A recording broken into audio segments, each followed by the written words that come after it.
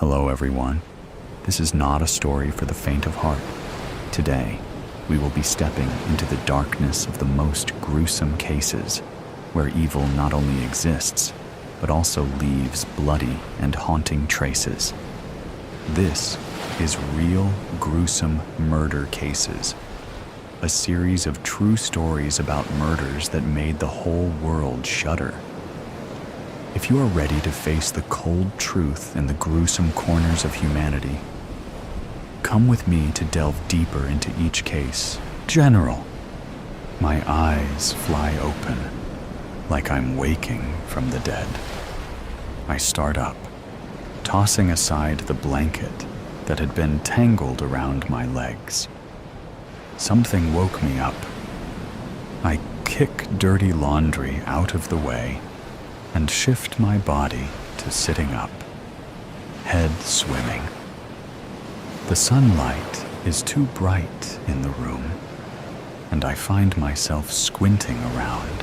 When I lean forward, my phone tumbles off my lap, hits the edge of the coffee table, and clatters to the floor.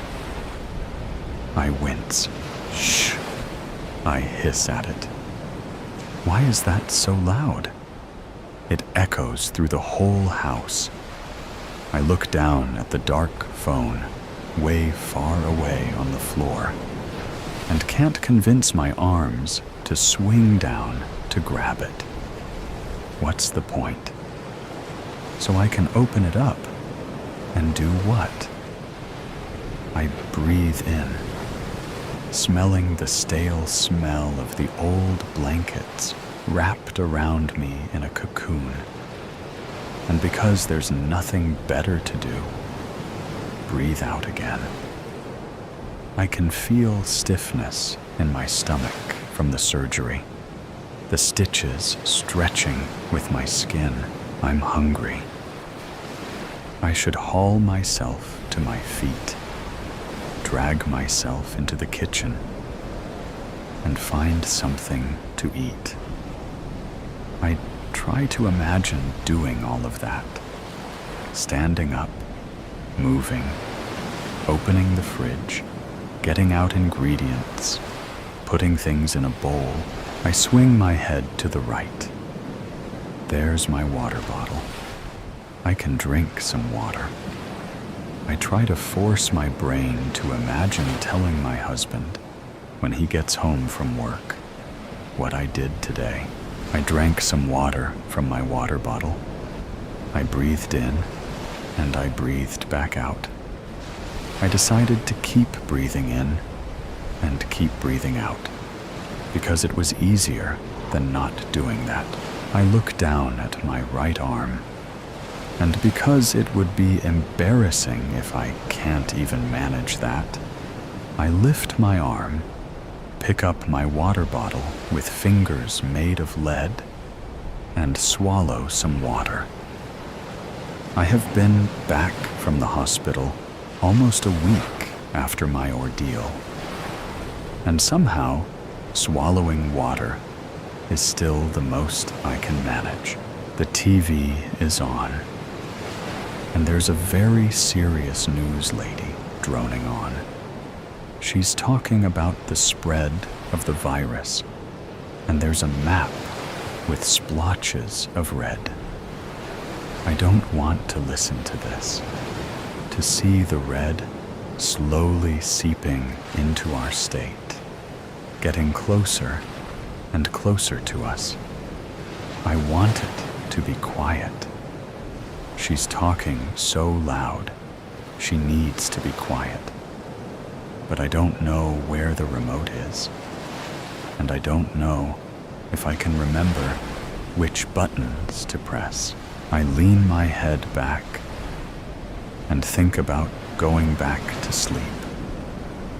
But if I go back to sleep, at some point, I'll be woken up again. And then what? Once, I liked waking up in the morning, greeting the fresh world and whatever the day held. Now, after what happened, when my eyes open I just wonder when I can shut them again. I don't have to feel hungry when I'm sleeping, and don't have to worry about finding something to eat. Thump. There's a thump on the porch steps. My eyes trace past the cluttered living room, past the TV, out the window, and as he moves, I catch a glimpse of him. There's a zombie climbing the porch steps. I start to stand. Sharp pain shoots through my stomach. I stiffen and pause. Is that pain new? I don't remember it from yesterday. I leverage with my arms, stiff and sore, and haul myself to my feet. I kick at one sock that's slowly coming off my foot and shuffle around the pile of laundry to get to the window. Surely I saw something else. Right? I'm sure I didn't see a zombie. The lady on the news is saying to be very, very careful. She's saying that the virus spreads not just from the bite, but that it's in the water supply too. She's impressing on us how dangerous it is, because everyone knows that zombies are incapable of hurting other zombies. That's why it's spreading so fast. I reach the window and stop. My arms are limp at my sides, and I can feel the lopsided bun on my head slowly falling out. There's something damp on my sweatshirt.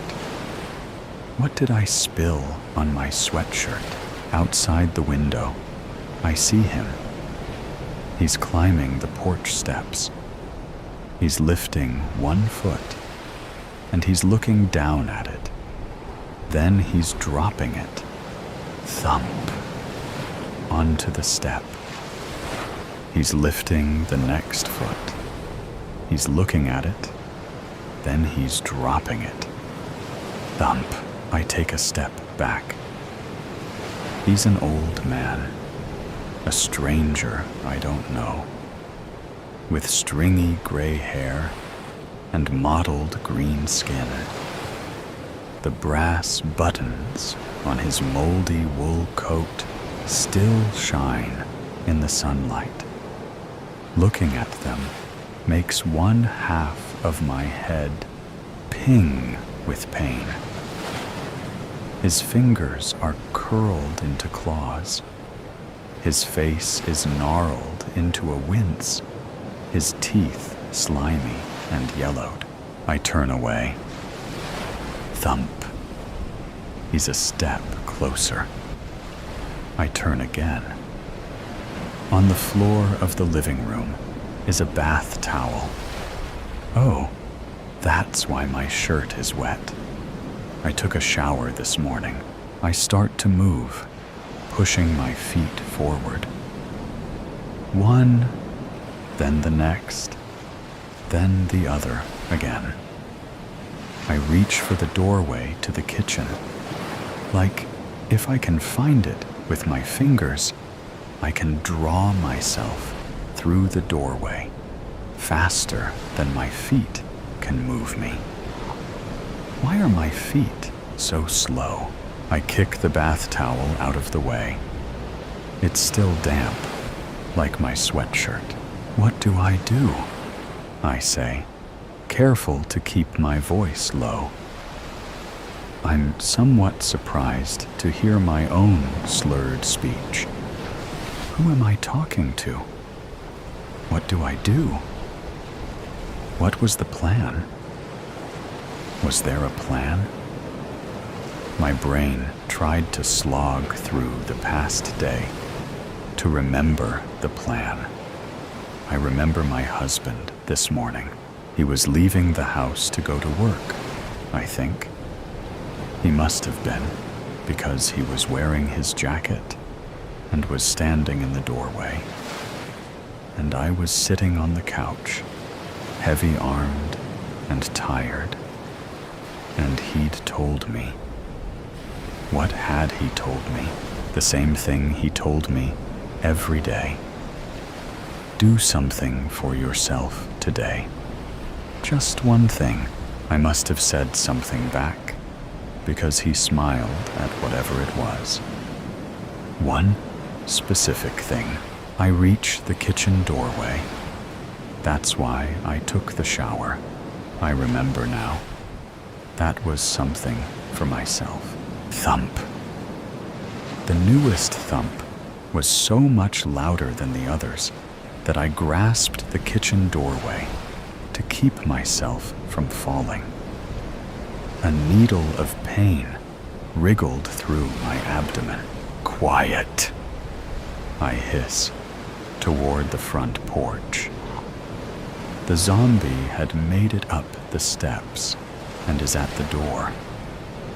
I can see his shadow through the window as he leans heavily on the door. Thump. He hammers again. Shh, I say desperately. He needs to be quiet. Doesn't he know he needs to be quiet? I start to draw myself around the kitchen island, one hand over the other, guiding my stiff body. It's not as bright in here, and I can see better. My eyes fumble over old takeout containers and empty water bottles, and the sink piled high with dishes. Piled so high with dishes. Before I went to the hospital, I would have never let it get this bad. The gloves I usually use to wash the dishes are 1,000 miles away, down on the floor by several pairs of socks. Thump, crack, creak, creak. I stop, my hands placed on the kitchen counter, holding me still. I know that creak. It is a sound that washes over me every evening and fills me with relief. Why? Why do I love that sound? Now, it's the sound of the door opening as the zombie walks into my house. The zombie is walking into my house. No, oh no, I whisper and look around the dim kitchen. Where's my phone? It's in the living room. Thump, thump. Footsteps in the living room, and I hear a ragged, rancid breath. Suddenly, my hands let go of the kitchen counter, and I'm moving, my feet carrying me, careening through the house, stumbling, unmoored, out into the hall and across and into the dark, dark bathroom. The door shuts behind me, and I blink once and again and again. Images of the spinning rooms spiraling in my vision before settling into the dark outline of the bathroom. Sink, toilet, empty toilet paper rolls, trash overflowing, and from down the hall, from the living room, I hear a voice. I can hear you in here. No one ever told me they talk. The zombie's voice drips under the bathroom door, snaking up my leg and draining into the pit of my stomach. His speech is slow and meticulous, his dead mouth trying to remember how to form words. You are breathing, the voice says. You are breathing so slow. Why are you breathing so slow? Why am I? I can't think. I can't make my brain think. All I can see when I close my eyes and remember is my husband standing in the doorway, looking at me. Why is he looking at me like that? Full of pity? Why is he speaking to me so slowly? Do one thing, he says, the words echoing in my sluggish mind. Do one specific thing, just for you. I did what he said. I look at the bathtub. I took a shower. A few water droplets are still dripping down from the shower head. I move forward, leaving the bathroom door. I hear heavy footsteps moving so slowly through the house behind me. I need to tell the zombie to walk quieter. He needs to be quiet. I hold out a hand, and I shiver as a cold water droplet splashes into my palm. I can barely see it in the dark, but my heart starts to sink, slowly, dropping from my chest down into my stomach, where slow, steady panic is building just under my ribcage. Why am I full of dread? Why does the water on my skin make me feel sick? Why can't I move fast enough to get to safety? My brain used to be smart and quick. Now it isn't. I'm never going to be quick again. I will find you. I jump as the voice sounds again. This time, closer. He's just across the hall in the kitchen. He's looking at the sink full of dirty dishes. I yank my hand out of the shower like it's a fire and start moving again, letting my feet stumble and rush. My hand fumbles on the doorknob and the door swings open, and I see a shadow cutting across the floor of the hall. I've lost a sock, and my feet stamp. 1, 2, 1, 2, down the hall. I pass a closed bedroom door on my way. Shh. I need to be quiet. Stop being so loud. Why are you running? The rasping voice grates through the house. I can feel you. You're tired. You want to sleep. I reach the basement stairs, and I stop. To my left, the back door of the house, leading out into the overgrown backyard, and the bright sunlight dappling on the grass and flowers. I think I can smell the fresh grass and perfume of the flowers, even from here.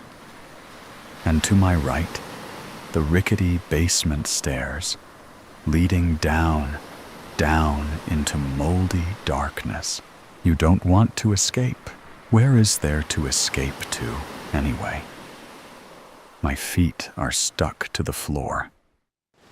I can't run. I look down at my hand, damp from the water from the shower, and I remember that I took that shower for me, and that when I was done, I sat on the toilet in my towel, shivering and shaking, and I didn't feel better, and my ears were ringing with screaming, and my head was aching, and my stomach was twisting, and I was tired. I told them at the hospital I was so tired, and they sent me home anyway. It's all I can think anymore. And no amount of warm showers make me feel better. Why not? I can't seem to feel better. I'm tired. I turn away from the back door, and my feet drop onto the basement steps. I hear him behind me. Thump, thump. He's following. My feet hit the basement steps. Thump, thump. He's following. I reach out, raking my fingers along the concrete walls, balancing my stumbling legs and feet. Where are my feet? Where did I leave them? Oh, they're here, right underneath me.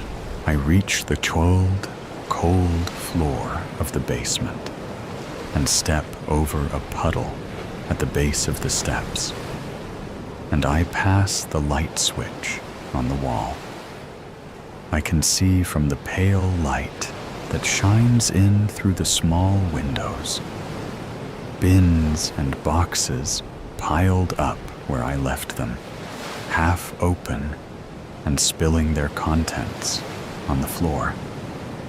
That was from before, when I cared about organization and neatness. Now, I can't even look at them. That's right, the croaking voice says. It's coming from the top of the stairs.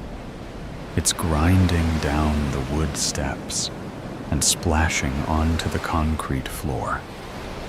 Go down into your grave.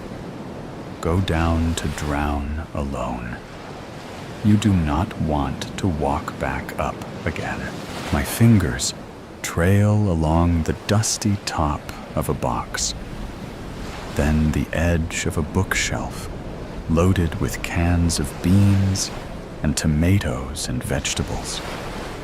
My glazed eyes trail over the rows of cans, and I have to blink myself awake.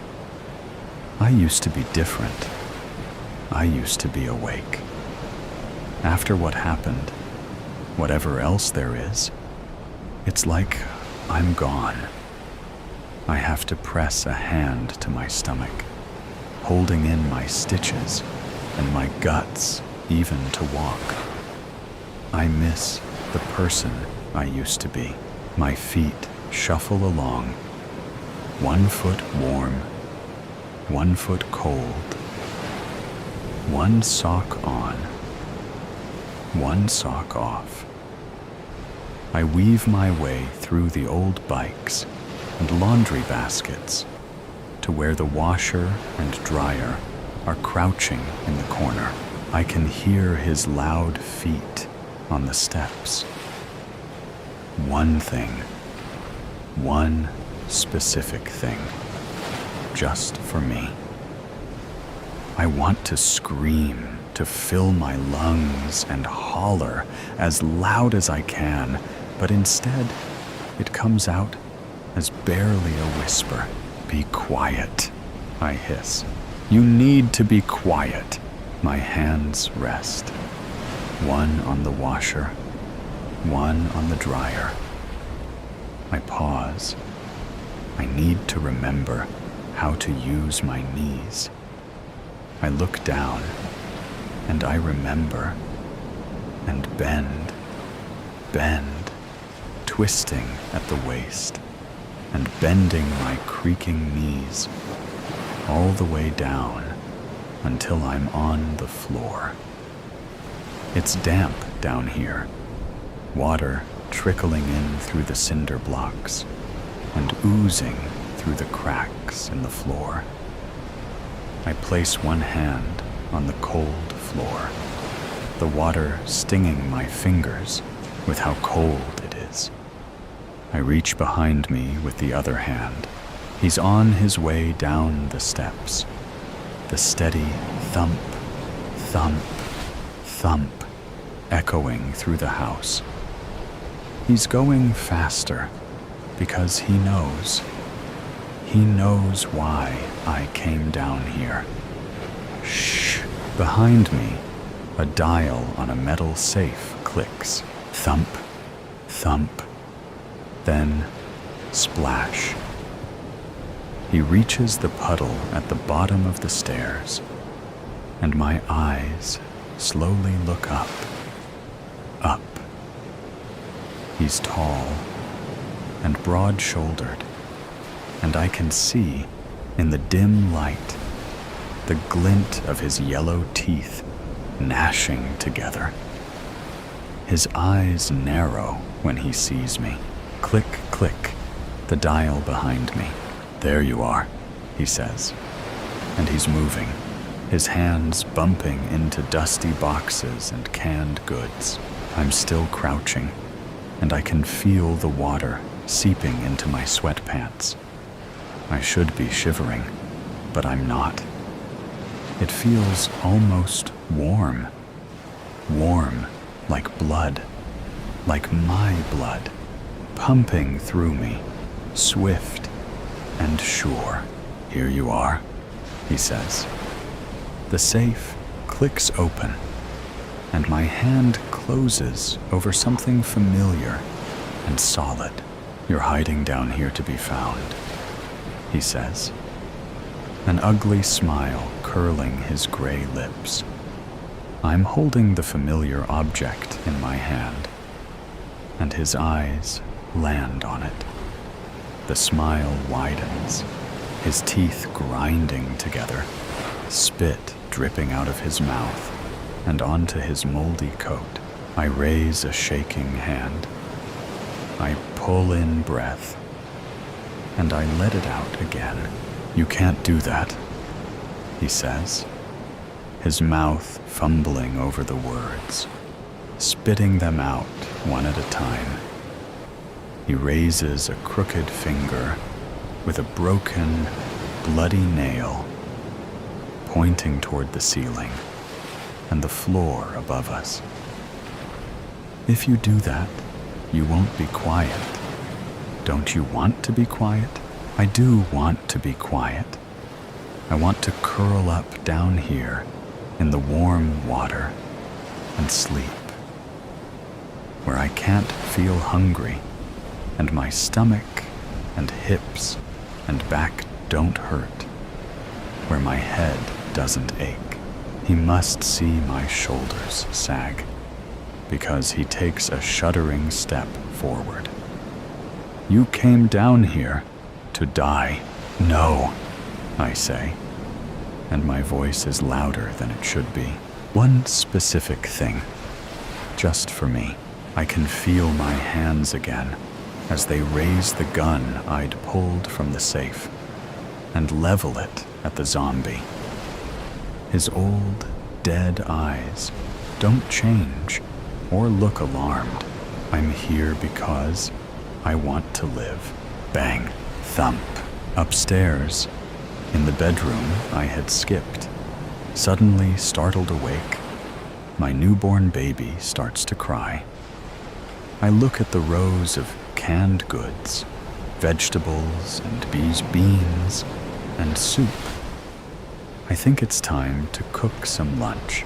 Aunt Cass, if I felt anything for the man sitting across from me at the dinner table, it would have been an incredibly romantic evening. The restaurant was dimly lit. We'd each had 2 glasses of red wine. There was a string quartet playing a lovely tune at the center of the dining room.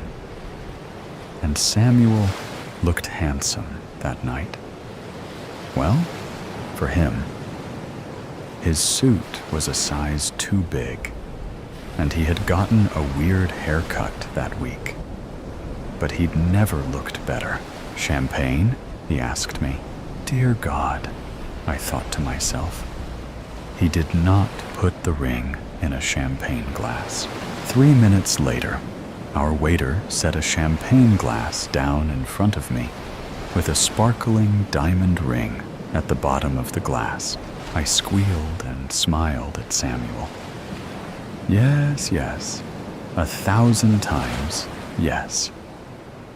I kissed him, because that's what you do when you accept a marriage proposal. I slipped the ring on my finger. I did not want to, and would not marry this man. But my squeal of enthusiasm was real. I was thrilled to be his fiancée at last. Chuck, a year ago, I received a different marriage proposal from a man who is Samuel's opposite in every way. Theodore is handsome, clever, ambitious, and can fill out a suit. We met at the magazine where I'd been working as an associate editor for 5 years. He started with us as a weekly humor columnist, and we began dating almost immediately. I was hesitant at first. I had avoided romantic entanglements ever since an incident during my junior year of college. Eventually, Theodore's small gestures won me over, saving the Times crossword for me and laying it on my desk every morning, surprising me with coffee from my favorite place in the village. Once I agreed to a first date, dinner at Bistro. I fell hard and fast. I had never been in love like that before. I couldn't wait to open my eyes and see him beside me every morning. And there was no moment of my life, exhilarating or devastating, that I didn't want to share with him. I did try to stop. I tried to keep things casual, suggesting that best friends with benefits could be an option for us. Theodore just laughed at me, his blue eyes sparkling. It was impossible. We were clearly meant to be more than friends. The inevitable was drawing closer and closer. When Theodore suggested dinner at Bistro on the second anniversary of our first date, I started to panic. Aunt Cass's voice echoing in the back of my head. I tried everything I could to cancel our anniversary dinner. I blamed a family commitment, but it turned out that Theodore had gone to my parents to ask for their blessing. So that plan failed. I told Theodore I had a deadline at work, but the editorial staff was in the loop and had cleared my schedule for the weekend. The night of the Bistro dinner, we left straight from the office. Theodore went downstairs ahead of me to get a cab, and I looked frantically around my office for a reason to stay. "Do I have any messages?" I asked my assistant. Samuel shook his head, giving me a dopey grin. "None." "Chuck, the thing you need to understand is that I desperately wanted to marry Theodore. Everything about our relationship was amazing. The sex, the conversations, the unconditional emotional support. Everything. An engagement, however, was out of the question. When we got to Bistro, Theodore had reserved a quiet table in the corner. I observed all the small details, the music, the lighting, the flowers, and I suddenly felt dizzy, like I needed to sit down. Theodore pulled out the chair for me to sit. Yet another sweet and small romantic gesture that made me love him even more.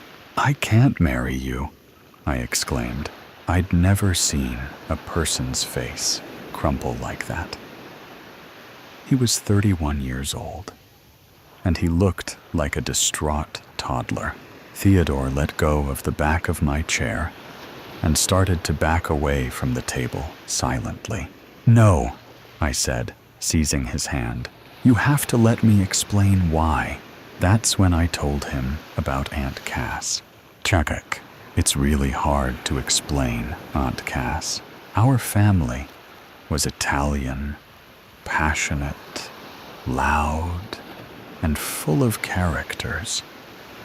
An aunt who made racist comments after 3 glasses of wine. The cousin who would always end up passed out around a table. And Aunt Cass, who everyone said could predict the future. It supposedly started when she was a kid.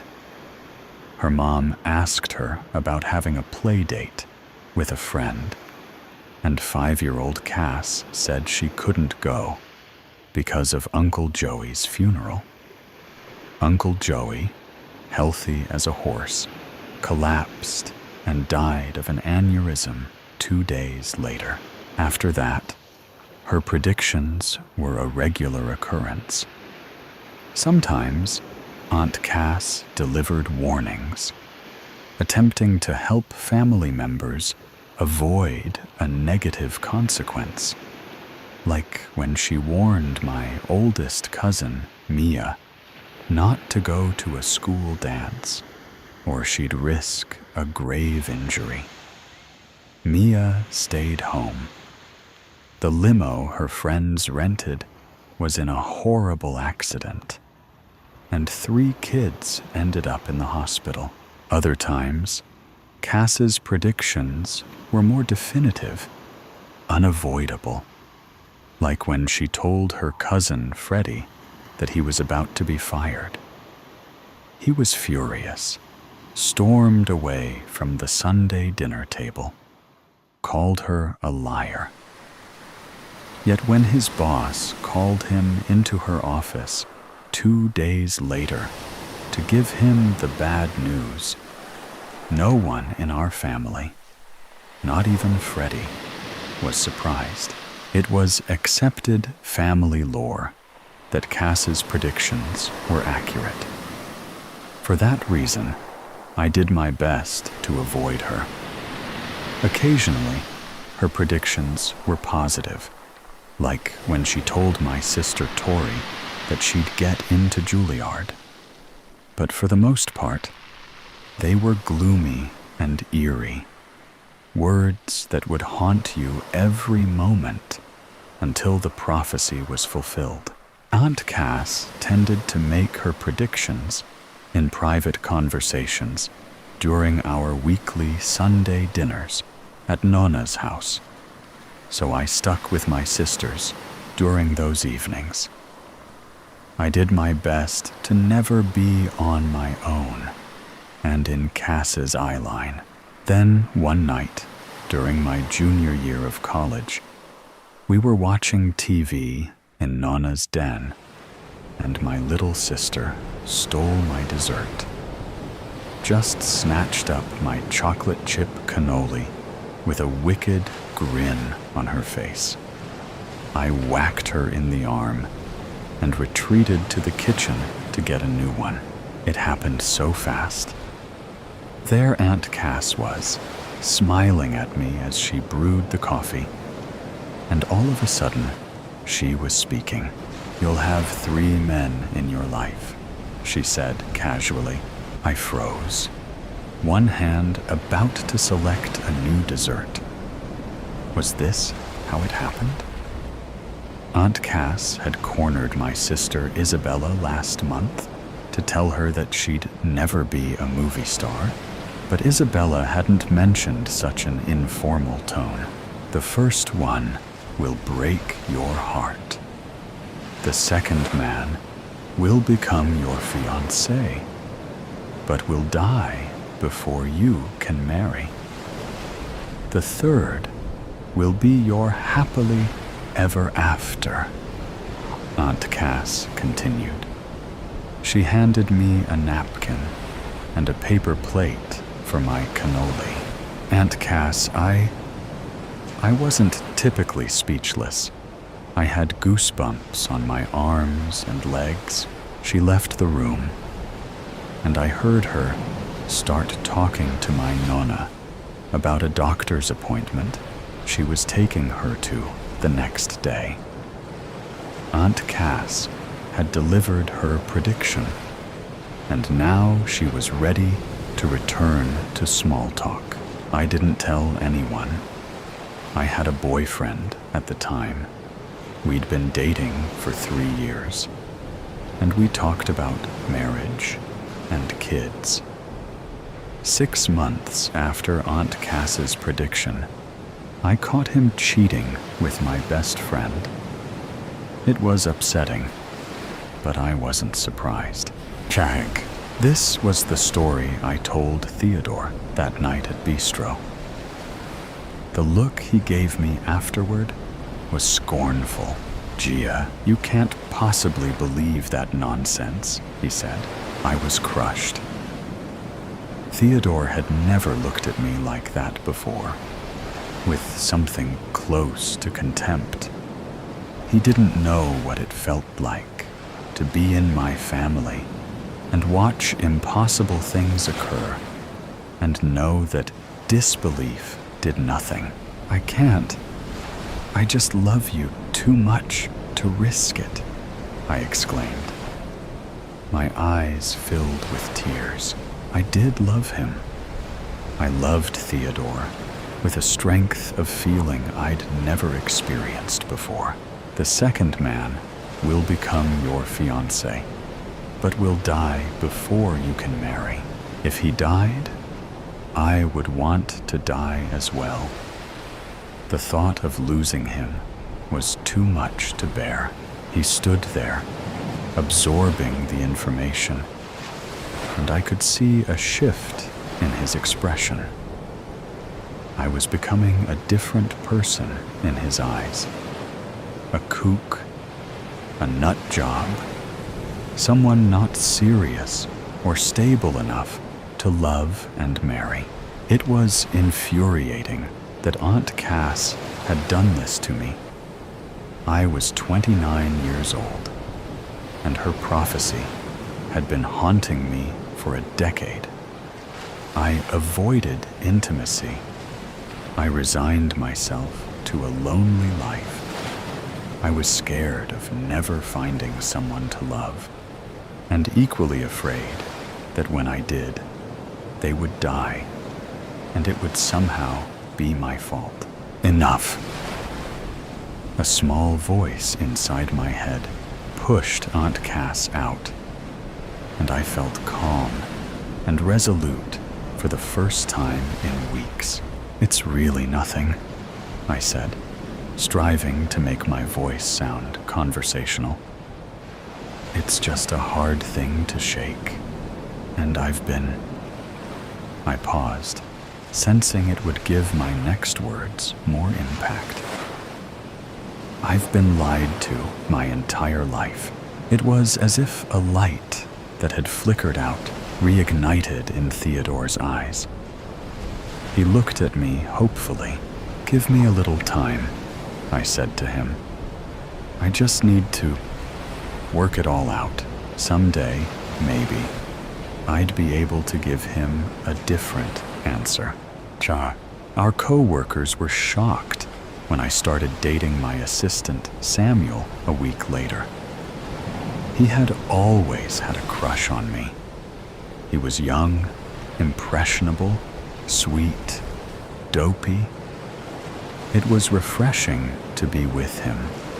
Everything with Theodore had been so intense, and my relationship with Samuel was easy.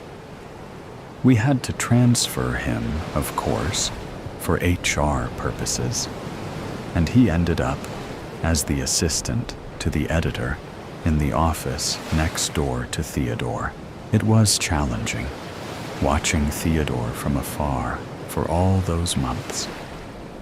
I watched him, watching me and Samuel, and I wished I could whisper what I was really thinking into his ear. It was simple to encourage a quick engagement and wedding. From the beginning, I told Samuel that I wanted to wait until after marriage for us to have sex, and he obliged. I blamed my Italian Catholic upbringing, and he was supportive. The abstinence was part of my plan to keep us moving forward. Nothing encourages a man to speed up a wedding date like a vow of chastity. Jack, after I accepted Samuel's proposal, after we told our families and started making plans for a wedding, after we set a date that was just 6 months away, I waited. It was agony. Theodore started to date. I couldn't invest in wedding planning with any enthusiasm when I knew the event wouldn't actually occur. My mother adored Samuel, who was happy to help with choices and errands, and they planned happily together while I pretended to be busy at work. I was at the office late one night when Theodore caught me by the hand as I was leaving. "What are you doing?" he asked me. "I thought you just needed time." I walked away. He would understand soon enough. Jack, 3 weeks before the wedding, I started to panic. Cha-cha. 3 days before the wedding, Samuel took me to dinner at the restaurant where he'd proposed. It was the last time we'd see each other alone before the wedding. He had a bachelor party the next evening, and I had a bachelorette. And then we'd have the rehearsal dinner. It was so sweet that he'd thought, just as Theodore had, to bring me back to a restaurant where we'd had a beautiful memory. It seemed I was destined to have boyfriends who excelled at romance. I didn't feel romanced. I was terrified. I was waking up screaming at night, and I felt tremors in my hands and feet periodically throughout the day. I couldn't eat. I knew what true love was. I'd had it with Theodore. A marriage with Samuel would be devastating for me after the years I'd spent as Theodore's lover. And if the wedding actually happened, well, my parents would throw a wild fit if I even mentioned the word divorce to them. I needed to end it. We took a walk through the park after dinner, and then we went up to the roof deck at the top of my apartment building. It was a cool evening. I walked over to the edge of the roof to stand at the railing. The building was 20 stories tall. I felt Samuel wrap his arms around me, rubbing my bare arms to keep me warm. "Do you want my jacket?" he asked. "No," I said. Then I seized his arm and swung him forward. I watched him fall 20 stories to the street. Cha-cha-ra. It occurred to me during the memorial service that everyone in attendance would have been at our wedding. The death was ruled an accident by the authorities. No one had seen Samuel fall. After years of feeling like I lived beneath an unlucky star, things were working out in my favor. Aunt Cass hugged me tightly at the funeral. "I'm so sorry, baby girl," she said, crying and whispering so that only I could hear. "I hate when I'm right about these things." I hugged her back and wished that I could thank her for saving me from a worser fate. There was no way to know if I could trust her, though. The plan wasn't always supposed to be this. For weeks, I'd waited for some accidental calamity to befall Samuel. I would have grieved it. He was only 28 years old. But I wouldn't have had to resort to what I did. It simply wasn't fair, the way Aunt Cass's predictions ruined lives, ended lives. Jack, after everything was over, the funeral, the memorial service. I called Theodore and asked him to dinner. His voice sounded perplexed. "I've been thinking about you," he said. "I'm so sorry about what happened." It had been about a year since I'd rejected his proposal. "It was terrible," I said quietly. "He was so young." Theodore was silent for a few moments. I wished that he was in the room with me, that I could look at his face and guess what he was thinking. "And you're calling to ask me to dinner?" he asked slowly. "Things are different now," I said. "Bistro, 7 p.m. There was another beat of silence. "I'll pick you up at 6:30 p.m., he said. We hung up, and I frowned. He didn't sound excited.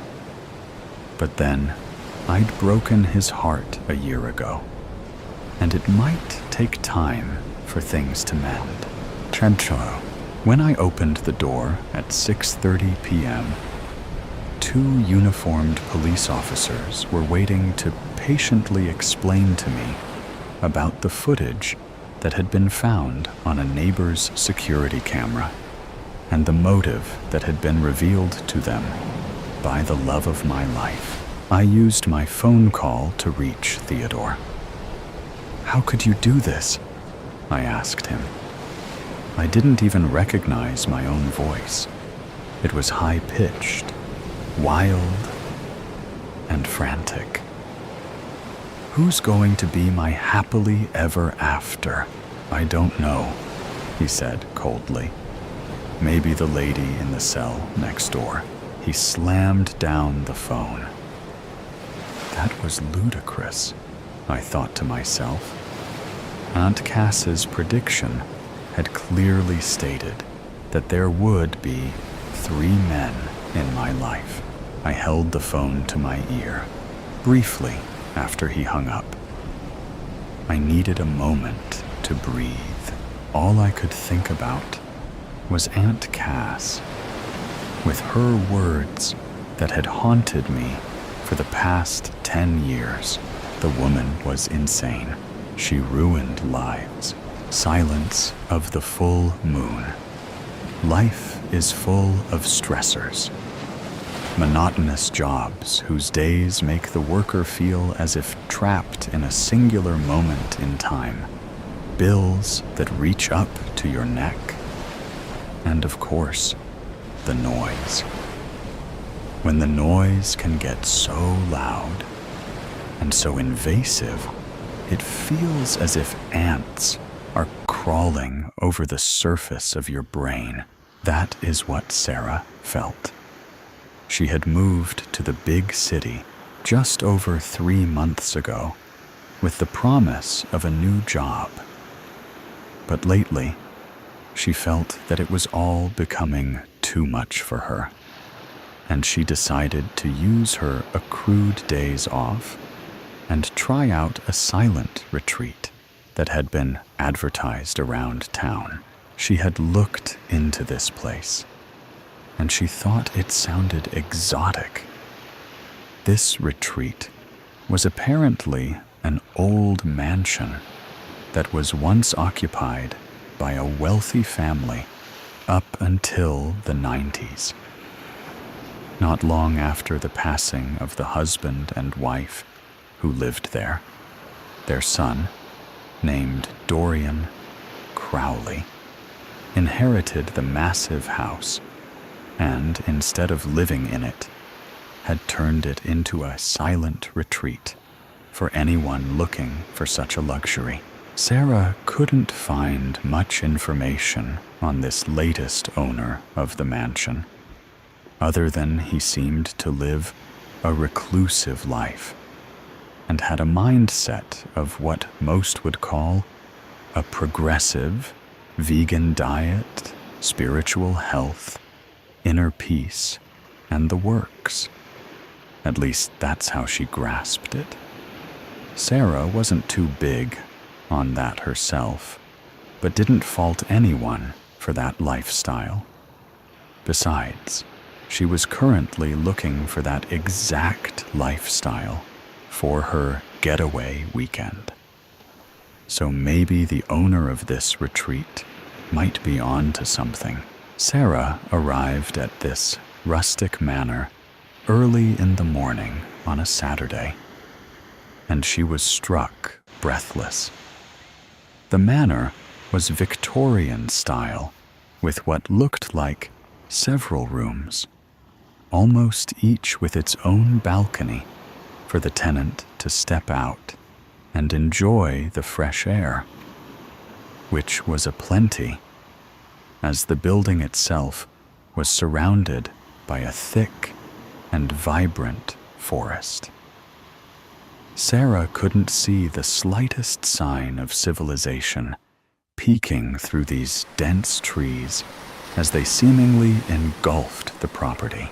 There was an eerie quiet surrounding the place, but Sarah had to remind herself that this was to be expected, as of the nature of this excursion. She realized that though she'd grown to hate the constant noise and hustle of city life, she had also grown used to it, and would have to get over this irrational sense of unease in this place of silent tranquility and embrace it for what it was meant to be. She walked through the front door, and she saw a wooden podium with a log book resting on it. Behind the podium was a remarkably tall man, standing at least 6'7", whose skin was so pale that Sarah wondered if he had ever felt the rays of the sun. This doorman had a name tag on his red vest, which read Dorian, and she thought about asking in a joking way if he had any relation to the Dorian Crowley, who now owned this building. But after registering his stern, expressionless face with the silencing gesture, she decided against it. She opened her mouth to greet him, but before a sound escaped, this doorman raised a long and pointed finger to his lips. He kept an overall stoic expression as he did so, though his eyes grew big as they bore into her own. She stopped herself and nodded, and slowly closed the door behind her out of respect for the other guests at the retreat, though this produced the opposite effect that she had wanted, as it creaked loudly like an irate cat as it inched slowly towards the latch. She winced. Looking up at the doorman, however, his face didn't move, not a single muscle, as the creaky door performed its symphony. He only looked at her in that expressionless, blank way with wide eyes, that finger stuck to his lips as if his boss had glued it there. Undeterred and remaining in character, Sarah tiptoed up to the man.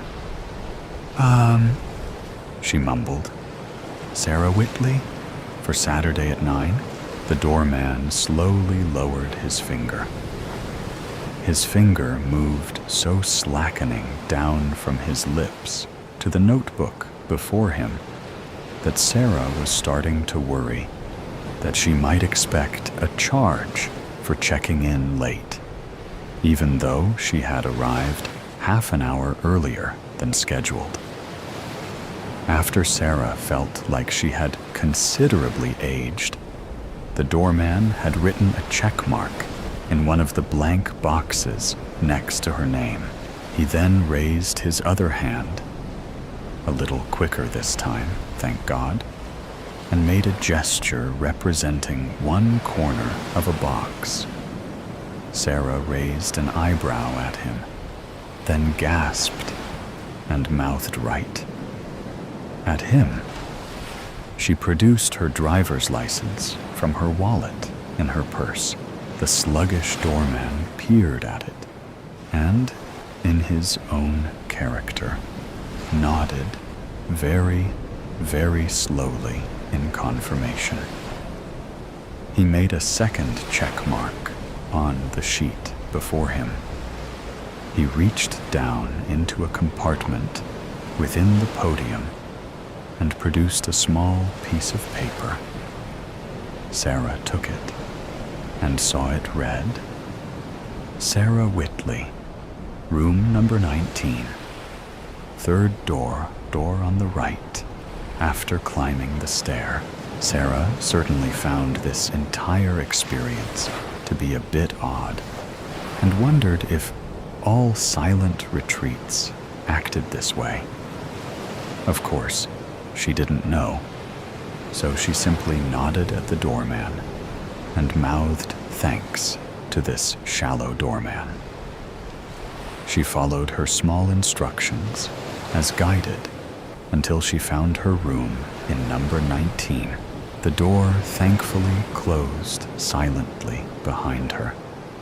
This time, as she dropped her bag to the floor, she decided to unpack that later, as she wanted simply just to plop on the bed in this decent-sized room and let out a long sigh, like in a movie. And she did just that. She let several moments pass by until she finally opened her eyes and observed her surroundings. She saw the room was mostly kept tidy and uninspired, but there had been various knickknacks spread throughout the place that resembled the moon. Some of them were half moons, or waxed or waned moons, but the majority of them were full moons.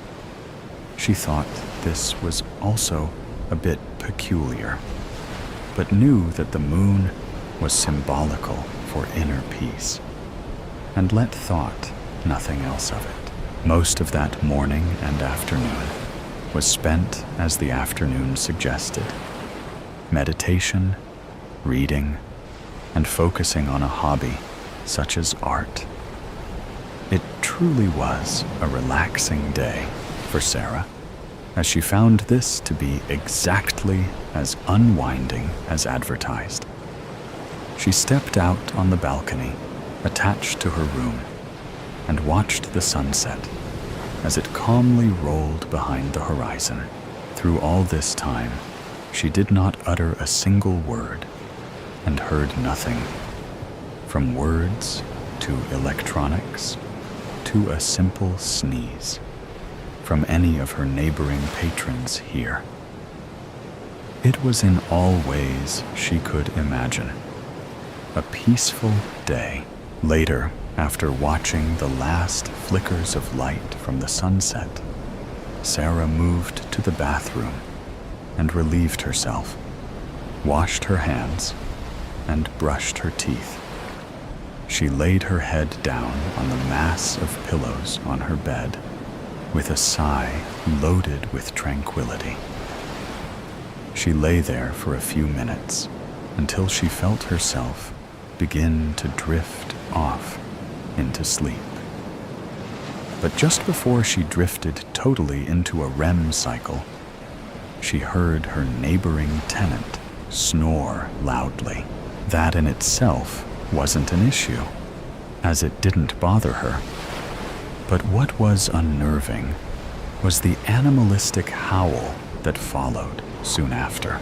Sarah darted upright in her bed, looking out the window, wondering if she would spot the creature that made the noise. She now heard rustling in the room next to hers. Someone just stood up and out of bed, and they accidentally knocked something over. At the sound of something that thumped on the floor in the neighboring room, the howl sounded again. Only now, Sarah could tell that the howl was inside the building. The sound of rushing, padded thumps raced up the stairs. A wolf broke into the building, Sarah thought frantically to herself. She expected to soon hear the sound of paws rustling against the door next over. But instead, what she heard was a key jingling in a lock. Sarah held her breath, making every conscious effort not to make a sound. The neighboring door now swung open, and Sarah heard a blood-curdling scream come from the next room over. "No! No, no, no, no!" their voice pleaded. They were answered with a tremendous growl that made Sarah's spine chatter from her pelvis up to her jawline, and now understood why frightened characters' teeth chatter in a cartoon. Sarah heard a struggle in the room beside her, as she could hear things being knocked from shelves and shattering on the floor. And now a mixed sound of thump, thump, thump, paired with what Sarah could only describe as something being drug through the doorway and out into the hallway. Sarah stood up from her bed, and despite all her instincts yelling at her to cease, she slowly turned the doorknob of her room. Quietly as she could, she peered her head out into the hallway. In the light of the moon piercing through the hallway window, she beheld a sight that she didn't know how to comprehend. In the hallway was what looked like a wolf with red eyes that almost glowed in the moonlight. This wolf was standing on its hind legs, though it had an elongated torso that reached so far up its head, almost brushed against the ceiling. Wrapped around the chest of this wolfish creature was a stretched and torn red vest, which had pinned to it a plastic name tag that read Dorian. Below this monster was the limp body of a middle-aged man with a round and plumb belly, with a bleeding laceration in his temple. This man whom the wolf creature was dragging across the floor by his ankles. Sarah gasped in astonishment, then raised a hand to her mouth to silence herself, though she knew already she was too late. Her eyes bulged as she watched the wolfman's eyes dart up to match her own. They stared into each other for what felt like an eternity, until the creature raised one gnarled claw to its mouth and made a sickeningly human shush motion before it looked back down to its victim and continued to drag it down the hallway and then down the stairs, the unfortunate man's head making a nauseating thump with every stair it collided with as they both descended. Sarah coughed back a scream as she flew the door shut in front of her and rushed to a corner in her room below the window. Despite her hands, which now cusped over her ears, she heard that reverberating howl around the thick trees outside, which was followed only once by a scream by the newly awakened victim of the wolfman, a scream that was cut short with a blood-curdling gurgle.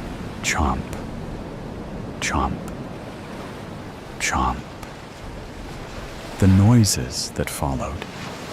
Sarah felt sick to her stomach, but was too terrified to move from her spot. Part of her knew that was useless, as this monster had already seen her in this room. But the rest of her demanded that she stay perfectly still in this one spumbar, out of view, but out of scent. There she sat, huddled for the rest of the night. When the first light of the sunrise had peeked through her window, she gathered up her things and rushed downstairs, ignorant of the unwritten house rules of silence, as her bag thumped down the stairs. Thump, thump, thump, it went. And with every thump, she thought of that poor man's head as he was dragged down. She made it to the doorman and sputtered quickly. "Checking out early, thank you." But with her hand holding the door open, she stopped in her tracks, swiveling her head around to look at the doorman, who hadn't yet made a note of her early departure. It was the same man as yesterday, and instead of writing anything down in the notebook before him, he kept that same solemn and silent expression with the bulging eyes glaring at her as he raised a long and gnarled finger to his lips, giving her the shush gesture. Sarah glanced down at his vest, this one for today, now a sky blue, with a name tag which read Dorian. Her eye twitched at him as her hand trembled on the door. She opened her mouth to say something, but all she could muster was a weak groan. She darted out the open door and towards her car. She could feel his eyes digging into the back of her as she ran, though she never looked back. To this day, Sarah never went to another silent retreat, yet had refrained from making a single sound at night, especially on nights like that one, where the moon was full and the silence could be cut with a single howl. An emerald deal. "This is unbelievable," Francis exclaimed as he held my self-portrait in his hands. "It looks just like you." Francis Frankie Cullens is my best friend, and he holds in his hands what I hoped to be the beginning of my illustrious career as an artist.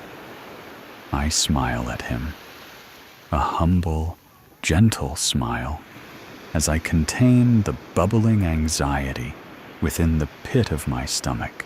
"Do you really think so?" I asked, in what I hoped to be a tone that indicated only mild curiosity, and not that of a child seeking validation. Frankie looked from the painting and up to me with blazed excitement in his eyes. "This is no joke, Mort. What I have in my hands here is pure, uncut talent." He lightly shook the painting in his hands as he said so, but abruptly stopped when he realized he was doing so, as if worrying he could ruin it. "As a matter of fact," Frankie continued, "I'd like to post this on your page and talk about the process of how you painted this, if you're all right with that." Honestly, I was taken aback by this offer. "What, like, you want to be my manager or something?" I sarcastically asked him this as I chuckled, but Frankie's face remained sincere. His response to me felt so genuine, so lacking in the raillery I expected, that it took me some time to register it. Why not? I've always believed in your work, Mort, even when no one else did. But with this, he trailed off as he looked back down at my painting. Finally, he continued. This was seriously all freehand? I nodded. Yes, it really was. But, Frankie, would you really want to be my manager? I don't even know what that job would involve. He waved his hand dismissively at me and smirked. Exactly why you need one. Let me handle all the details. But this, you just need to worry about making more of this. His smirk had grown into a wide grin as his eyes welled with moisturized droplets. I was stupefied at my friend's eagerness to want to work for me after seeing this latest piece of my work. I knew, of course, that this painting, and all others that followed, would be different. But to have this sort of hypnotic effect was entirely unexpected. Yeah, okay, I hesitantly agreed. Go ahead and post it, then. Frankie's eyes widened in a somewhat disturbing display of ecstasy. Perfect. I'll get on that right now, and you do what you gotta do for your process, and you get another painting out. ASAP. I promise you, Mort, this is going to be huge. Before I could even open my mouth to respond, Frankie had already darted out of my studio, which was just my room in our shared apartment, and into his room across the hall as I heard his door slam behind him in an eager swing. I stood silently amidst the canvases on easels, which all displayed different degrees of blankness to what had the appearance of being worked on for several minutes of brush strokes, then forgotten. They stood around the room in a way that formed a labyrinth to the bed, one which only I knew the right way through. I looked at all of these unfinished and unbegun paintings and vowed they would not stay this way for long. Things were different now. I got most of the way through a new painting I was working on. I believe I will title Green Singers, when I noticed I was at it for almost 10 hours straight. No food, water, or bathroom breaks. I got myself into bed. I lay there for an unknowable amount of time as sleep eluded me, and I found myself thinking back to a conversation I'd had with an alluring stranger. It was last week, on a Thursday, when I was at my favorite art exhibition in town, which thankfully had a small coffee shop near the entrance. As I sipped at my caramel macchiato, I was scrolling through the reactions, or lack thereof, one of my paintings received. It had been posted for approximately 72 hours and had garnered 7 likes. While most of the comments were uninspired at best and rude at worst. One of them even said something along the lines of, "This is motel art at best. You look too scared to put any real expression into your work. Don't quit your day job for this. Hope this helps." What the hell was that even supposed to mean? I dropped my phone on the table in such a frustrated way that my coffee trembled and nearly spilled. Not that I cared. I threw my hands over my face and exhaled in an admittedly overdramatic, defeated way. There I buried my face as I gathered myself when I heard someone sit down in the chair across from me. I looked up, expecting to see Frankie. Instead, it was a man who I had never seen before. I recall little from his physical appearance, but I remember he was wearing an expensive-looking suit, and his eyes, those piercing emerald green eyes, with an intense and age sheen, the likes of which I had never seen before. "Can I help you?" I asked, making sure the irritated tone, hinting at "please go away," was noticeable in my inflection. The stranger gave me a smile that was warm and comforting, and I felt my disappointment in myself and the world melt away from my chest. I know it's weird to say, but I instantly felt comfortable with this man here. "I'm a fan of your work," he said to me. His voice was velvety and sweet. "I wanted to meet you in person, but I have to say, there is room for improvement." Of course, I thought to myself, another critic who thinks they can tell me how to paint. "Oh yeah?" I said, with the irritation back in force. I took another sip from my coffee. "Oh, yes," the man said. "But that's not a bad thing. Every great artist knows there is always room for improvement. It's the knowledge that one would never achieve perfection, yet their pursuit for it is endless." I rolled my eyes at him, though I guessed he did have a point. "Maybe you're right. And I'm guessing you have the solution for that?"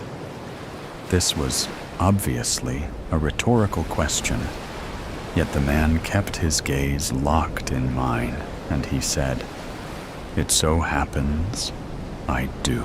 "What would you say if your paintings would become the epitome of perfection? That through your great works, your name would be immortalized, etched into the framework of history alongside Monet, Van Gogh, Michelangelo, and so many others." I laughed dryly at him. "For that," I paused, peering searchingly into my cup of coffee, now at room temperature. "For that, I would give everything." That statement came out of me so much more sincerely than I would have expected from myself.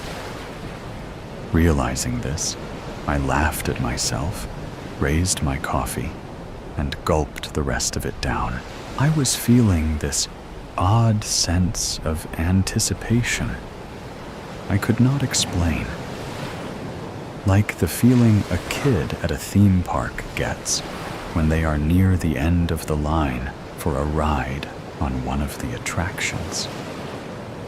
The man with the green eyes raised an eyebrow at me as he said, "While I admire the enthusiasm, I wouldn't ask you for everything. If I were to perfect your art, I would ask for very little in return, in fact." Now it was my turn to raise my eyebrows, but in a more incredulous, disbelieving sort of way. "Wait, are you serious right now?" The man said nothing. He only kept that cool, soothing smile. I pressed on. "So, you could make me one of the greatest artists of all time, and you would want what? My soul?" That's what this is, right? Some low-budget Twilight Zone episode where you grant me my biggest dream, and all I give in return is my soul? Now the man leaned forward in his chair, closer to me. I could smell him now. It was a scent that felt so refreshing, as it ignited nostalgic feelings for events of my life that I could not recall ever happening. It soon dawned on me that the feelings of nostalgia his scent gave me were not like smelling freshly mowed grass and remembering a magical summer from childhood. This was a sense of longing for events in my life I had not yet lived. "No, you don't have to worry about that," he said in a reserved timbre. "Despite what certain media would tell you, I don't barter for souls." I considered this, then asked him, "Well, then what do you want from me?" "Two things," he said. "If I immortalize you and your art, I need you to paint something for me. I will tell you what at a time of my choosing. Second, I need you, Jack Mortimer, to say 5 little words to me to endorse our contract." I was practically vibrating in my seat now, with anticipation, as if a colony of butterflies had birthed within me all at once. He didn't need to tell me what those 5 words were that he needed, as I could feel them on the tip of my tongue, ready to burst. I stood up and eagerly reached my hand out to shake his. He did the same. I fervently told him what he needed to hear. "I see you, Mr. Green." 3 months had passed since I painted that self-portrait, which I allowed Frankie to keep. He keeps it proudly hung in his new office, where he works around the clock to get me new exhibits for my paintings. Green Singers had been a phenomenal success, and there had been 12 others so far after. He even got me a spot to talk on the late-night show, which, to be fair, didn't seem too hard, as they had reached out to him and practically begged for me to make an appearance. But what I found most astonishing from this whole experience was that the scenes I painted seemed to come to life not long after they were finished. When I painted my hometown with a clearly visible view of the Andromeda Galaxy in the night sky, the next evening, the miraculous anomaly was reported across the states, which led astronomers stumped as to how it had suddenly become so bright to make it so visible to the naked eye. I painted snow in Southern California, and the next day there was a blanket of almost 12 inches in Los Angeles. That's what made it exceptionally convenient when, out of the millions of supporters and admirers across the globe, I discovered one truly bitter, ignorant critic. His name was Elijah Quill, better known by his Reddit username as ELQ69, a truly tasteless name to choose for one such as him. It didn't take long for me to find a picture of him, as people like him are always so self-absorbed that their photos are aplenty and public to pair with their highly opinionated views. But Eli should have thought to be more careful, which what he does with photos of himself on the internet. After I had memorized his face, his body type, and what style he wears, it was almost too easy to paint his liking as I saw fit. Elijah Quill, in my depiction, was seen in a dark alley somewhere, having been beaten to death.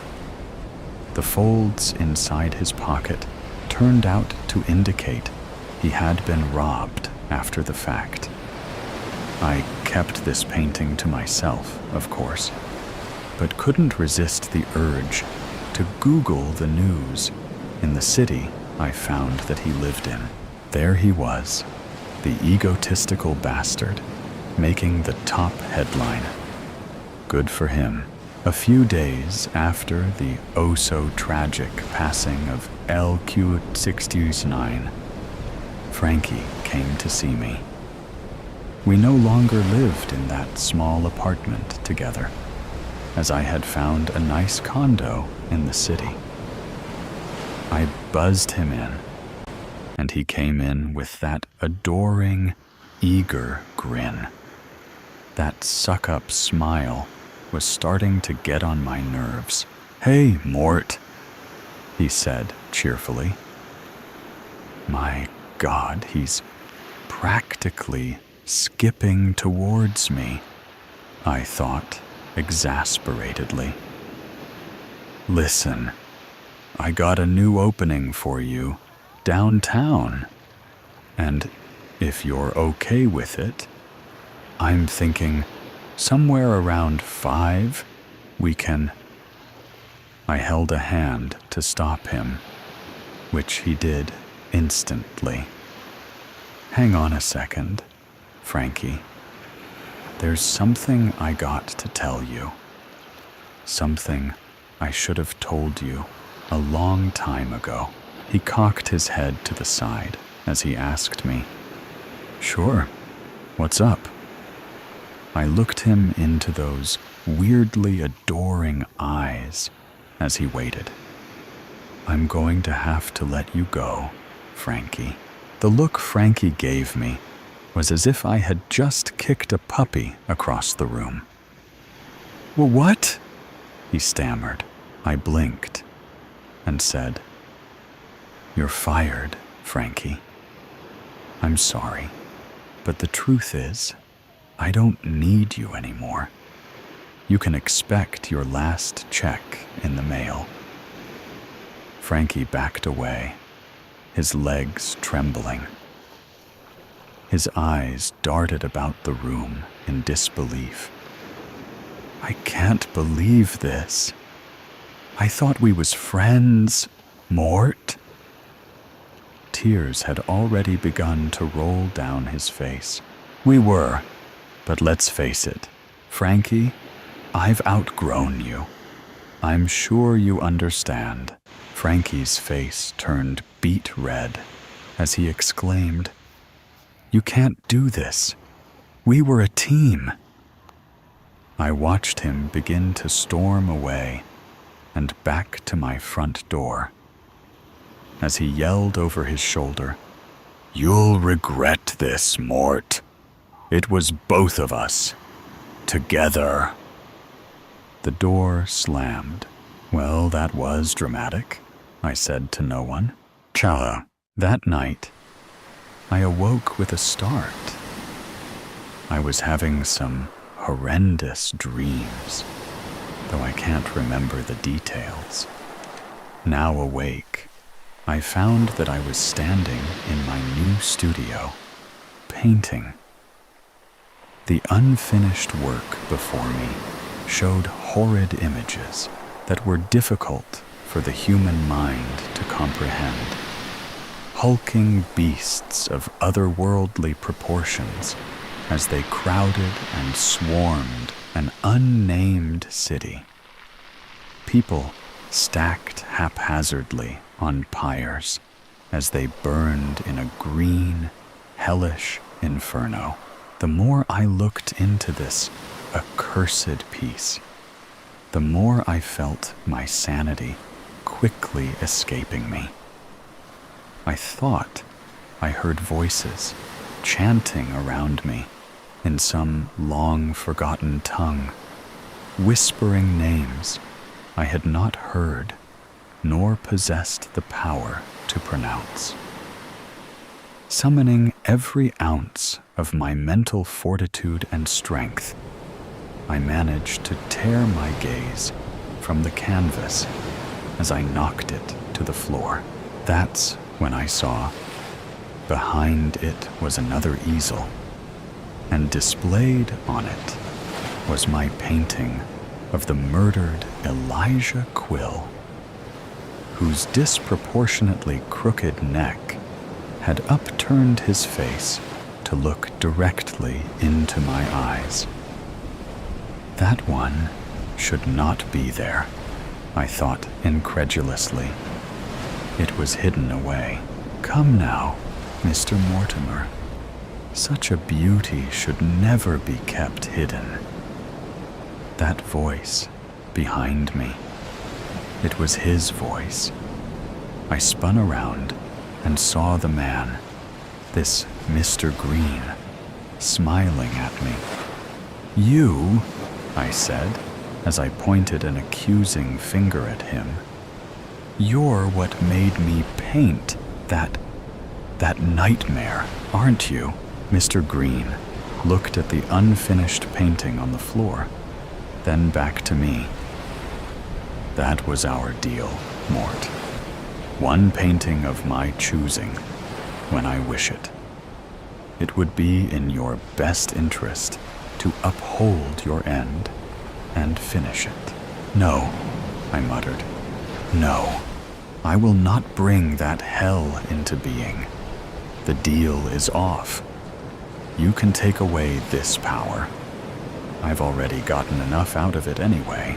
Mr. Green sighed at me, but coolly said, I would have to agree. Thanks to your admirable work with Mr. Quill, I was taken aback by this. What do you mean by that? I demanded. Mr. Green's smile vanished. He sneered at me as he explained.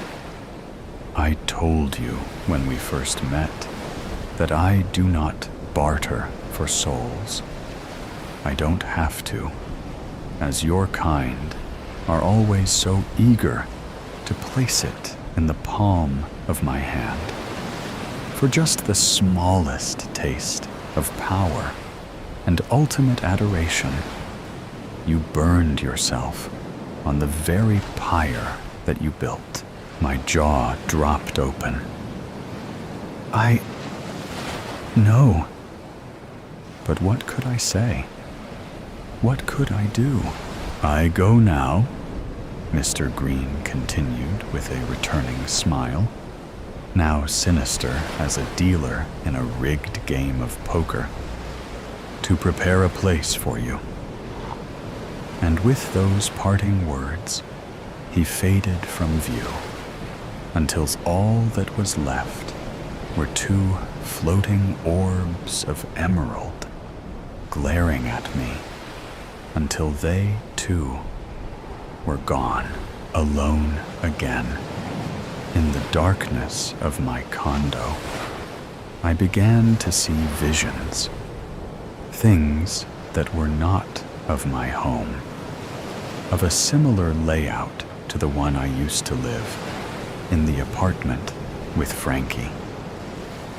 On a table, I saw a mostly empty bottle of Jack Daniels. I turned and saw on the edge of the bed was Frankie. He still lived in that tiny apartment, and here he was, drunk beyond all reason, with tears flooding his face and snot oozing from a sniffling nose. I saw in his hands he held that self-portrait, the first of my paintings after that deal. Damn you, Mort, he whimpered. He produced a pocket lighter and set the flame to the bottom corner of my self-portrait. "No, Frankie, wait!" I screamed at him, but he didn't appear to hear me. The flames ate up the canvas as they crept from the torso to the painted face. "Damn you to hell, Mort," Frankie began to sob. The images of Frankie's room vanished, and my own dwellings had returned. "This is unbelievable," I cried as the last image of Frankie disappeared. Standing here in the dark of my own vanity, I felt the effects of Frankie's actions with that damned painting. The fire started at my feet and quickly licked and raced up my legs, soon engulfing my body. I yelled, swatting at the flames, yet the inferno continued to spread all around me. And only me as I raised my hands to my face and screamed, "Mariner of Innsmouth." I write this now from a hospital bed not far from my hometown. Though I am labeled delirious and force-fed medications whose names I cannot pronounce, do not believe that this testament is anything other than truth. It was 2 days ago, several miles away from the outer shelf reefs from the coast, when I was aboard a sailboat that drifted seemingly aimlessly over the waves.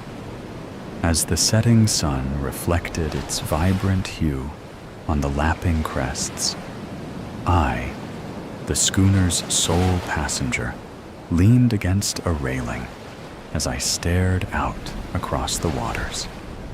My name is Howard Phillips, and I was out on this solo sailing journey to find a new clarity in life.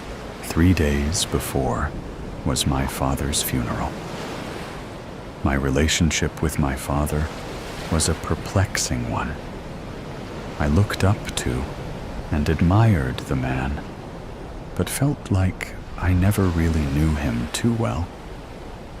I found myself wondering about the conversations that would never be had, the beers never drank together, the lessons and the stories that would never be taught or told.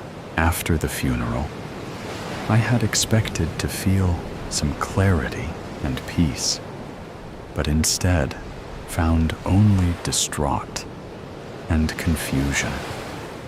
And I now often wonder about my own life and where it could lead. I was left this small sailboat in the Will, and I found it a sign of what to do next, and without a second thought, put everything else on hold, loaded up the boat, and sailed off into the unknown with the belief that I myself could be known. Now, with the currents pulling me ever outward from land, I treated this as an autopilot for the craft as I stared in a yearning way into the waters below. I watched as I saw a small school of fish swim by. Though I could not identify their breed, I mused at the occasional scaled adventurer who would jump from the water away from their brethren as they tasted the open air and observed a whole new, alien world. I admired these displays and began to wonder if this was some metaphor from the universe I was meant to see, some natural guidance on my own mission for self-discovery. As I watched the fish surface to dance above the cresting waves, I felt I caught a glimpse of something further ahead in the water. It seemed like two orbs of crimson, as if two eyes were staring at me from below. But when I scanned the waters to better see these supposed eyes, they were nowhere to be found. I supposed whatever bigger fish they belonged to had swum away. Or, more practically, it was a trick of the light of the setting sun. As it distortedly emulated back to me, I shrugged away from the shimmering vision and turned to face the mast. As I did so, I saw a large onyx storm cloud approaching fast in the distance. I rushed to the wheel, yet was too late as the rushing gales moved at a seemingly supernatural speed, enclosing on and whirling the small boat in all directions as my vessel lurched aggressively to and fro. My only option was to cling to the railing for fear of losing myself to the now crushing waves which hurled against the sides of the sailboat like slapping tentacles of a great kraken. The schooner broached and was nearly knocked down. As I was raised into the air, I looked down at the opposite end of the boat and saw that the mast was nearly parallel to the water. I then peered into what I believed to be the murky depths below, except that with a flash of thunder, there appeared to be land not far below me. With that quick blaze of light, I witnessed an unending plain of putrid mud, amassed with the carcasses of decaying fish and horridly foul, less describable things protruding from the sludge. I thought I would feel relief by knowing there was land not far below should I capsize. But instead, an even stronger fear gripped me, a primal fear that whispered in my heart of the unknown horrors hidden beneath the waves, as the unknown, lurking darkness between the spaces of rot and decay beckoned for I to join it in eternity. I witnessed and experienced all of this and more in that split second in the boat's rocking, in that short burst of illumination. But now the ship had leveled out and rode the waves on the merciless winds, whose howls in my ears sounded more like mournful ghosts of all the lost sailors who fell to their watery graves in all the histories of man who came before me. On the horizon, I saw once again those dark crimson orbs from before, though now they rose from the waves instead of hiding beneath them, with churning waters to mark its rise to the surface. The thing slid into view above the dark waters. Those soulless eyes sat as two windows of malice against the face of a towering loathsomeness as it rose to face me.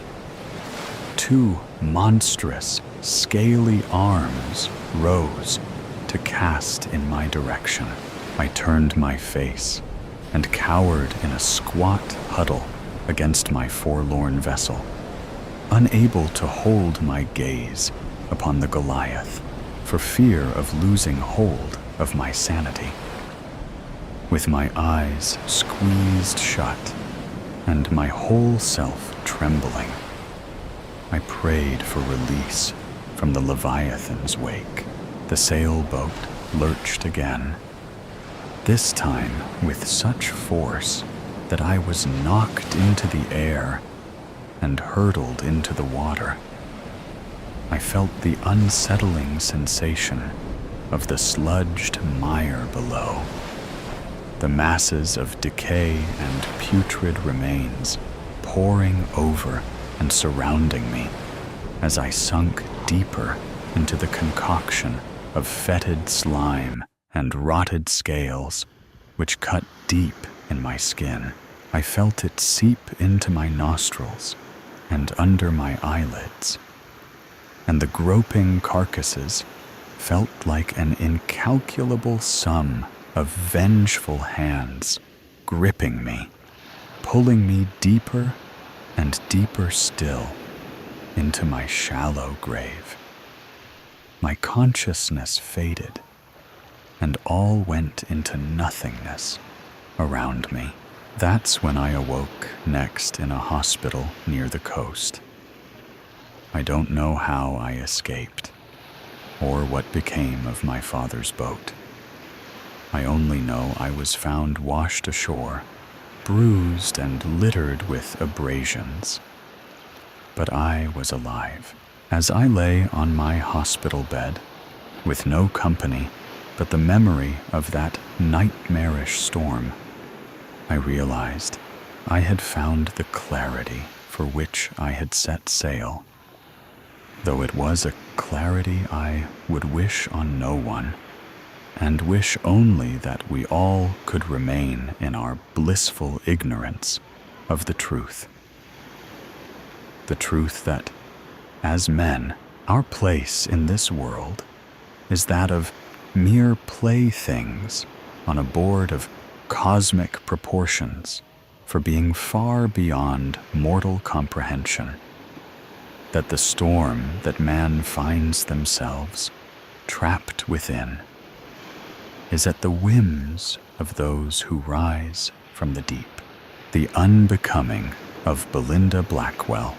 There are few places Belinda Blackwell likes to lay down to rest more than upon her husband's chest. He hadn't been expecting her. Belinda hadn't been expecting to be home so soon, either. What with the unpredictability of her father's illness, demanding open schedules from his children, someone on call at all times, lest the old man die without one of them there to hold his hand. When Oscar had come to join them a week early, something about a case closing timely and a stiffening in his shoulders when Belinda inquired about her sister-in-law, she pounced on the opportunity to bid her brother and father adieu and return early to the husband she so desperately missed. Finding Etienne still tangled in their bed covers, she had stripped down to her chemise and crawled atop him slowly. He had thrashed hard upon stirring and finding her there, his eyes foggy with confusion and fright. But she had kissed his face and rubbed his arms, whispering, "It's me. It's only me," until he relaxed back into the sheets. Now they rest quietly, teetering on the line between half asleep and half awake, Belinda's ear pressed to Etienne's chest to hear the steady thump, thump, thump of his heart. "Well, I'm glad Oscar will be with him," Etienne says appeasingly, having listened in silence to her stories from London. I think it will do him as much good as father. He seemed like he could use some time away." "Away from what?" "I'm not sure." Belinda plays with a loose thread on Etienne's nightshirt. "I feel bad saying away from his wife, but all signs point to it being the truth. He seemed uncomfortable when I brought her up. but he wouldn't tell me anything specific. Etienne's hand tightens where it rests on the nape of her neck. Then I hope that time will serve them both well. I do too. She tilts her head to observe the strong profile of her husband's nose. And you? She teases. Has time away from me served you well? All I managed to accomplish was missing my wife. He tucks his chin to look down at her, though I have been doing some research in your absence. Yes, I've noticed. The entire walk to their chambers was an obstacle course of books and journals on every tabletop and cast aside in the middle of the hallway, like he had thrown them down as he was walking. And before that, there was the cook coming to greet her in the foyer with concerns of her husband's increasingly strange demands while Belinda was away. His supposed need for rabbit hearts and pitchers of salt water, bunches of fresh rosemary left to dry on the windowsill for exactly 36 hours, and demands of her and the housemaid to not disturb him when his doors are closed. Certain tasks he'd undertaken where it was vital he not be interrupted. For the sake of goodwill, she gave them both the rest of the morning off. Belinda knows of her husband's beliefs, glimpses into a world of ritual and wardship, studies of augury and communion and necromancy that he prefers she not get too close to. Etienne shifts underneath her, and she reads discomfort in his movements. She strokes a hand down his cheek, so he knows not to be ashamed of it all on her behalf. What has prompted it? Have I come to see you while I was gone? He's told her, too, of the spirit that haunts him, the one that looks just like her, that follows him around the house and watches him from doorways and windows and stares at him unblinking, stares at him like he's done something unforgivable. Belinda has never seen herself, and Etienne claims the spirit has never appeared while she's in the house. She fretted for days over having to leave him when word of her father's illness arrived, knowing what it might invite back into Etienne's life. But there was no getting around the trip. And besides, Etienne had sworn his confidence that that time was behind them. It would appear that he'd spoken too soon. His eyebrows tick up at the middle, like he's attempting to contain his emotion. I thought it was over, he whispers. It's been so long. I feel like a fool, letting my guard down as I have been. A deep ache swells behind Belinda's ribcage. She squeezes Etienne tighter. You've been happy. It's not foolish to hope. What have you found? There is a ritual, one for banishment. I have been completing the prerequisite steps over the past week. Oh? Belinda struggles to understand. Yes. There is only one step left to do. It won't be easy. His fingers flex against her back, a signal that he is thinking hard. He seems to choose his words carefully. The act won't be physically challenging, but I fear the toll it will have on my heart and constitution. Belinda frowns. It sounds taxing. Are you sure this is the only way? She considers, not for the first time, bringing up the possibility of relocation, abandoning this home that torments him, so in favor of a fresh start, a life away from paranoia and body doubles. She can't see. Before she can muster up the right words, he's saying, "It will be worth it. I want to do it.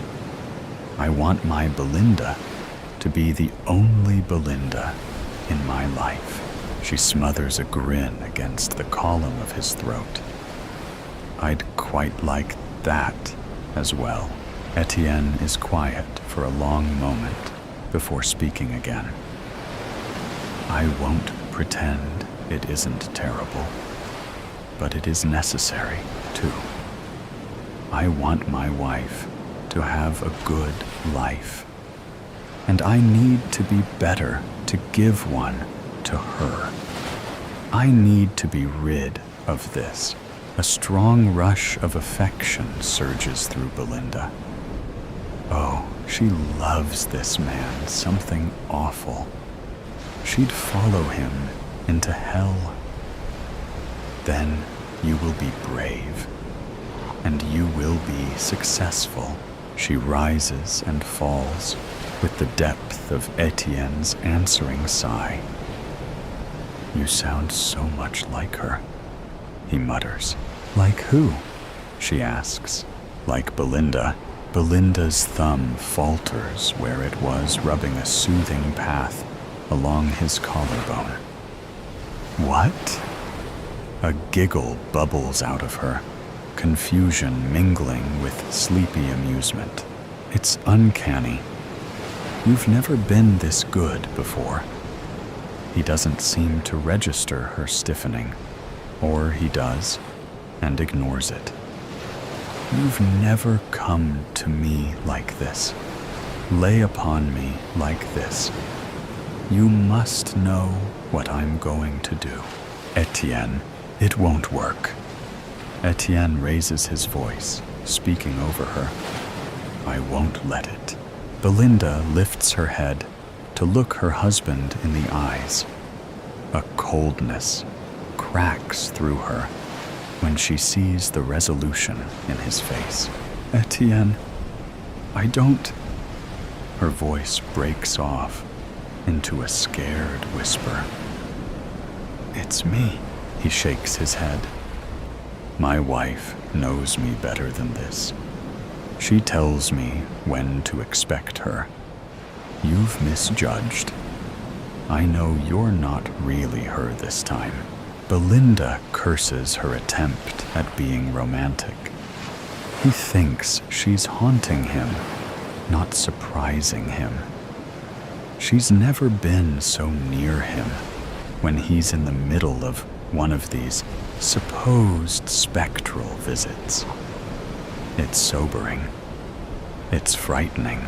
She tries to sit up and grunts when Etienne uses his hand on her neck to ease her back down again.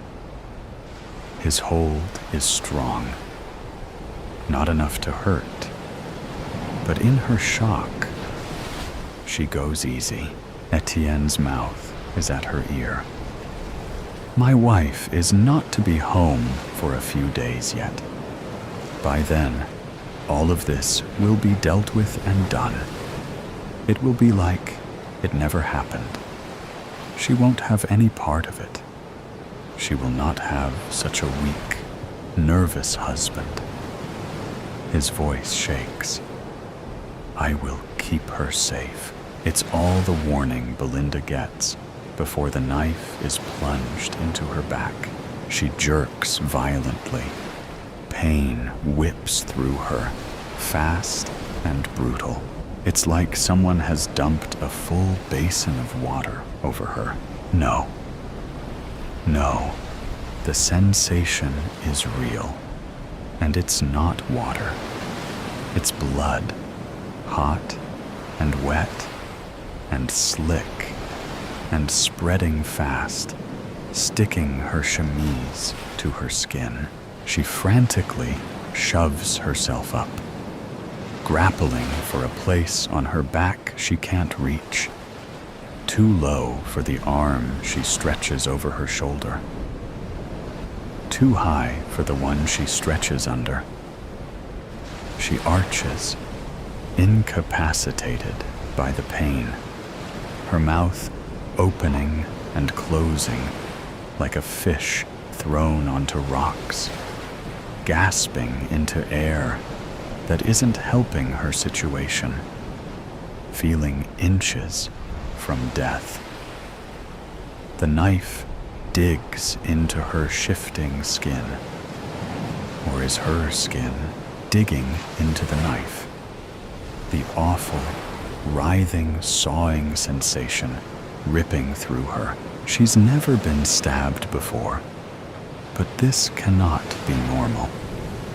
Flashes of rabbit hearts and salt come to her. And no, of course this isn't normal. Not by Etienne's design.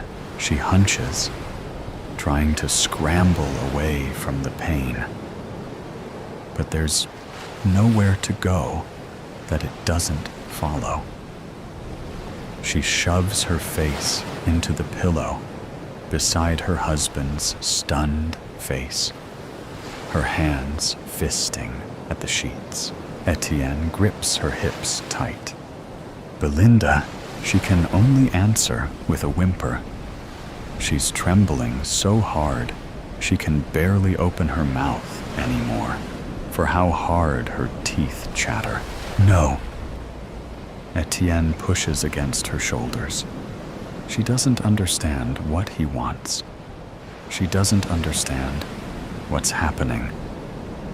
Dear God, no. His touch moves to her face, and he wrenches her head back with his hands shoved up into her hair. Belinda.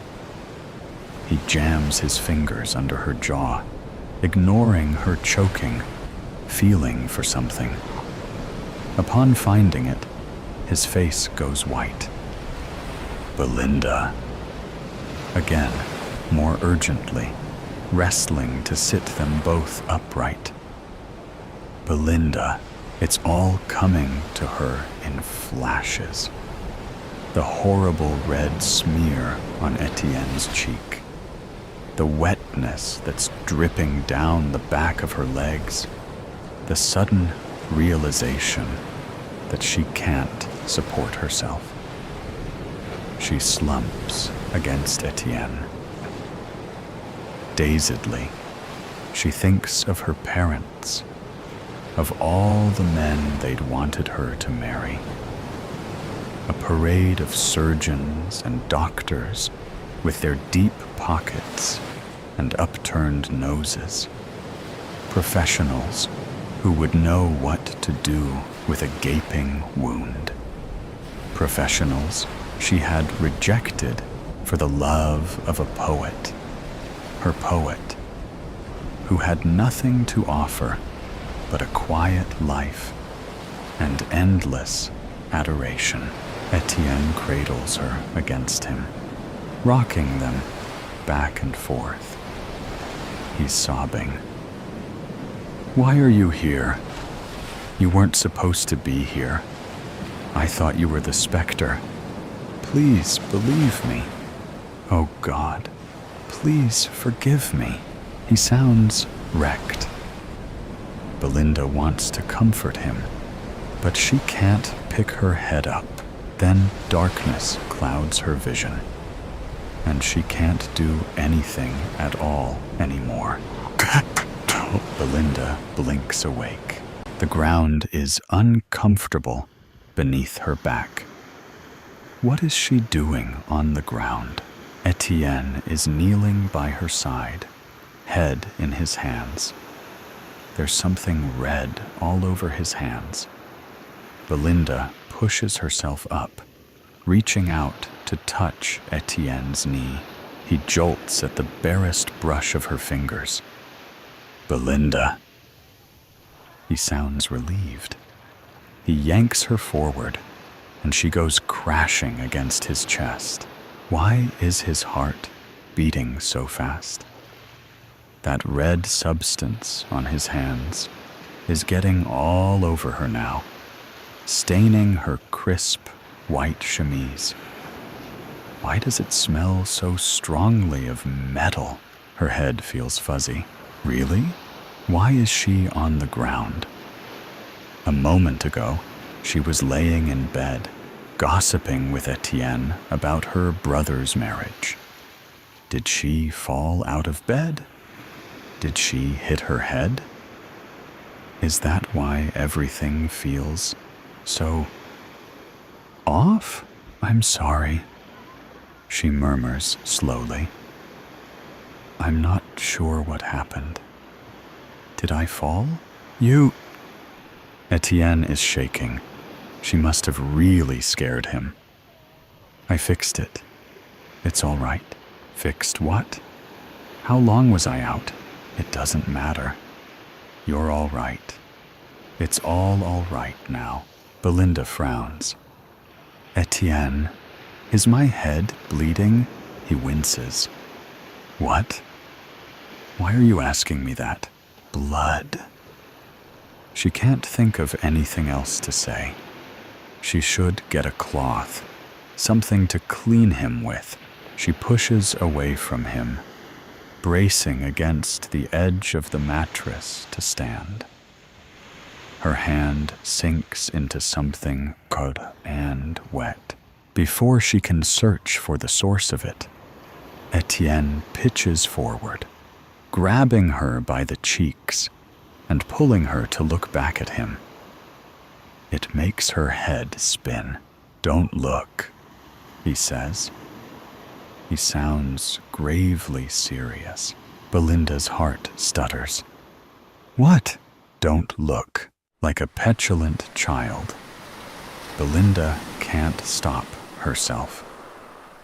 She's wriggling out of his grip before he can stop her again, ignoring his cry, turning to look at herself, laying dead in a mess of blood on the bed. Herself on the bed. Blood. All air leaves her. She jerks to her feet, stumbling backwards. She can't look away. She's just laying there, her hair stuck to her forehead and her chemise soaked through with red. Her eyes are still open. Behind her, Etienne remains on the ground. His voice is low, thick with grief. There was an accident. I did what I had to fix it. What? Her voice sounds like it's coming from miles away. She doesn't even know what to ask. She can't look away. I didn't know if it would work. I had only read about the ritual. I've never attempted it. But the journals said I could comb through time and bring something back with me. He looks up. I brought you. Belinda's stomach turns. Etienne's face is wet with tears. Where is she? You brought me from the past? From before the accident? Yes. It was the only way. You were already gone. His voice breaks, and he hangs his head. His shoulders are shaking. Belinda looks at him. She looks at herself. But what of the Etienne in the past? Are you the same as him? Our paths have diverged, he says gravely. Well, then, what of that Etienne? Is he all alone now? How must he feel, having just had his wife taken from him? Etienne shudders, his eyes darkening. I know how he feels. For some reason, that's what does Belinda in. Her stomach lurches, and she stumbles to the lavatory, shoving the door closed behind her, before retching into the sink.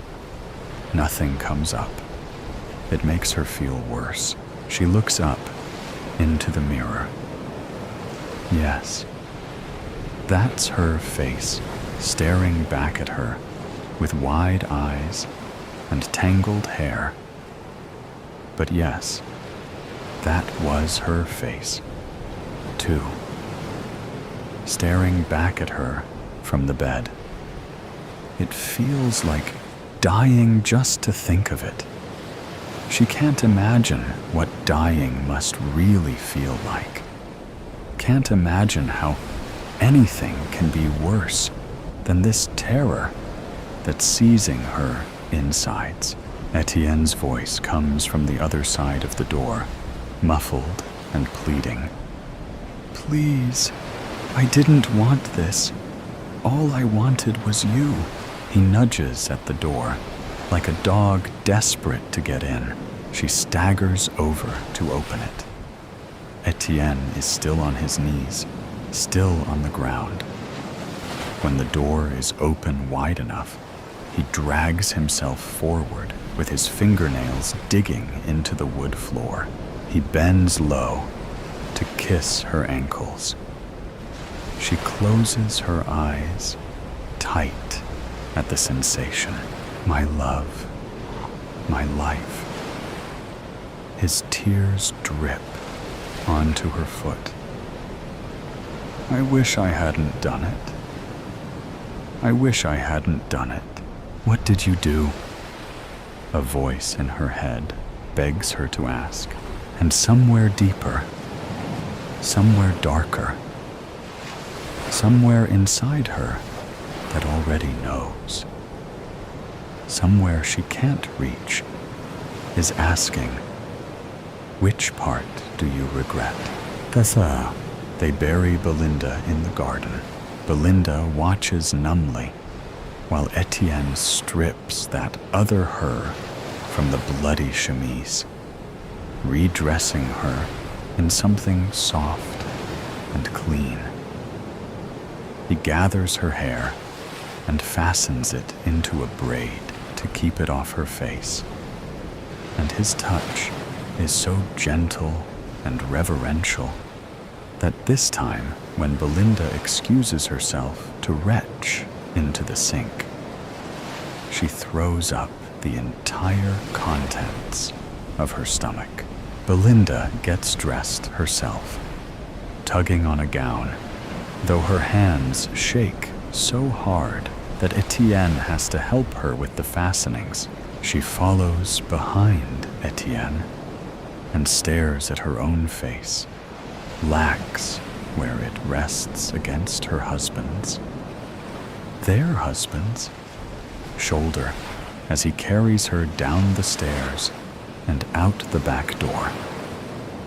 Is that what she looks like when she sleeps? They leave the bloody mattress as it is for the housemaid to find. We'll say you were with child, Etienne had said, not meeting her gaze. They won't ask questions if they believe you lost something. Etienne is right, as he tends to be. When Belinda retires inside, hours later, the silent vigil over the little upturned patch of dirt beneath her favorite tree becoming too much for her to bear. The housemaid, Miss Clark, is already waiting for her, wringing her hands in the hallway. All it takes is just enough performance of Belinda's averted eyes and a hand pressed to her stomach for Miss Clark's face to drop. She coos sympathetically, fussing over Belinda so tenderly that Belinda is weeping before she can hold herself back. We buried her in the garden, Belinda croaks. All by yourselves, ma'am? Miss Clark asks, sounding surprised. We couldn't bear to leave her, Belinda says, and now she's telling the truth. Then she tells another. I don't know what happened. Belinda looks out from their bedchamber, trying to ignore the sharp smell of vinegar and lemon. The bed stripped of its linens behind her, the way the mattress has been flipped. She watches Etienne as the sky goes from blue to orange. Hours pass, and still he remains, bent over the grave of his dead wife, while his wife watches over him. After what feels like an eternity, he rises, stretching his arms. He turns, shielding his eyes against the setting sun, to look back up at the house. Belinda tries not to notice how he flinches when he spots her, feeling like a specter in the window. Safe and sound. Safe and sound. 7:15 a.m. Go downstairs. Phone fully charged. Remove cable. Stare at phone wallpaper. Not familiar. Photo of huge oak in West Park at end of my street, where Rich proposed. Maybe took it yesterday. Maybe not. Not sure. Stare more. Check for messages. Mum, Sarah. Rich. Rich. Not heard from him in ages. Is he okay? Oh, he's replying to me. I didn't message him. I must have. Yes, look. Asked if he had a good weekend. Sent 23:03 yesterday. Was in bed by 10. Must have got up. Come downstairs. Forgotten. Sleepwalking. Again. Getting regular now. See a doctor. Whisper. Safe and sound. Safe and sound. Rich is fine. Am I okay? Reply. Short and sweet. Don't encourage the ex from hell. Don't know why I messaged him at all. Ping. It's your move on Words with Friends. What's that? Looks like Scrabble game. Never heard of it. Why's it on my phone? Quick look around it. I have 5 games in play. 5. It's my move in all of them. Didn't drink last night. Uninstall Words with Friends. Whisper. Safe and sound. Safe and sound. Coffee. Cinnamon roll. Sofa. Slightly more awake. Check phone again. More from Rich. Why did you get back in touch? Want to meet up? Ignore. Sarah. She says thanks with thumbs up. Thanks for what? Scroll messages. Yes, she can borrow my copy of Catch-22. Still own Catch-22? Thought I lost it ages ago. Scroll more. Told Sarah I found it. Don't remember that. Check bookshelves later. Reply to Mum. Yes, still coming for dinner on Thursday. Thursday? When did we plan that? Never mind. I'm free. I'll go. Add to calendar. Entry for Saturday. What's that? Date with Tom. No details. No memory of this. Message Tom. Hi, are we meeting this Saturday? 8 a.m. now. Ring for doctor's appointment. 32nd in the queue. Sorry, no more appointments today. Please call back 8 a.m. tomorrow. System is enough to make me need a doctor. Whisper. Safe and sound, safe and sound. Bookshelves. No sign of catch 22. Check 3 times. What's this? Copy of Never Let Me Go lying on top of other books. I never do that. Do I? Don't remember this edition. Cover is blue with picture of cassette tape. Thought mine was orange with girl in green dress. Flick through it. Pages dog-eared. I never do that. Spine cracked. I never do that. Must be mistaken. Phone beeps. Rich. I can see you're reading my messages. Tom replies, Hi, Grace. Yes? Royal Oak, 2 p.m. Saturday. Remember? You okay? I'm worried about you. He's not the only one. Why don't I remember things I should?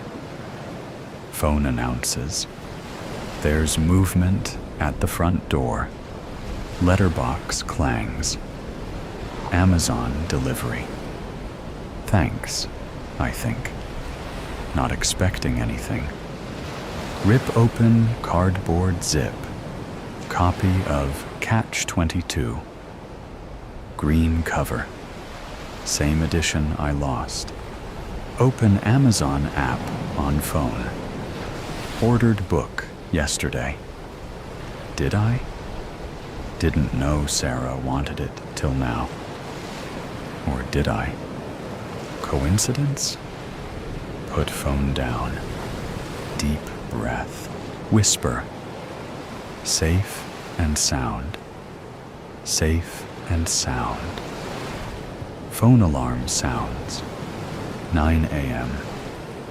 Take pills. Yes. Take pills. Go to kitchen. Find clean glass. All glasses are clean. When did I wash up? Tap. Water. Pills. Swallow. Running low. Need to order repeat prescription. Open browser on phone. Doctors is bookmarked. Multiple tabs already open. What are they? First tab. Google, seems about right. Second tab, British Association for Counseling and Psychotherapy. Have I been looking for a therapist? Maybe I need one? Psychiatrist, perhaps more useful? Third tab, Royal Oak. I did book a table for Saturday, maybe.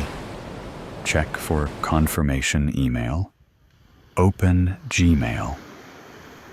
Premium bonds. You have won a prize. Go to Premium Bonds app. App not there. Check all screens. No sign. Must have uninstalled. Why? We'll check for prizes on website later. Message from Rich. Don't open it. Search Gmail for Royal Oak. Booking confirmation. 3 people, 2 p.m. Saturday. 3 people?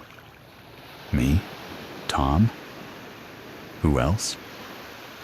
Message Tom. Who are we meeting on Saturday? He's not online. Phone rings.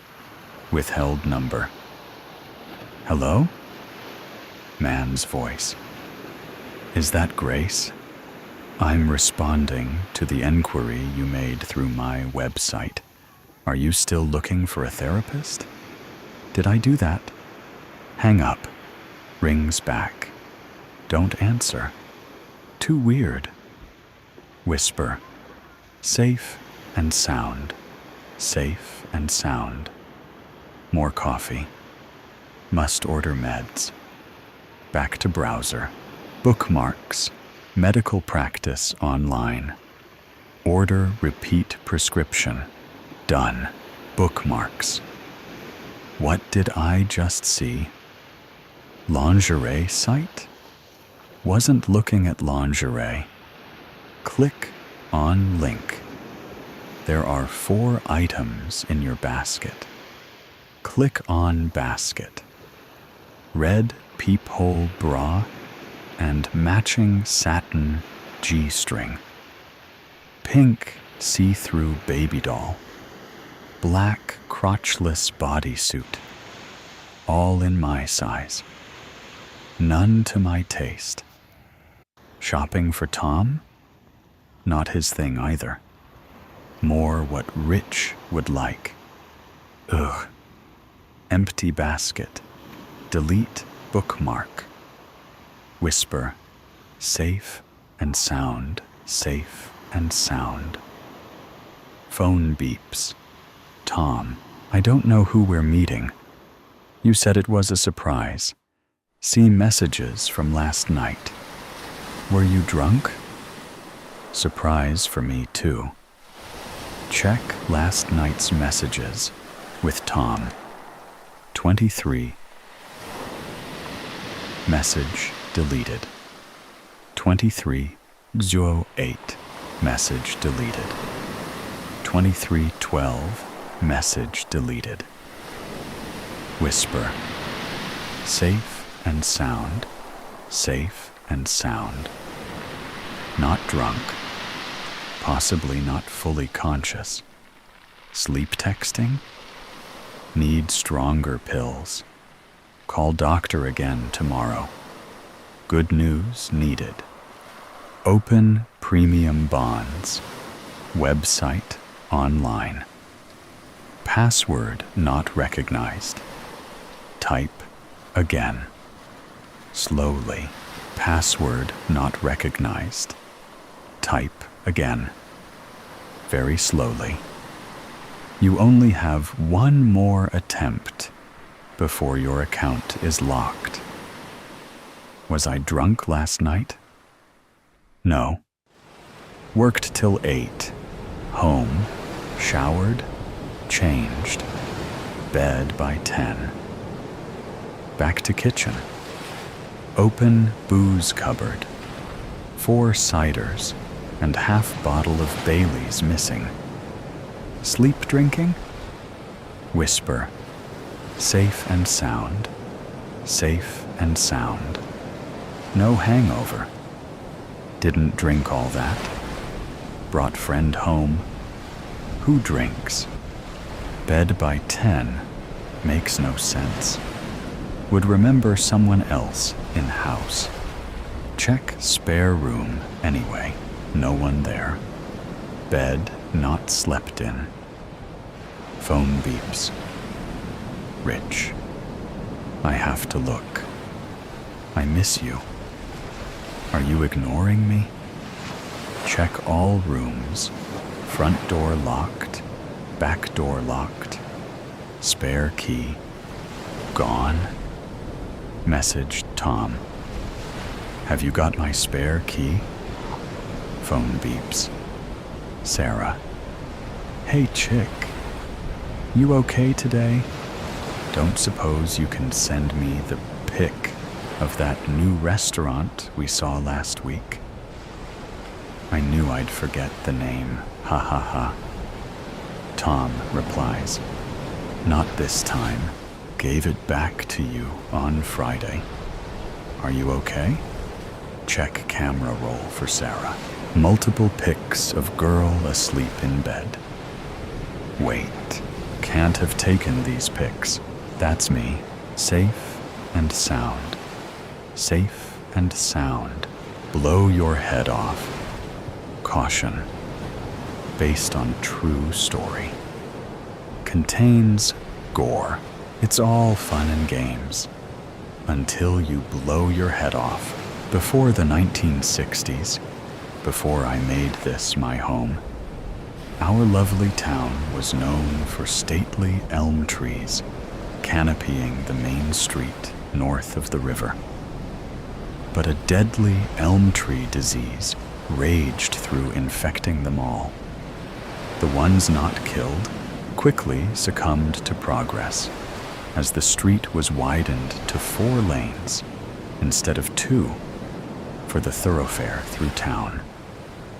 The Men's Garden Club decided to beautify the landscape by planting a few flowers. That project soon turned into lovely, bright pink petunias lining all the main highways in the city. When my dad took a job at the local mental health asylum before he moved the rest of us here, I remember him sending us a postcard showing the streets lined with petunias sweeping under the memorial arch, with the name of the town emblazoned upon it. Another landmark of the town. When our family arrived, that was the first sight I saw of our new home. As the plantings increased, a petition was made to the state, and soon the community of 15,000 was dubbed the Petunia City. In a short time, an annual celebration was created to honor the designation called the Petunia Festival, held around the 4th of July. The festival midway games and rides, along with arts and craft or car shows, bingo, and a beer garden with live bands, attracted huge crowds from all over.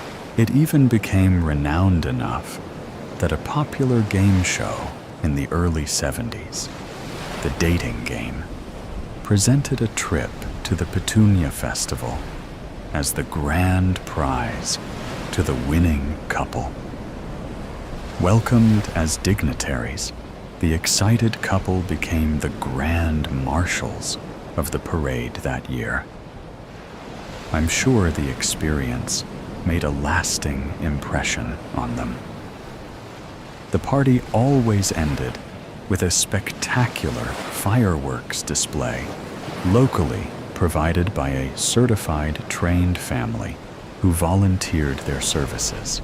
In my teenage years, in a town without a lot to do other than cruising Galena Avenue from Peoria Avenue to the south, to Lowell Park Road, to the north, back and forth, not counting stopping to sit at the courthouse corner to wave at other cruisers. The 4th of July Petunia Festival was the highlight of the summer. Lots of fun and games. Walking the midway hand in hand with someone special. Hawkers trying to get him to win you a prize. Stealing a kiss on top of the Ferris wheel. Eating elephant ears and corn dogs. Feeling nauseous after the spinning rides. Participating in the talent contest. Dancing to the music. Watching the marching bands compete. In my very young motherhood years, it was a struggle to get all my children downtown, at least for the fireworks. This particular year stands out in my memory. My husband was a police officer on a small police force, overstressed as the population exploded on those few days. He was not available to help much with the family. We may have taken the little ones to Kids' Day for a short time to ride the kiddie rides. The carnival company often comped the force a few free coupons, and I may have gotten my younger sister to walk the few blocks from my parents' house to the parade route alongside me with the stroller. and the other two in tow. What little ones don't love a parade? But for the fireworks, I was on my own. Anyway, I don't remember planning to go with anyone else. My high school sweetheart husband and I had 4 kids in 5 years, back in the early 70s. I believe their ages at the time must have been 5, 4, 2, and I was expecting my bicentennial baby.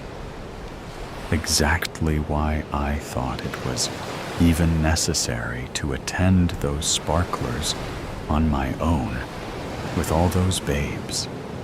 In my condition, I'll never know. The festival is held on the high school grounds along the river. A lovely setting for the fireworks, reflecting over the river. Trouble is, there aren't any parking lots close by, which means street parking wherever and however close you can get. The viewing is great if you can get to standing room only on the bridge. Otherwise, it is, well, up in the air.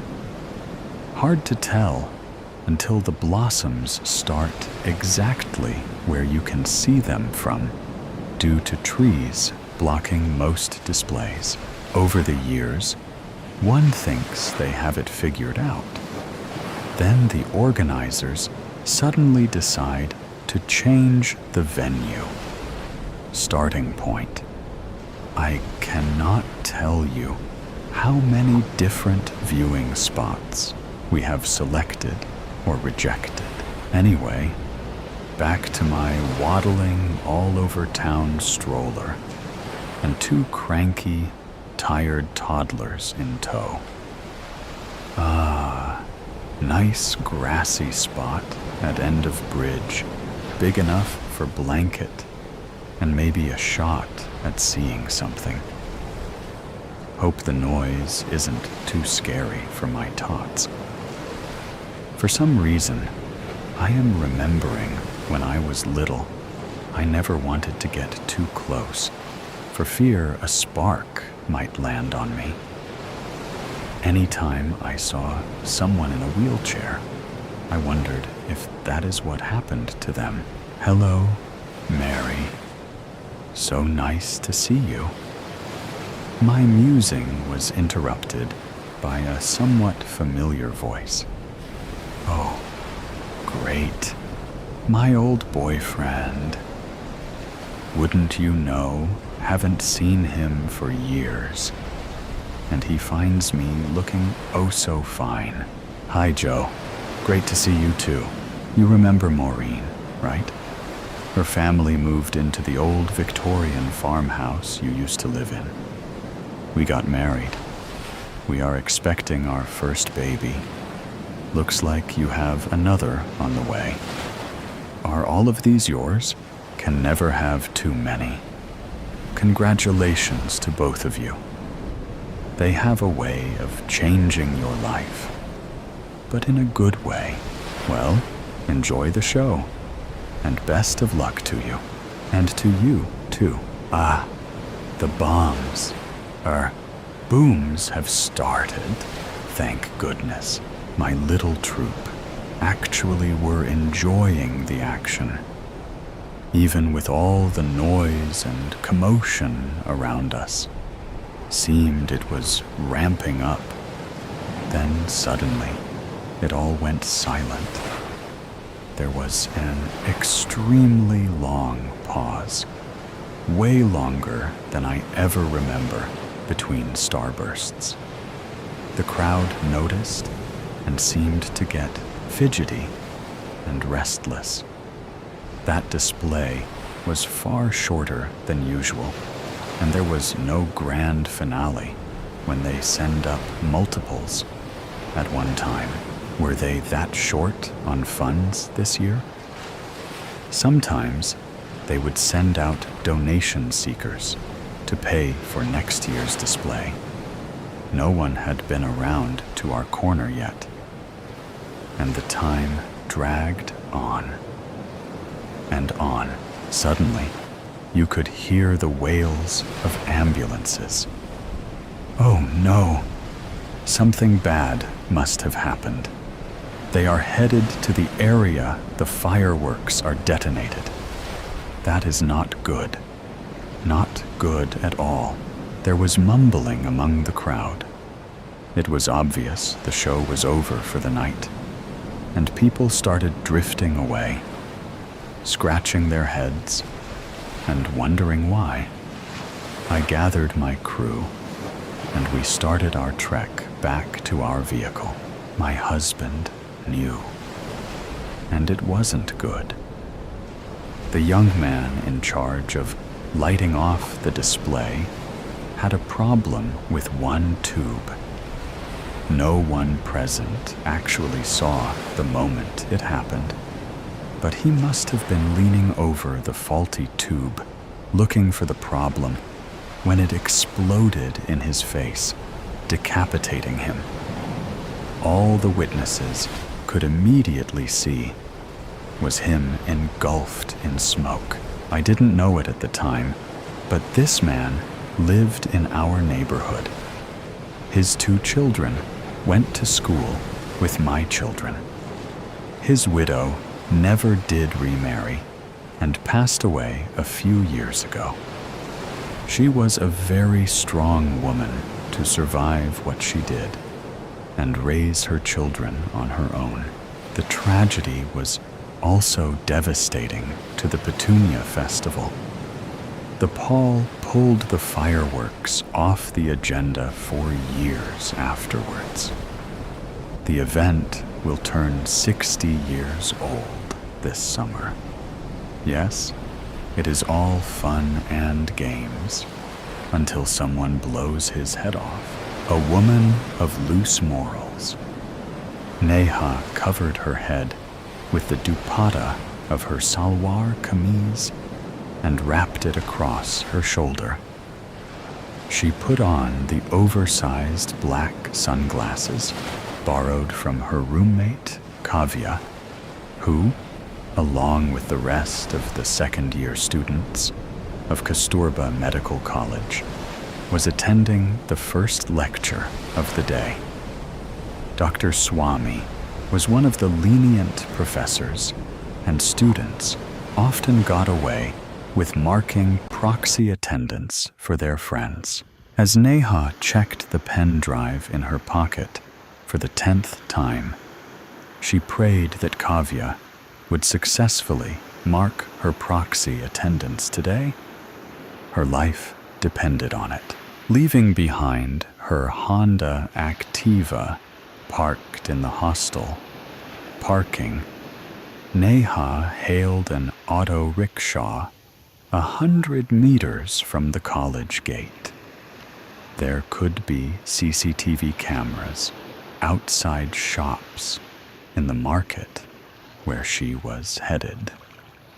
Arriving in an auto rickshaw, dressed in a plain white salwar kameez with her head covered and most of her face obscured by the oversized sunglasses, would make her indistinguishable from the other women walking on the streets.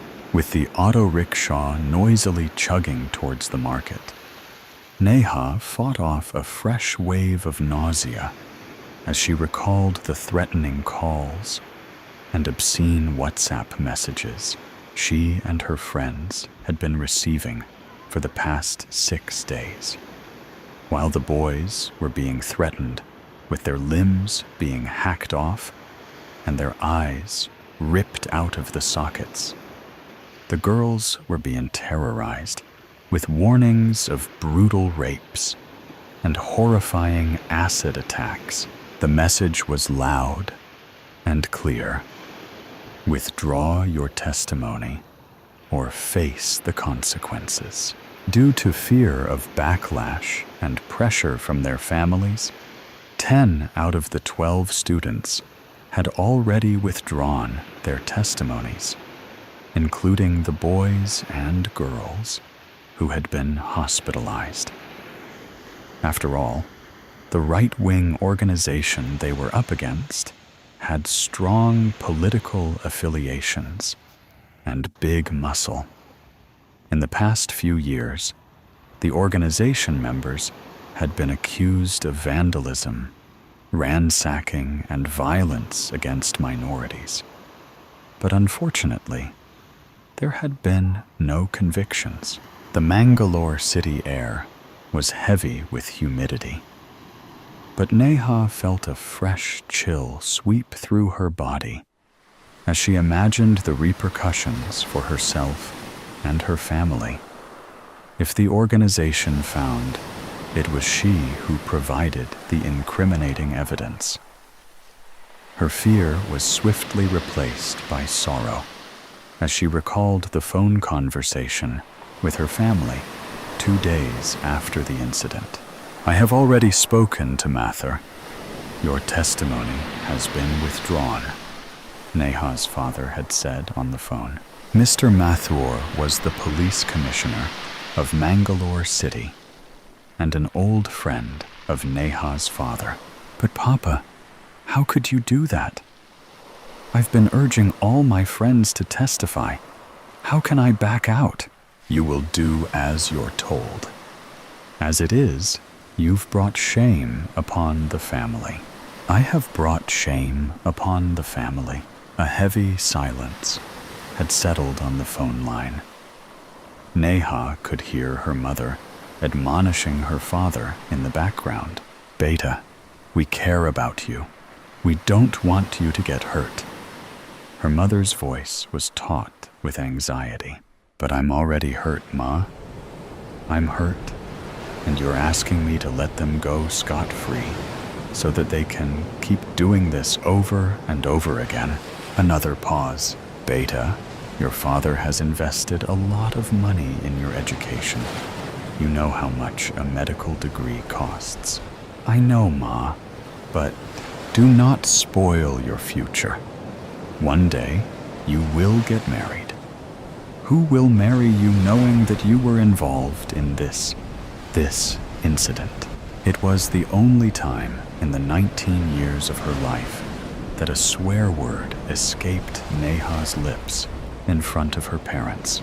Horrified, her mother had returned the phone to her father. "If you do not do as you're told, we'll bring you home and get you married. It's your decision." The line had gone dead. Neha retrieved her mobile from her pocket and dialed Karen's number. No response. Again. With a pang of horror, Neha wondered if he had blocked her. "I just want to know you're okay," she typed. "Call me, please." Neha replaced the phone in her pocket, bracing herself for the next step. The auto rickshaw had reached its destination. Up ahead, Neha could see Ramu's internet cafe, the seedy corner shop at the end of the crowded market. As Neha clutched the pen drive in her pocket and headed towards the internet cafe, all she could hear was the sound of her pounding heart.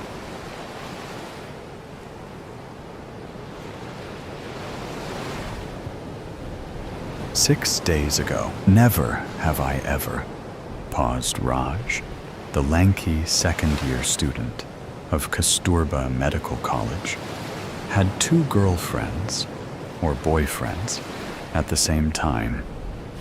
As 4 boys and 2 girls brought their glasses to their lips for a drink, Neha sighed. This game was turning out to be duller than she'd imagined.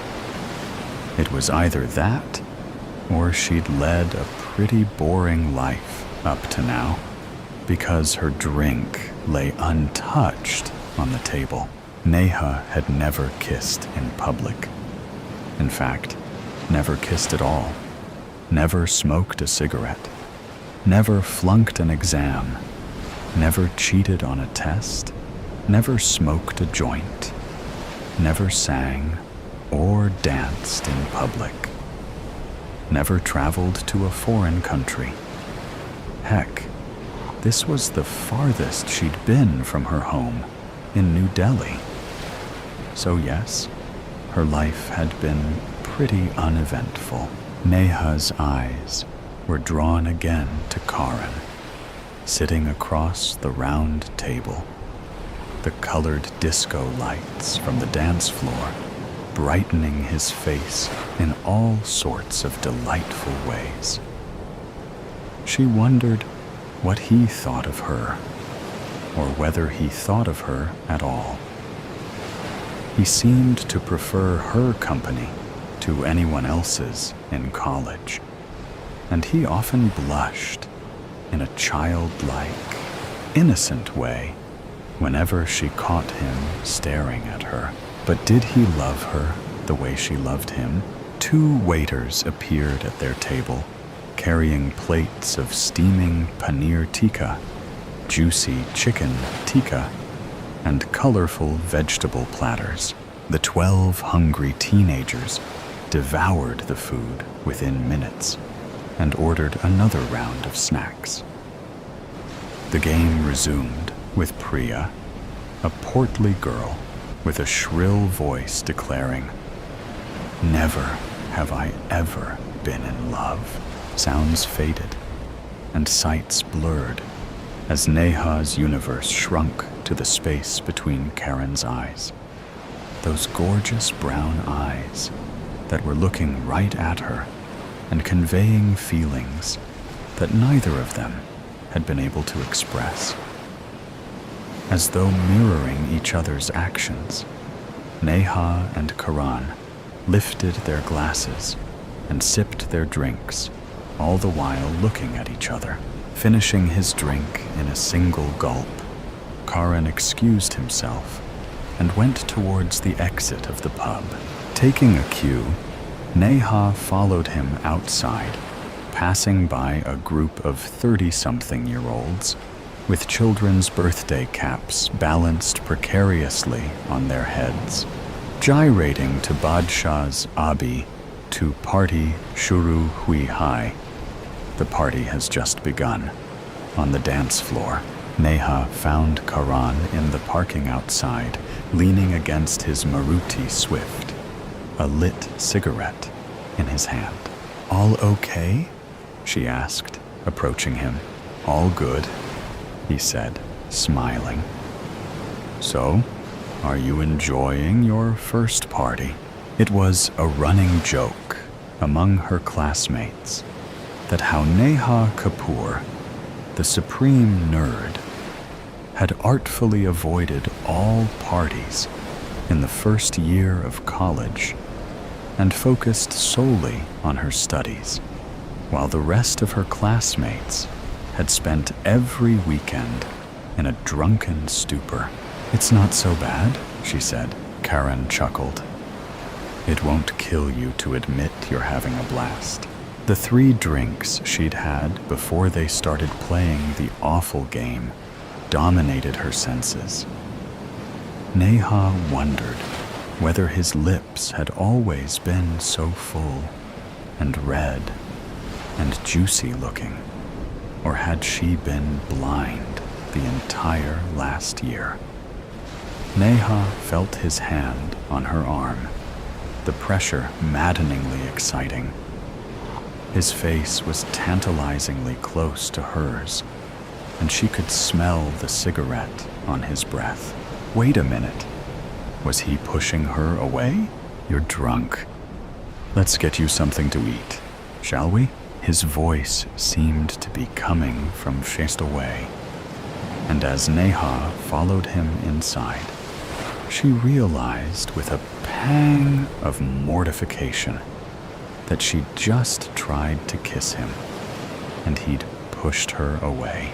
Neha cursed silently as she took her seat at the table, avoiding looking in the direction she'd been looking all evening. She nudged her friend Kavya, sitting next to her. "Meet me in the bathroom," she whispered. Kavya peered at her friend in the semi-darkness of the pub. Is everything okay? Yeah, I just need to talk. Taking extreme care to look anywhere but at him, Neha ambled towards the bathroom, wishing she could disappear. She pushed open the door with the Queen of Hearts sign hanging on it and entered the empty ladies' bathroom. Roughly, she splashed some water on her face and gaped at her reflection in the mirror. 3 drinks, and she'd transformed into a girl who tried to kiss a boy in public, a boy who wasn't even her boyfriend. And the headache, oh, the mighty headache building up behind her eyes. She should have stopped at 1 drink. The whole party experience was so overrated. Neha wasn't sure she'd ever go to another party. What was that? Neha closed the tap and listened attentively. Somebody, a man, was yelling in the local language, and she couldn't understand a word. No, it was more than one man shouting. Loud, angry voices coming from just outside the bathroom door. The music stopped abruptly. The manuscript of Kashi. There are places where the veil between the known and the unfathomable is perilously thin, and it is in such realms that truths are best left forgotten. Ancient Kashi, now Varanasi, conceals more than history in its name. With dusk settling, the city wraps itself in a twilight shroud. Smoke threads twist through the air, blending with murmured prayers, thickening the atmosphere with an almost tangible sense of mystery. The Ganges River reflects the glimmering lights of ceremonial fires along the Ghats, where the sacred and the profane dance in the curling mists. The pyres, fed by ancient woods, consume the bodies with a reverence that belies the violence of flames. The air is thick with sandalwood and charred offerings, masking the finality of death under sacred rites.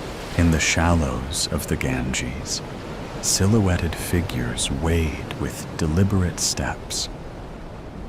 These men, draped in the sparse cloth of the destitute, are seekers of the dead's forgotten wealth. Their hands, darkened by river silt and ash, sift through the submerged sands, feeling for the cold bite of metal. Gold rings, necklaces, and the occasional coin dropped from the deceased's pockets, each piece plucked from the holy river's grip, is a macabre token of survival, destined to be cleansed, melted down, and sold to adorn the living. Stepping off a narrow boat onto the stone steps, James Montgomery, a British archaeologist, felt as though he had entered a painting, a scene preserved across the ages. Even with his academic accolades, James clung to his skepticism like a knight to his armor, guarding against the intangible. He believed only in what could be touched, measured, seen. Yet Varanasi seemed determined to erode his certainties. His constant companion, a weathered copy of the Tibetan Book of the Dead, betrayed a fascination with the afterlife, a scholarly interest, he insisted, nothing more. His trained eyes sketched, and noted details as he walked through the bustling streets. It was early spring of 1932, and the British Raj held sway over India. Political tensions were palpable, with the struggle for independence intensifying across many regions like a storm gathering on the horizon. He had spent years poring over texts and artifacts in the dusty confines of the British Museum. This opportunity for fieldwork was a rare departure from his usual scholarly pursuits, and he was determined to make the most of it. Fluent in Sanskrit and well-versed in Hindu and Sikh philosophy and religion, he was chosen for an excavation project at the revered Kashi Vishwanath Temple, one of the 12 Jyotirlingas, the holiest Shiva temples. The task was to study and document newly unearthed relics that had recently been discovered beneath the temple grounds. James had heard rumors of an ancient sanctuary that once stood where the Kashi Vishwanath Temple now dominated. Scholars had long debated its origins, speculating that it might have been dedicated to Vishnu and built during a time when the city was a flourishing center of Vaishnavite worship. This prospect excited him not only for its historical significance, but also for the professional acclaim that such a discovery would bring. James adjusted his satchel and stepped toward the temple, his eyes scanning the intricate carvings with a critical eye. Agoras, an ascetic sect known for extreme Hinduism, roamed the temple grounds. Ignoring the incense and chants, he focused on the worn stone steps, tracing the passage of countless feet over centuries. His fingers brushed against the ancient stone, lingering longer than necessary. His distrust, a fortress against the unknown, was built brick by brick from his strictly rational upbringing. His father, a staunch scientist, had always dismissed anything that couldn't be quantified or measured. Yet, the allure of the mystical and the unexplainable had always gnawed at the edges of James's curiosity. Weeks passed as James meticulously cataloged statues, pottery fragments, and other relics brought up by the excavation team. He spent his days under the relentless sun and his evenings in quiet reflection, poring over his notes and comparing them with historical texts. The heat, the dust, and the ceaseless hum of the city created a backdrop of sensory overload, grounding him in the present even as he delved into the past. The distant sounds of political rallies and protests occasionally broke the monotony, reminding him of the larger currents of change sweeping the nation. One afternoon, Pandit Sharma, the temple's priest and scholar, approached James with a bundle wrapped in cloth. Earlier, workers had found it deep within the temple sanctum, and now, silhouetted against the glaring sun, he carried it with a solemn grace. "What have you there, Pandit Sharma?" James asked, dusting his hands off as he stood. The Pandit paused. This manuscript was among the items uncovered today, Sahib. The workers thought it prudent to bring it directly to me. James raised an eyebrow. May I? He asked, reaching out. Pandit Sharma hesitated for a moment before handing it over. Of course, Mr. Montgomery. It was a weathered leather manuscript. The cover was adorned with unusual mandalas and arcane symbols. Intrigued, James carefully opened the manuscript. His eyes widened slightly. These symbols, they could date back to the time of the Gupta Empire, or even earlier. Is that possible? Very likely, Sahib, the Pandit replied, his voice measured. That part of the temple has not been disturbed in centuries. James traced a finger over the inscriptions. These inscriptions, they're unlike anything we've found so far. Quite remarkable how much light this could shed on our understanding of the past. Pandit Sharma nodded thoughtfully. Yes, it sheds light on forgotten chapters, but even a small light can cast long shadows. James paused, considering the Pandit's words, then smiled slightly. I am not merely here to unearth the past, Pandit Sharma. I aim to awaken it. Pandit Sharma met his gaze, a hint of understanding in his eyes. Be mindful, Sahib. Awakened pasts can have lives of their own. James's smile grew. Precisely, Pandit. He then glanced up, a touch of condescension in his voice.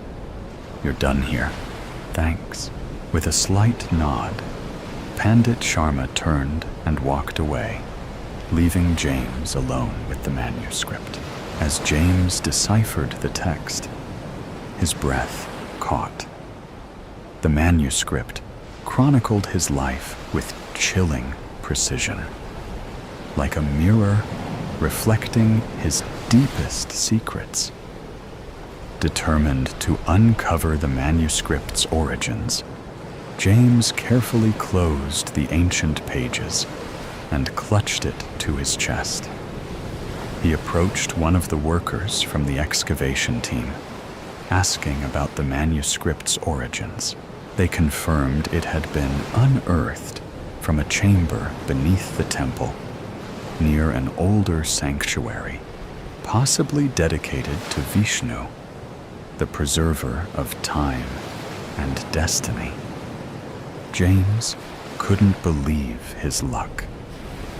This find suggested a time when Vaishnavism thrived in Varanasi, possibly before Shaivism took prominence. Archaeologists had searched for this temple for decades, and here it was, right under his feet. His professional hubris soared. He would be the one to unveil its mysteries. The excavation sparked heated debates among local authorities and religious figures. Many saw it as exploitative and desecrating sacred sites. Workers labored under brutal conditions, some collapsing from exhaustion, a few already dead. Precious relics were bound for Britain, trophies of conquest rather than cultural treasures. James saw how the British Raj thrived on deepening religious divides to maintain control. That night, he took the manuscript with him, its weight heavy in his bag. Stepping out of the temple, a sensation of being watched washed over him. He glanced around, but saw only the sleepy sun and the twinkle of distant torches. As James moved towards the exit, a nearly naked figure, covered in ashes, stepped into his path.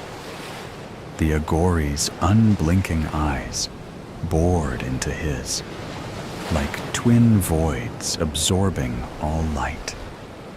Without a word, he briefly extended his hand, touching James's chest before drawing back.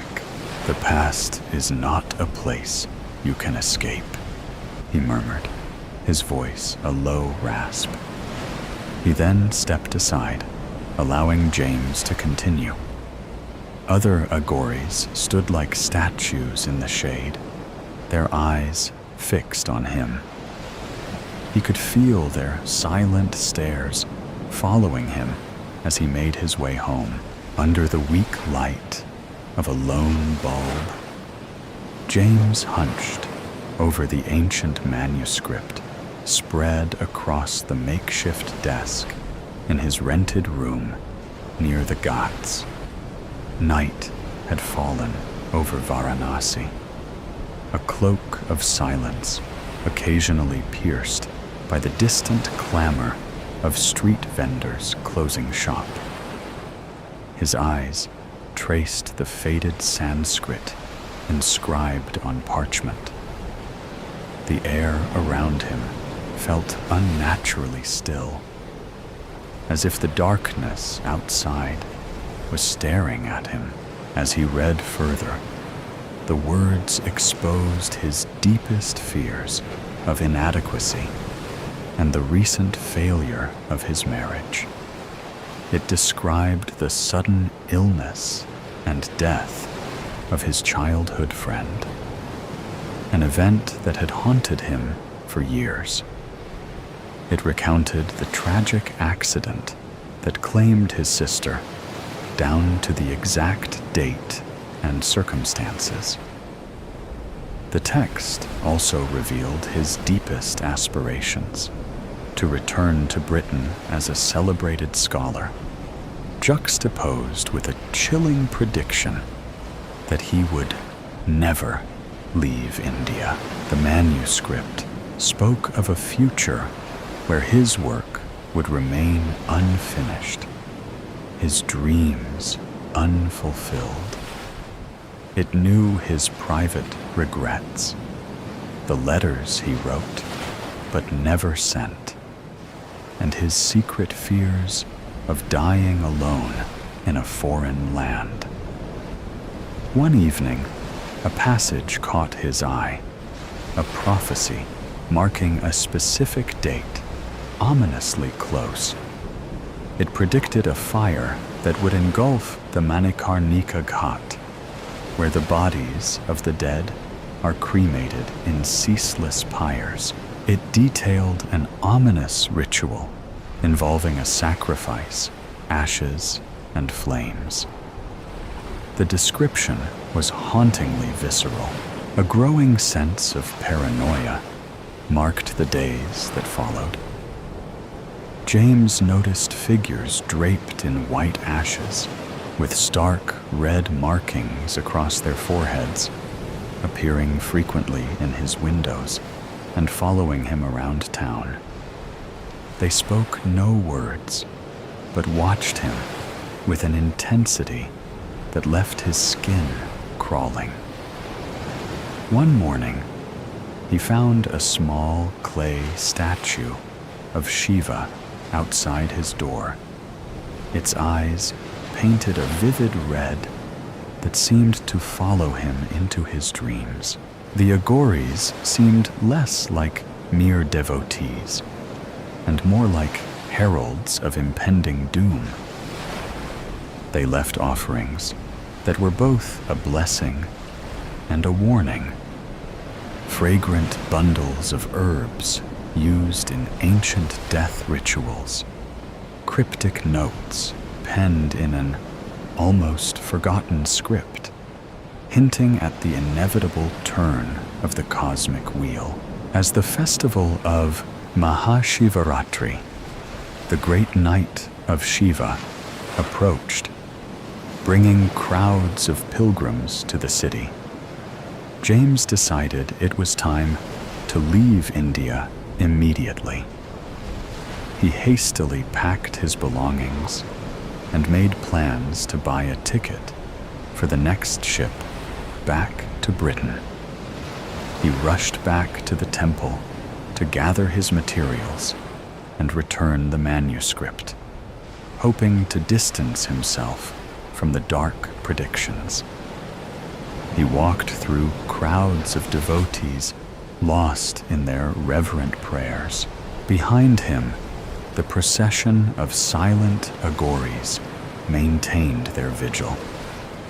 Beyond mere observers, they seemed to usher him toward a destiny he had yet to comprehend. Pushing open the chamber's heavy stone door, the manuscript in his bag felt like a living heart beating in sync with his own. A heart that felt, with dreadful certainty, the true nature of the cycle it was bound to. He sensed the followers just beyond the doorway, their silent presence pressing in on him. The musty smell of the ancient parchment mingled with the faint scent of incense. He gently put down the manuscript, but the intricate symbols and diagrams evoked an overwhelming familiarity. The memory of his mentor, Dr. Robert Astor, came unbidden. Astor's voice, rich with reverence, speaking of the Akashic records, that boundless archive of all that ever was and will be. Dr. Astor had described it as an energetic log of all existence, recorded in a non-physical plane known as the ether. James had always dismissed these notions as esoteric ramblings. But now, in the manuscript's presence, he felt a dawning realization that perhaps his mentor had been right all along. James had always viewed the teachings of the Upanishads as academic.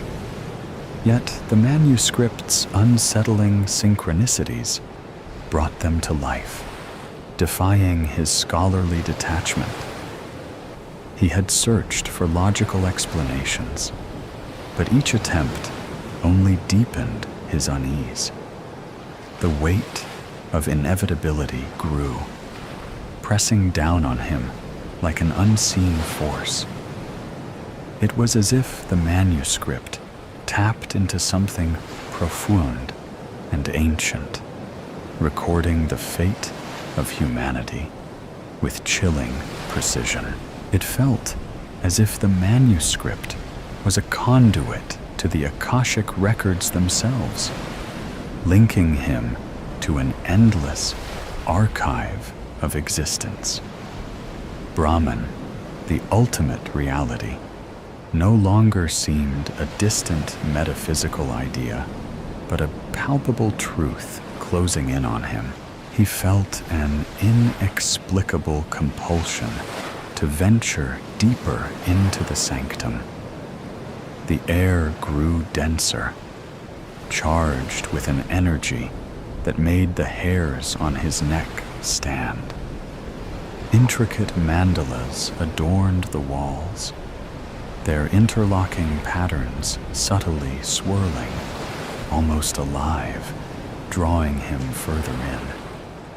The sense of an unseen force grew more intense, a nearly tangible presence pressing in from all sides.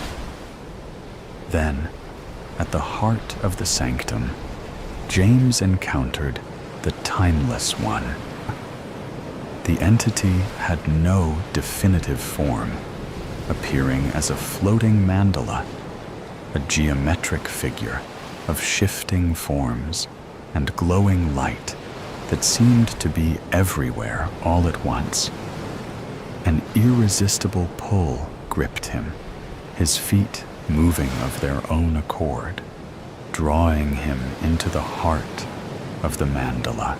Stepping into it, James found himself in the vast library of the Akashic Records, where every event, thought, and possibility was catalogued in endless corridors of knowledge.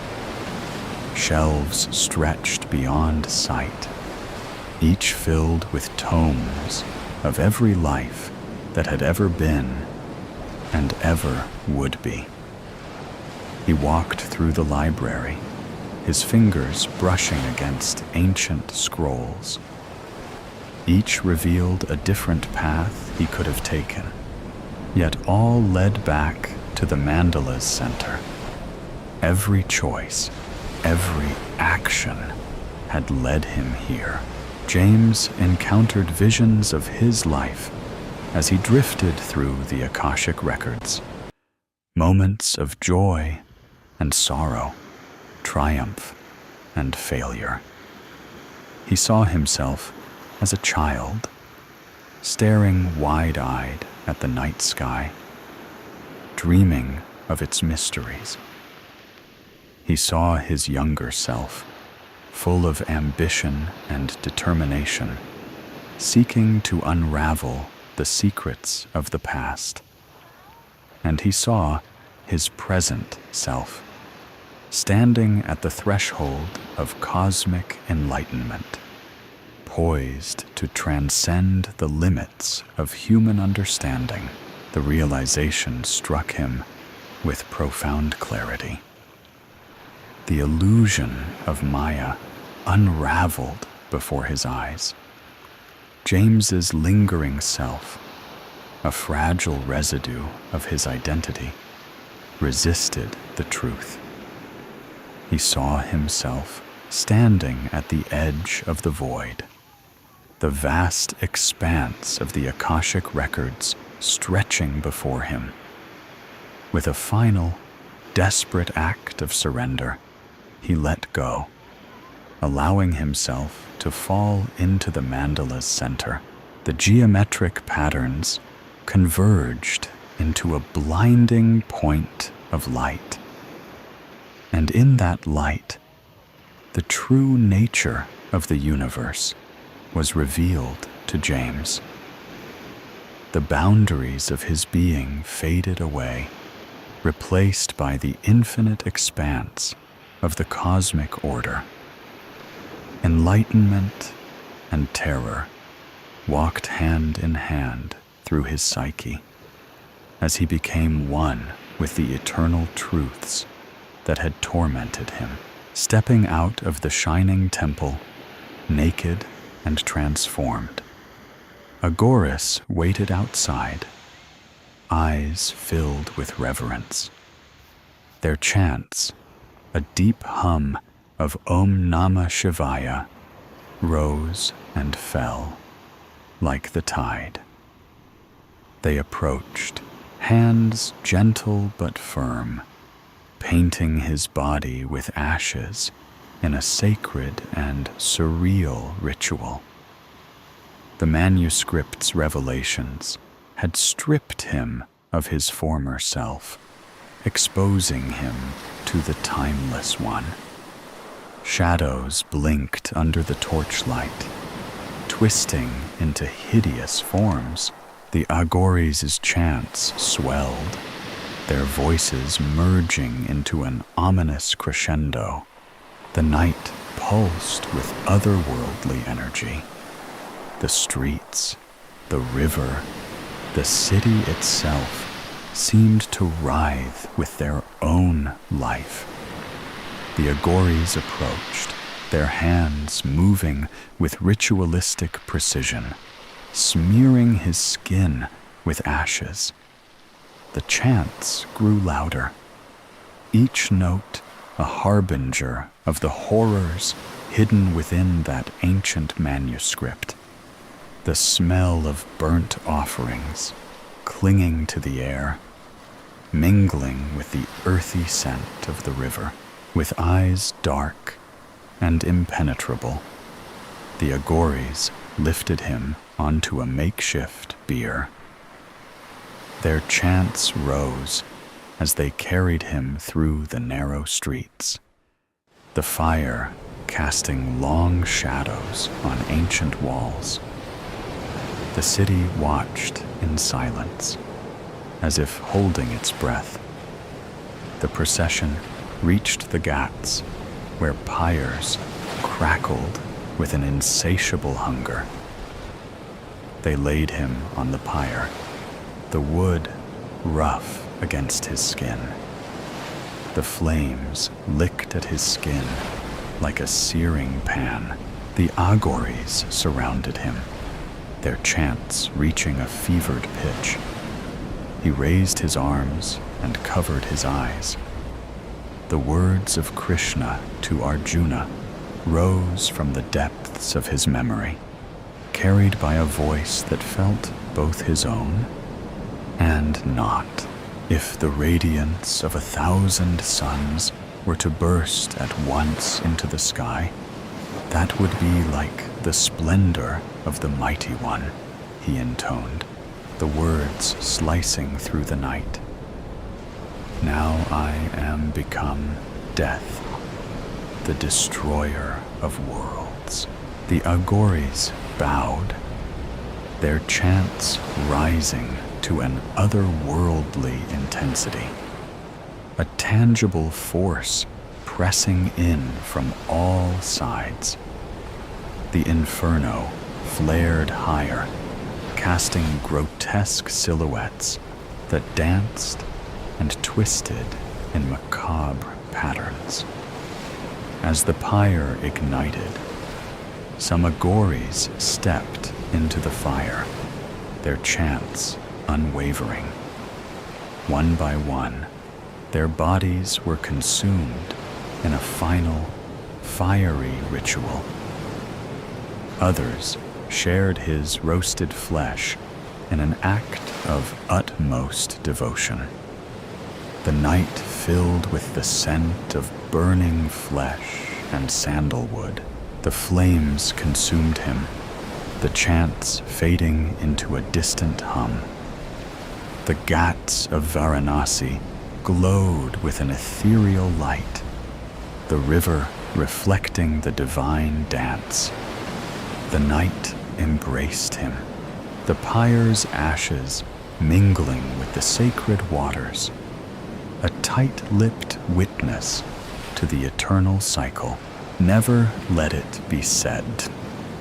A king does as he pleases, and anyone who disagrees is a fool. Wolsey, my Lord Chancellor, who the Pope made cardinal, erred in being too slow to deal with the king's great matter, which was how the need to legitimately free myself from my first marriage became known.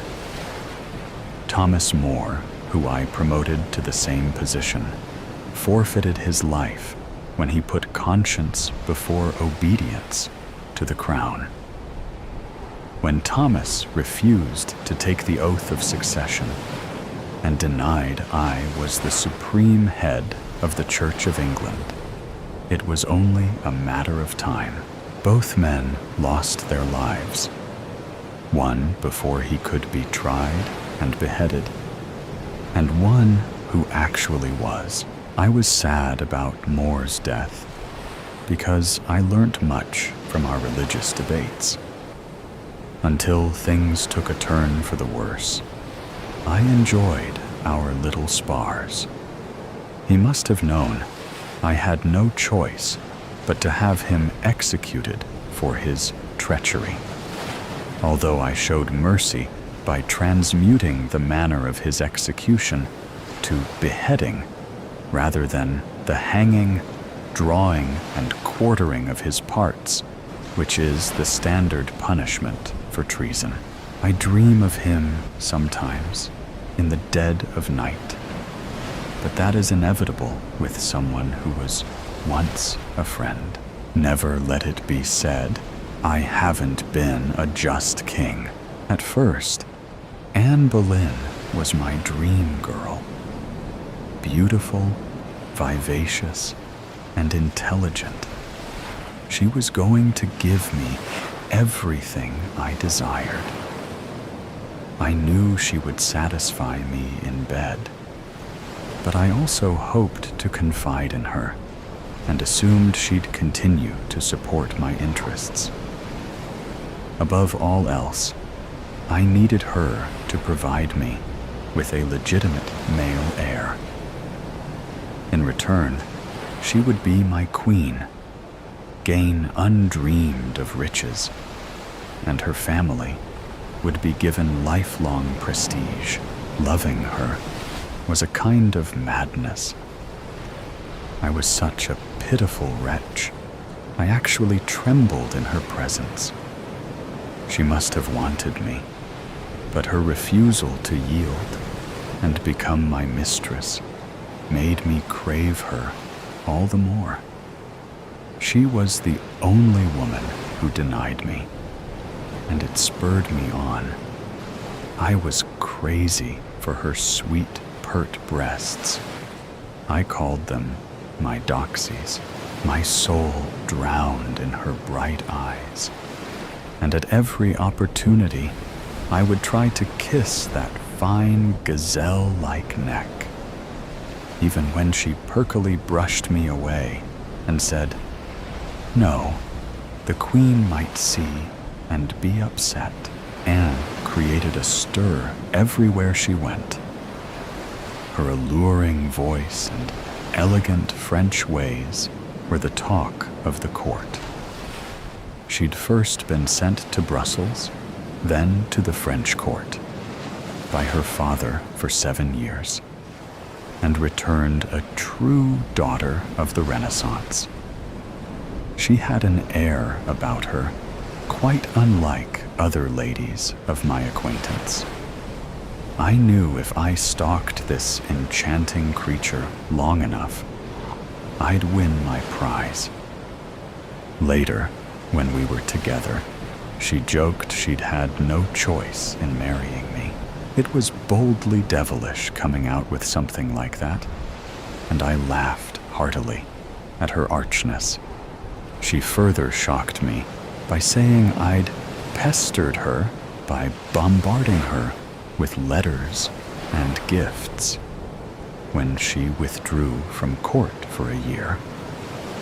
Could she have been trying to escape my advances? Not possible. It was just another ploy. One of her schemes, which had playing into her hands. And it worked. It made me all the more determined to catch her, like Jacob, who had to serve Laban 7 years for his daughter Rachel, and then was tricked into marrying his older daughter Leah. I had to wait 7 years before I could marry Anne. We slept together a little before marriage, but only when the marriage was certain. Divorce from my first wife, Catherine, should have been straightforward, but for political reasons, the Pope refused to grant me one. I grew increasingly desperate. I certainly could never have imagined the trials and tribulations that lay ahead as I fought to marry my dream woman. The very fabric of my country's religious landscape was being altered as a result of the reforms I made. I could not turn back. Although Anne had been the maid of honor to my first queen, I did not let that deter me. I can hardly believe I once loved Catherine and did my best to comfort her in her miscarriages. It was only after years of failing to provide me with a male heir I realized the marriage must have been cursed, and that I'd been wrong to marry my brother Arthur's widow at 17. By marrying Catherine, I had unwittingly uncovered my brother's nakedness. In doing so, I had gone against Scripture. For doesn't it say in Leviticus that if a man marries his brother's wife, they will be childless? Never let it be said, I wasn't a pious king. That being the case, I had no choice but to look elsewhere. In the early days, it was easy to pursue Anne at court. When she emerged from Catherine's bedchamber, I ran after her in the corridors. I ignored Catherine's tearful pleas not to embarrass her in front of courtiers by flirting openly with her maid of honor. As far as I was concerned, our marriage was over. I had been supremely kind to Catherine in the past, but my patience had long worn a beard. Never let it be said, I was not a tender-hearted king. Shortly after this, Anne retired from her position as maid of honor and retreated to her family home at Hever. Distance is no barrier to a lover's heart, and I deluged her with letters and gifts. I was amazed when she kept sending them back, possibly out of a sense of misguided propriety. I couldn't believe it. Most women would have been falling over themselves for half the attention.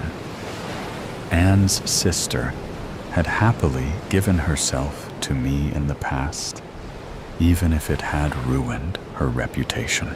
I knew Anne couldn't resist forever, and my need grew so urgent, I even told the court I couldn't manage without seeing her.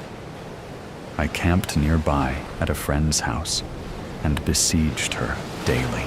By the time she consented to marry me, they had long been calling her the Great Homewrecker and the Great Whore, an accusation that no longer appears as unjust as it once did. I don't know what I was expecting, but not long after I had Anne, the craving stopped. It was as if all the fire of passion that had driven me had been extinguished. She was better than her sister, who just lay there like a sack of potatoes while I took her. But really, no different to any other woman in that way. Perhaps, after waiting for so long to achieve my goal, I had grown bored. Now she was mine. There was no need to chase. By her second pregnancy, my eyes started wandering a little. But after all I'd gone through to make her my queen, I could hardly rid myself of her without just cause. For a while, she became more compliant, and we had a few months of happiness. I decided I would bide my time, but when she miscarried again, I could hardly contain my disappointment. The stillborn baby boy lent proof to my doubts. Anne always maintained she miscarried on account of my jousting accident when she'd feared I was going to lose my life. She kept telling me I was never the same after the horse fell on me, and I lay unconscious for 2 hours. Either way, it seemed unlikely she was ever going to be able to give me a son. The fate of my second marriage was now sealed. Ironically, before the miscarriages, Anne had given birth to a healthy girl at Greenwich Palace. At least my daughter looked like me. As Elizabeth was our firstborn, I did my best to cover over the embarrassment, but there were none of the expected bonfires and rejoicings a male birth would have merited. I could almost hear the bawdy remarks in taverns, up and down the land. No doubt my predicament was a source of merriment at court. I could read the guilty looks, and hated the way the talk dried up as soon I entered a room. Secret, scornful laughter, mocking my failure.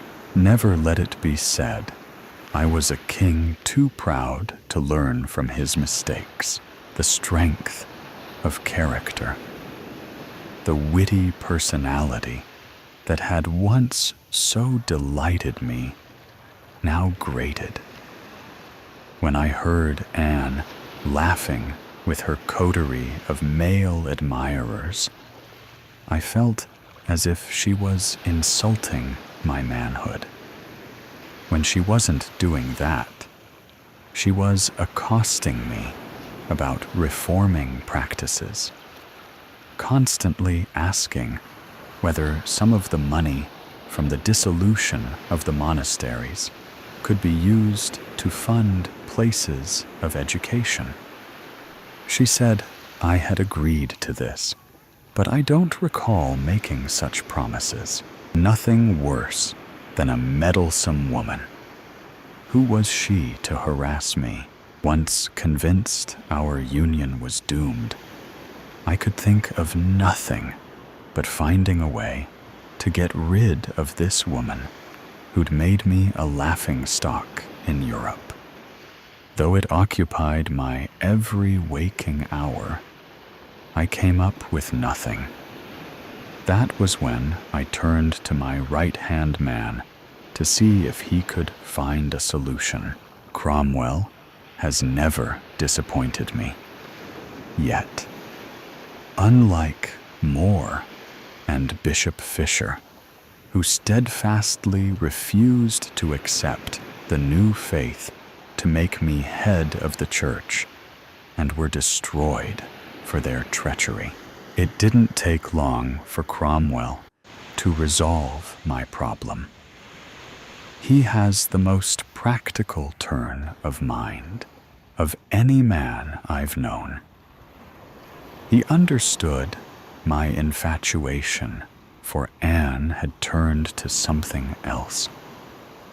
I had become obsessed with the need to rid myself of this burdensome woman. The woman I had once adored now hung about me like a plague. I could hardly bear to breathe in the same air.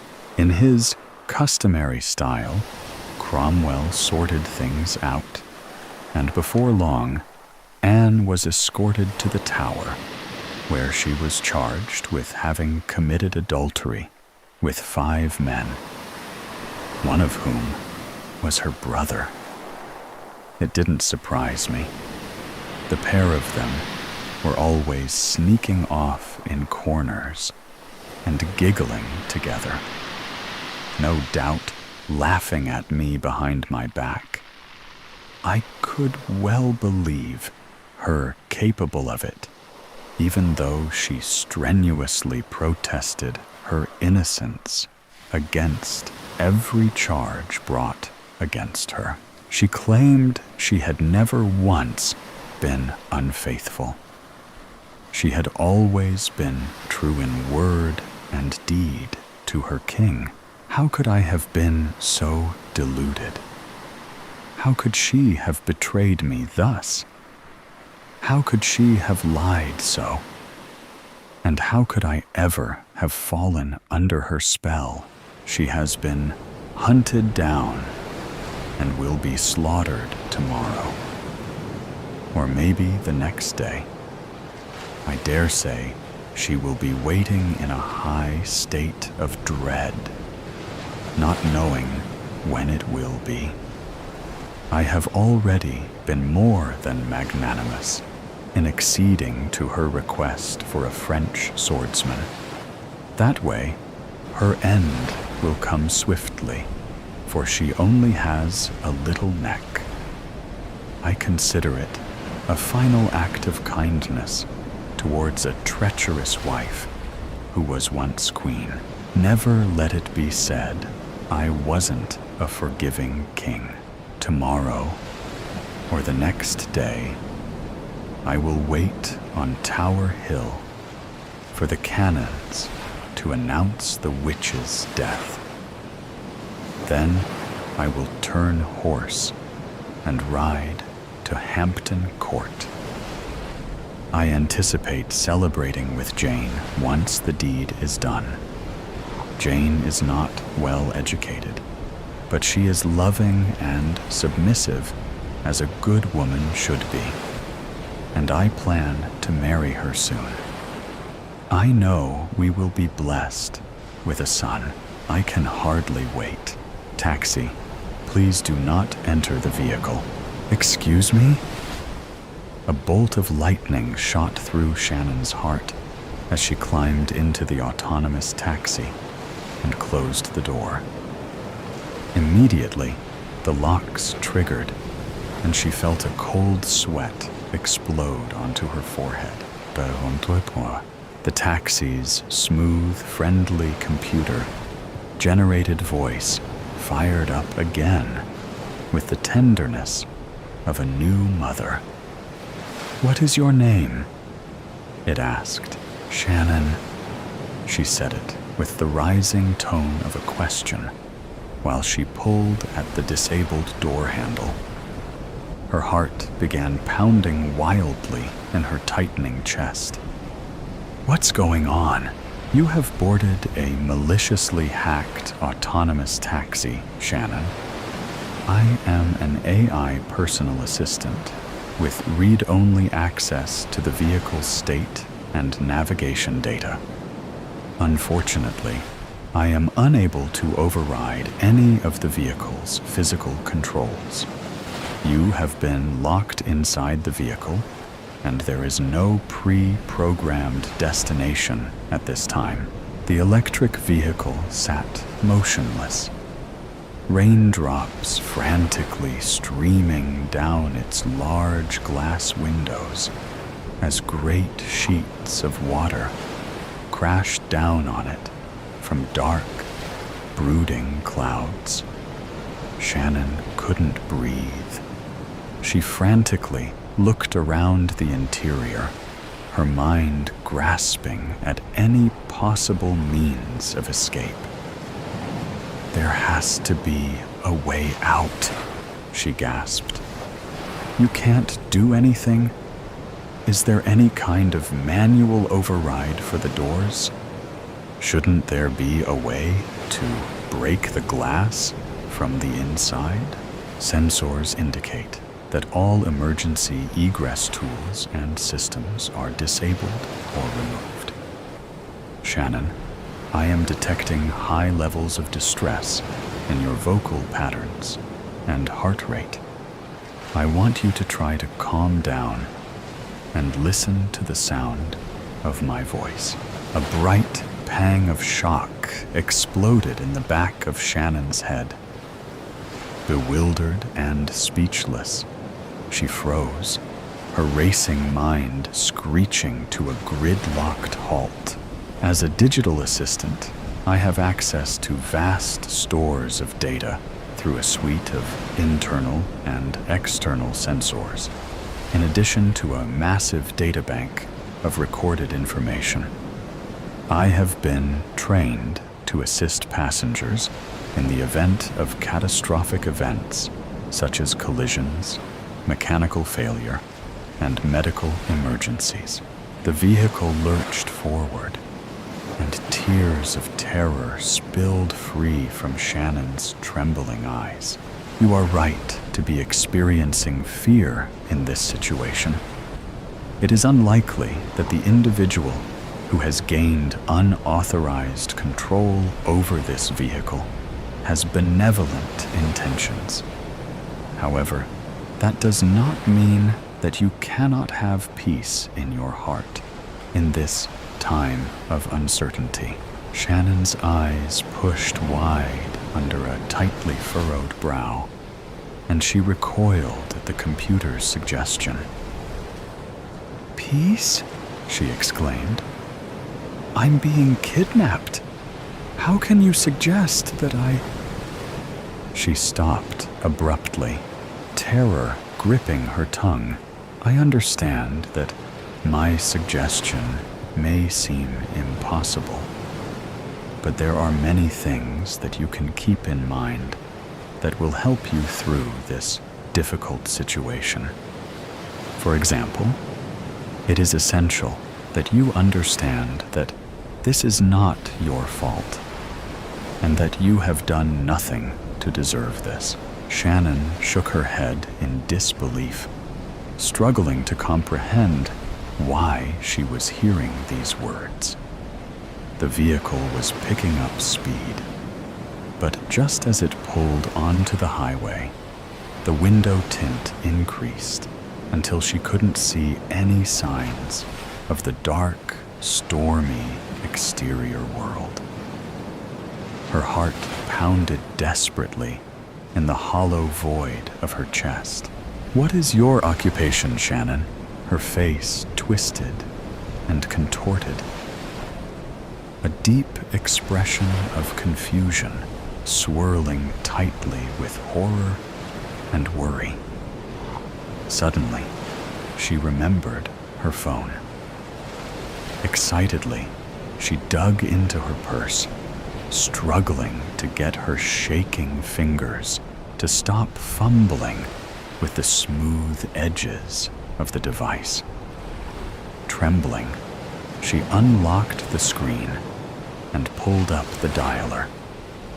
She tried contacting emergency service, but the phone reported that it had no signal.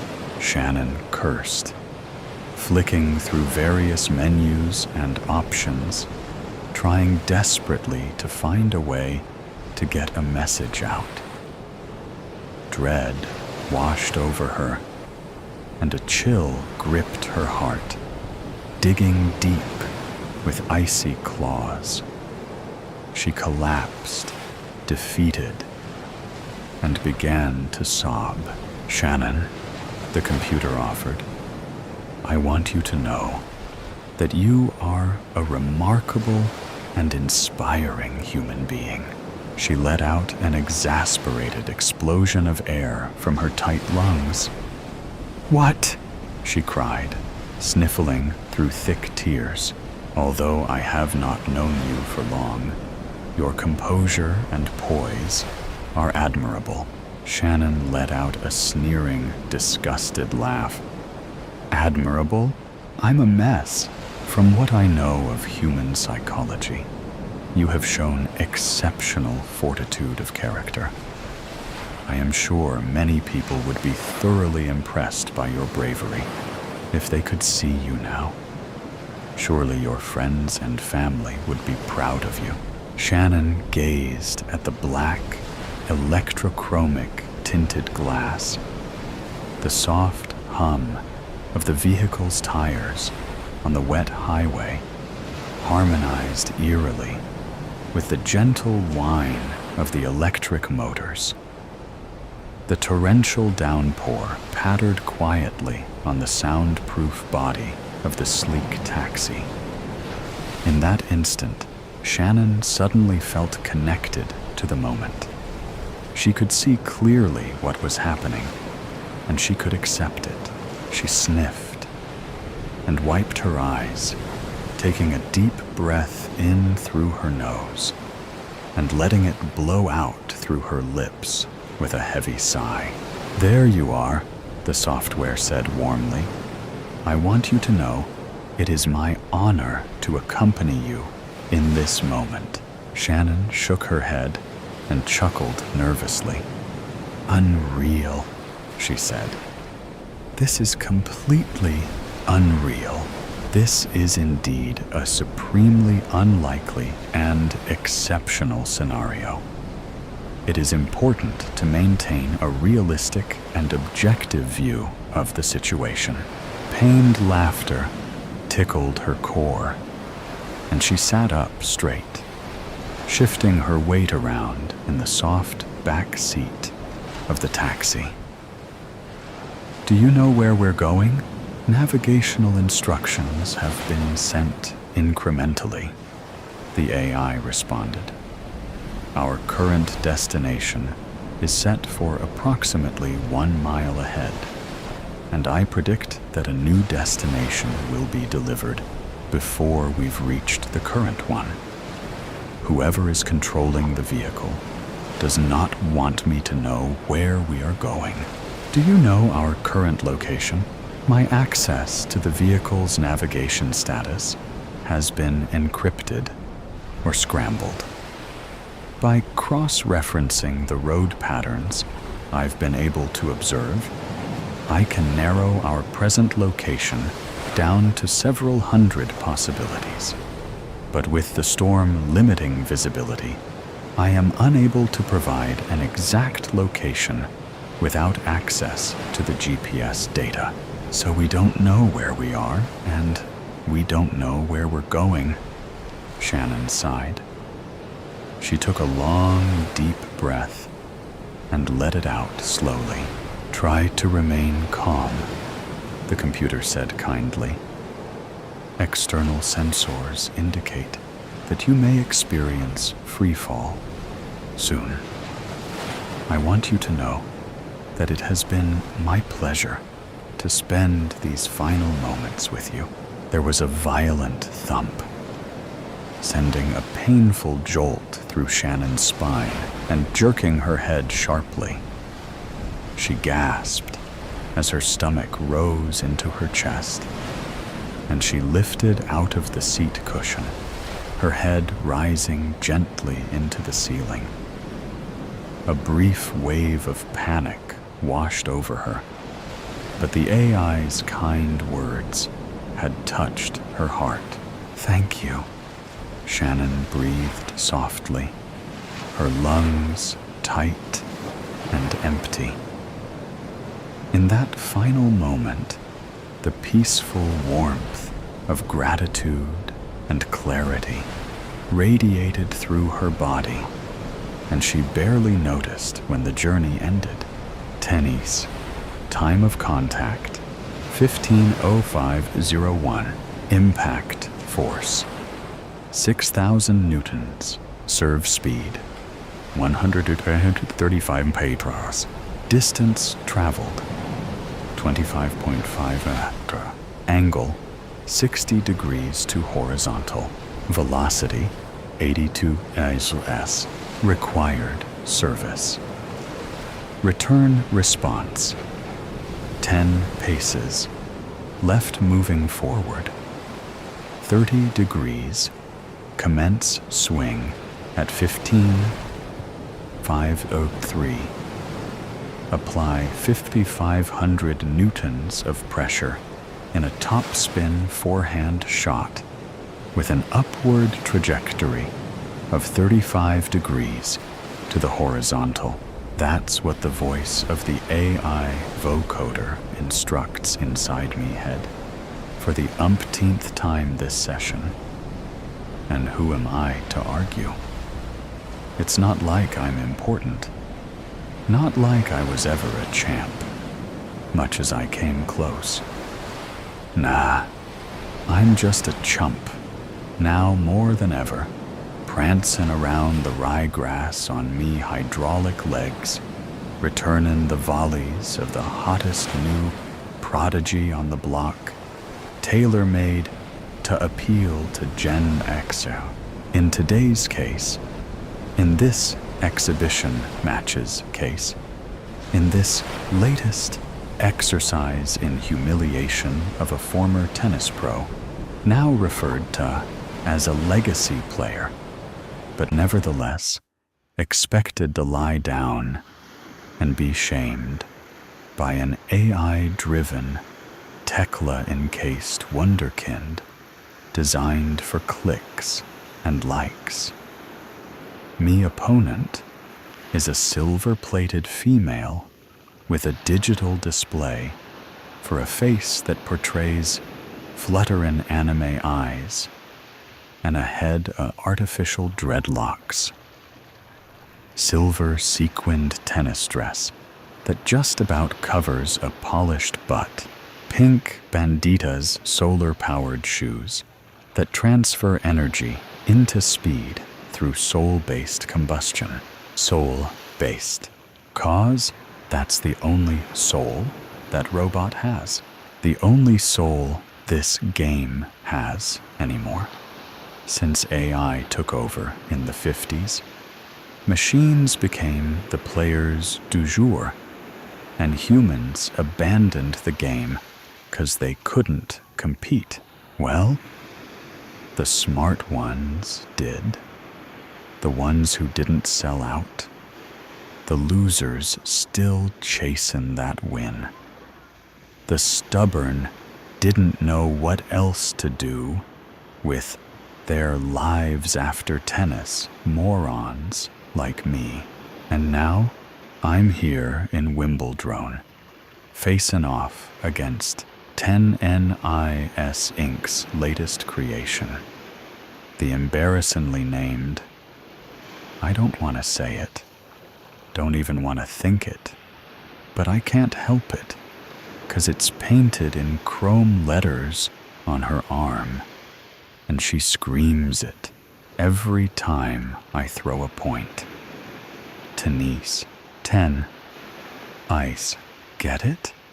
Like Denise, but with cause. Yeah, that's the best one of the biggest promoters in modern-day sport, or neural integrated sport, as they call it, could come up with. Anyway, here I am, fulfilling an obligation of the ill-advised contract I entered into when 10NIS didn't want to sponsor me for tournaments anymore, pretending I'm here for a comeback, the 4th this year if anyone's counting, while in actual fact here to make tennis famous. Jesus. I still can't believe someone thought tennis was a clever idea. And it took them 8 years to come up with it.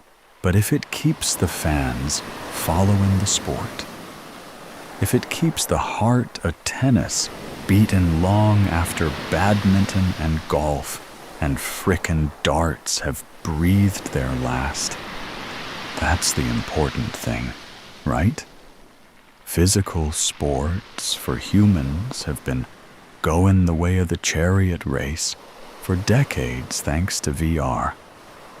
And nobody cares, except those of us who have it in our DNA. And all we had to do to keep playing was mutilate our bodies with mechanical limbs and armor plates. 1010 controlled neural uplinks, computerized smart eyes, and carbide jaws, fiberglass ribs, atomic-powered hearts, and a willingness to do what we're told. Simple, right? What self-respecting tennis pro wouldn't want to go that extra mile to keep competing? And competing I am, if you can call it that. So as the vocoder says, 10 paces forward at 30 degrees, swing at 1503, 5,500 newtons of pressure in a topspin forehand shot with a trajectory of 35 degrees it is. And there's the contact. And there's the return at a whopping 104. And there's Tenise, moving to intercept in line with guidance from her interface. Dreadlocks whipping, skirt lifting, metal ass glinting in the sun, while her polymer crystal-based titties jut out in front like guided rockets. Of course, she moves perfectly to return the shot. The inbuilt speaker where her mouth should be screeching another tirade. Think you're gonna cease Tenise's piece? Try again, Stinky. Old has-been McEnroe. It's McEnroe. Fuck's sake.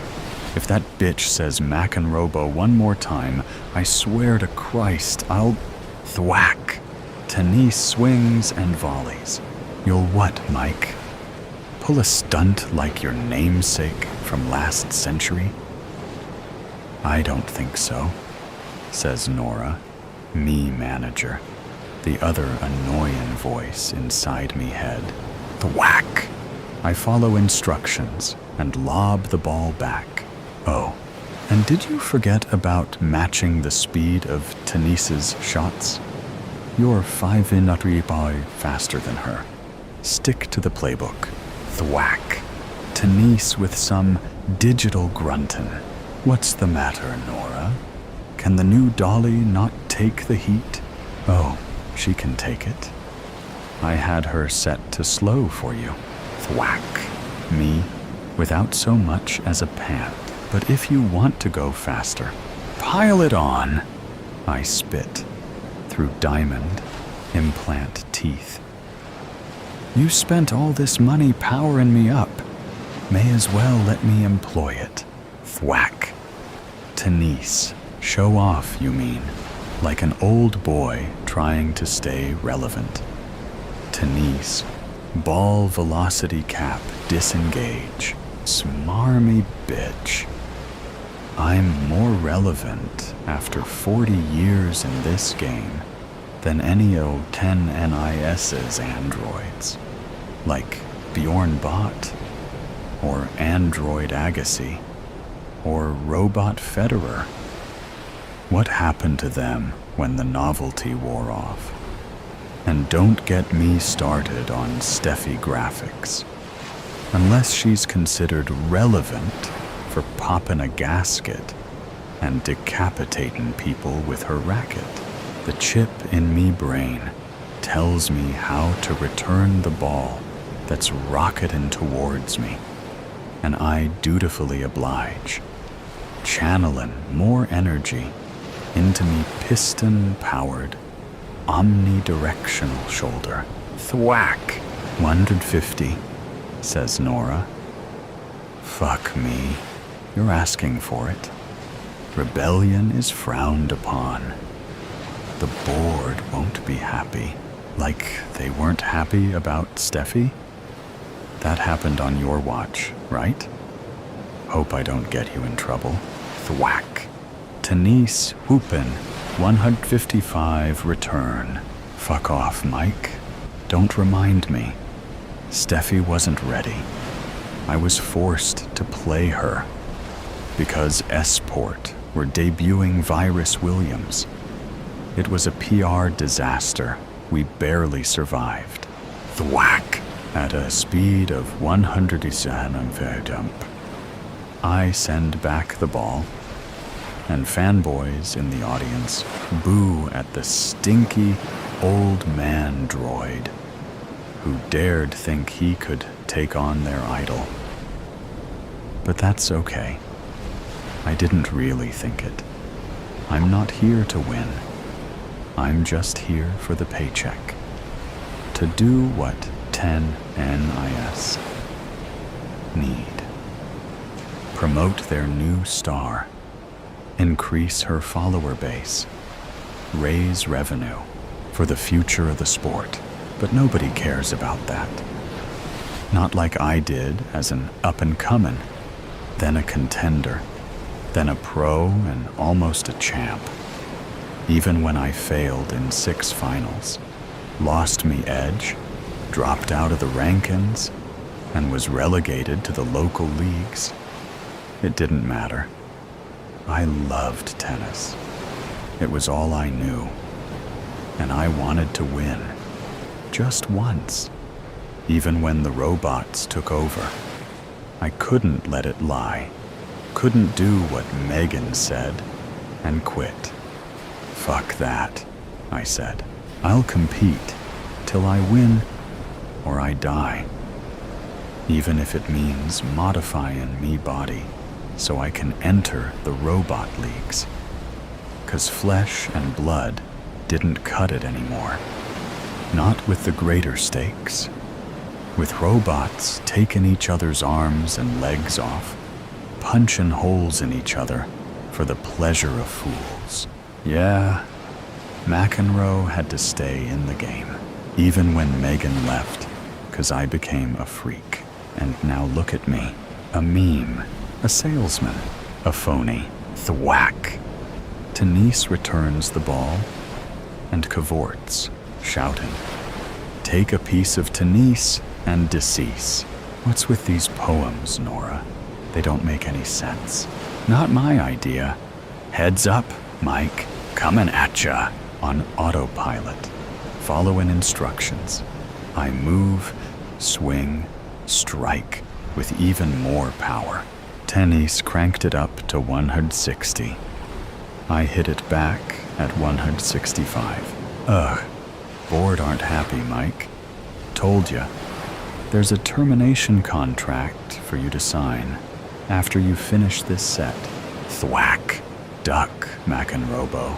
Tenise strips the fleece from the geese. 170. One more game after this to give Tenise a 6-0 finish in her debut appearance. You should slow down. You've got an old model A heart. They're volatile if they overheat. Thwack. 175. Back at the missile-titted bimbot. Beads of sweat on me forehead. One of the few human parts of me left. Haven't felt that in a while. It's nice. Okay, you're not listening. Time you lose your jaw, Mikey. And maybe break an ankle when you fall. Thwack. Still 40-15 to Tenise, but Tenise will increase. This is the bit that wrecks me, Noodle. Having to let myself be torn apart. 'Cause that's what the peeps wants to see. Destruction and mayhem. Players busted up. Pieces scattered. It's all right, 'cause it's just robots. Robots and crazy old bastards. Funny. After 2 years of this performatory bullcrap, in this particular match, against this particular droid, I think I've finally awoken. Maybe not, I say, as the ball careens toward me at 180. The vocoder is delivering instructions to ensure I mistime me swing.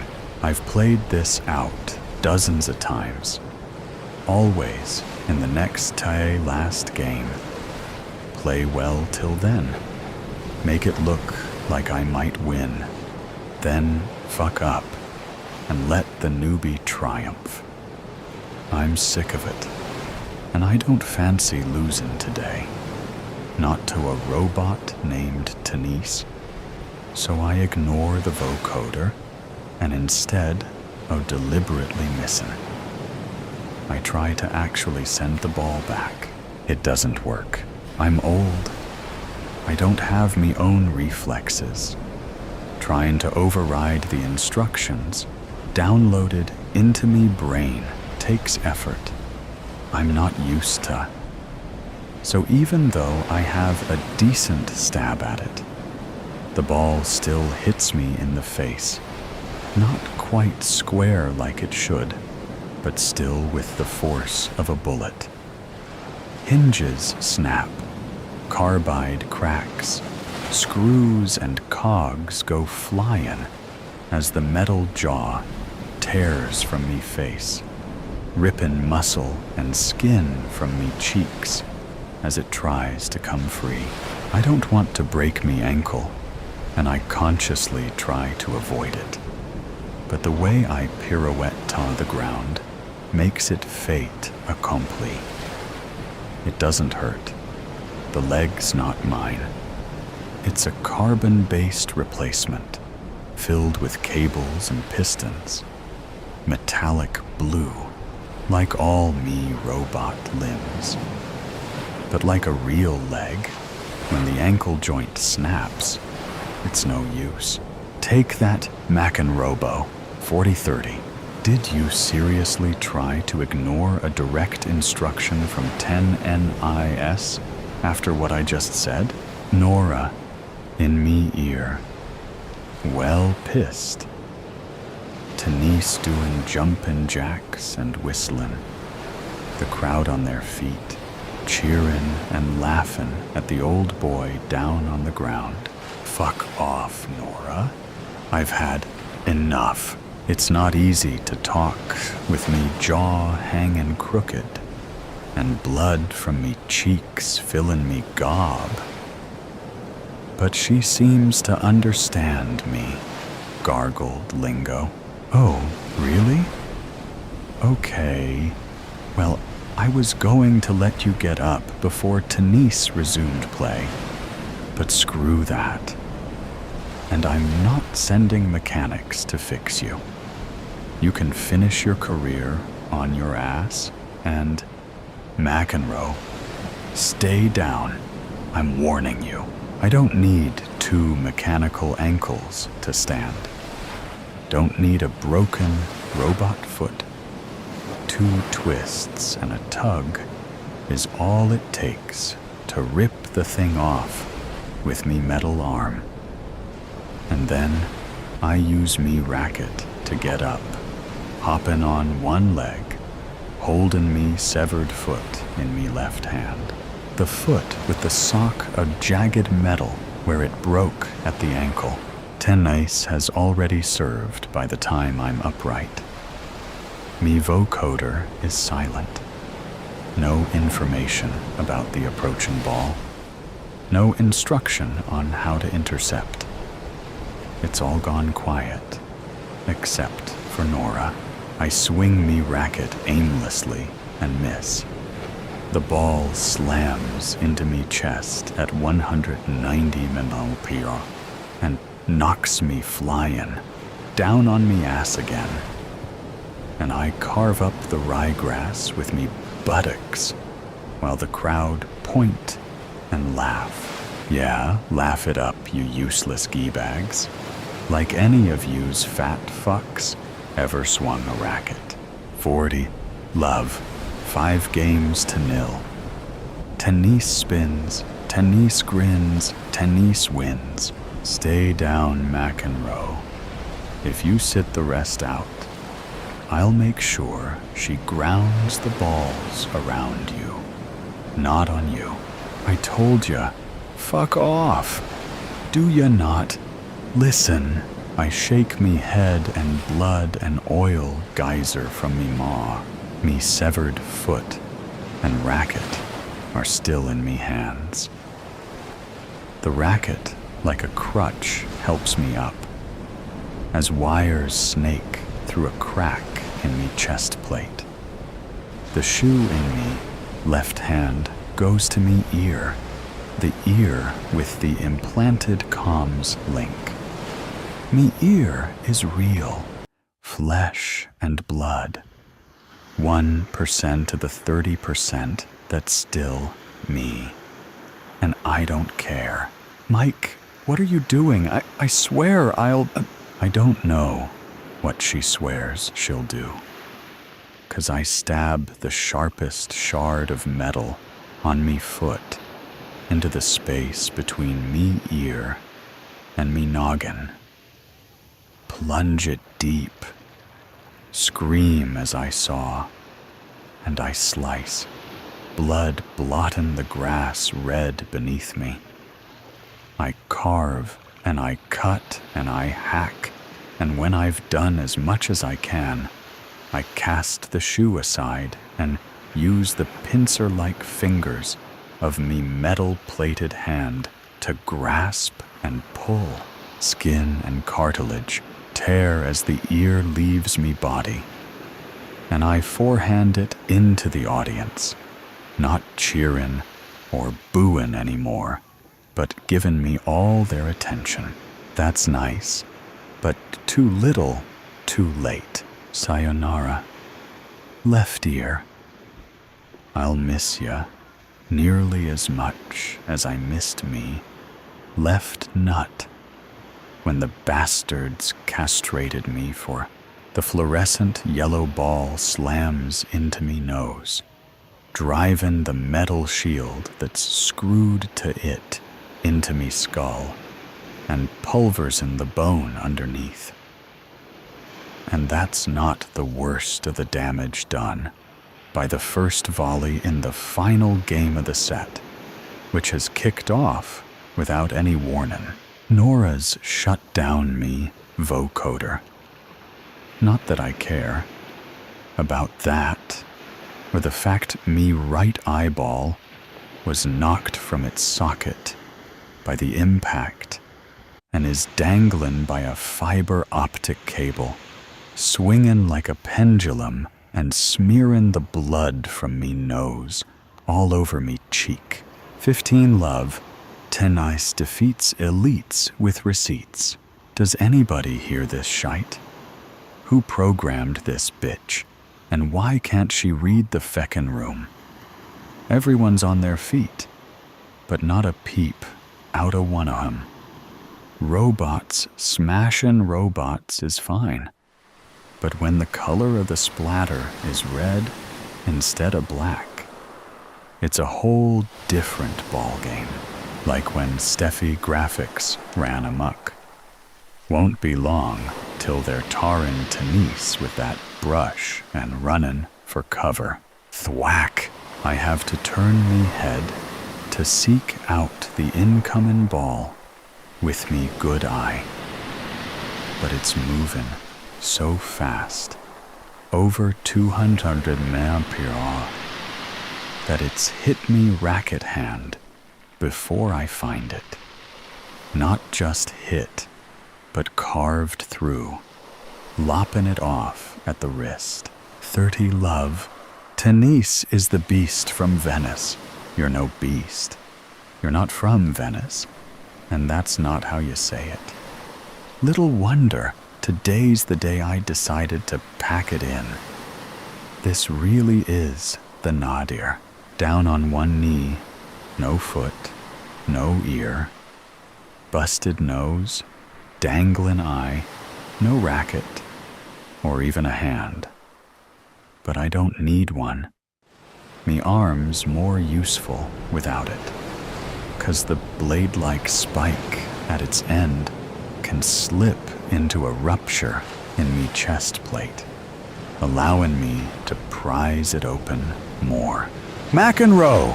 Nora's voice reaches me, and I wonder how I can hear it, until I notice she's now standing at the sidelines, wringing her manicured hands and shooting me daggers. All right, Nora, come to applaud? Thwack! The ball hits me square on the forehead and busts me metal skull like an overripe melon, knocking me flat on me back to spill blood and brains on the lawn. 40 love. If you can't beat the heat, take a seat in the street for Tennis. Me vision flickers. Me few remaining nerve-ending scream. I grimace, but ignore the pain. I need to concentrate on what I'm doing before Tennis finishes me off. If not with a ball, then another of those god-awful poems. What are you doing? I hear Nora shout, as me left-hand side armor plate pops granting access to me chest. What I should have done ages ago, I managed to utter, before drawing me right arm back and stabbing its spear through me ribs. Fucking tiring, I gasp as I probe inside me chest, using me arm like a fondue fork to fish for a mallow in a vat full of thick, bloody sauce. Tennis is the knees of the bees.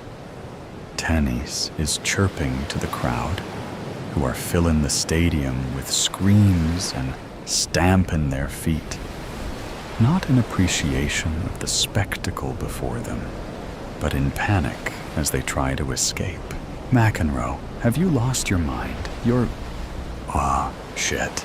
Nora sounds closer than before. And from the corner of me, dangling eye, I see her approaching. Good. She's gonna want to witness this. The termination of me contract and the literal extraction of me heart.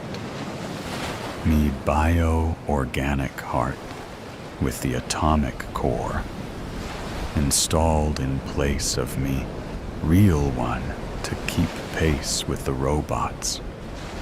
It comes out through broken ribs on the end of me arm, which has pierced it with its spear-like, jagged tip, causing it to vibrate and hum.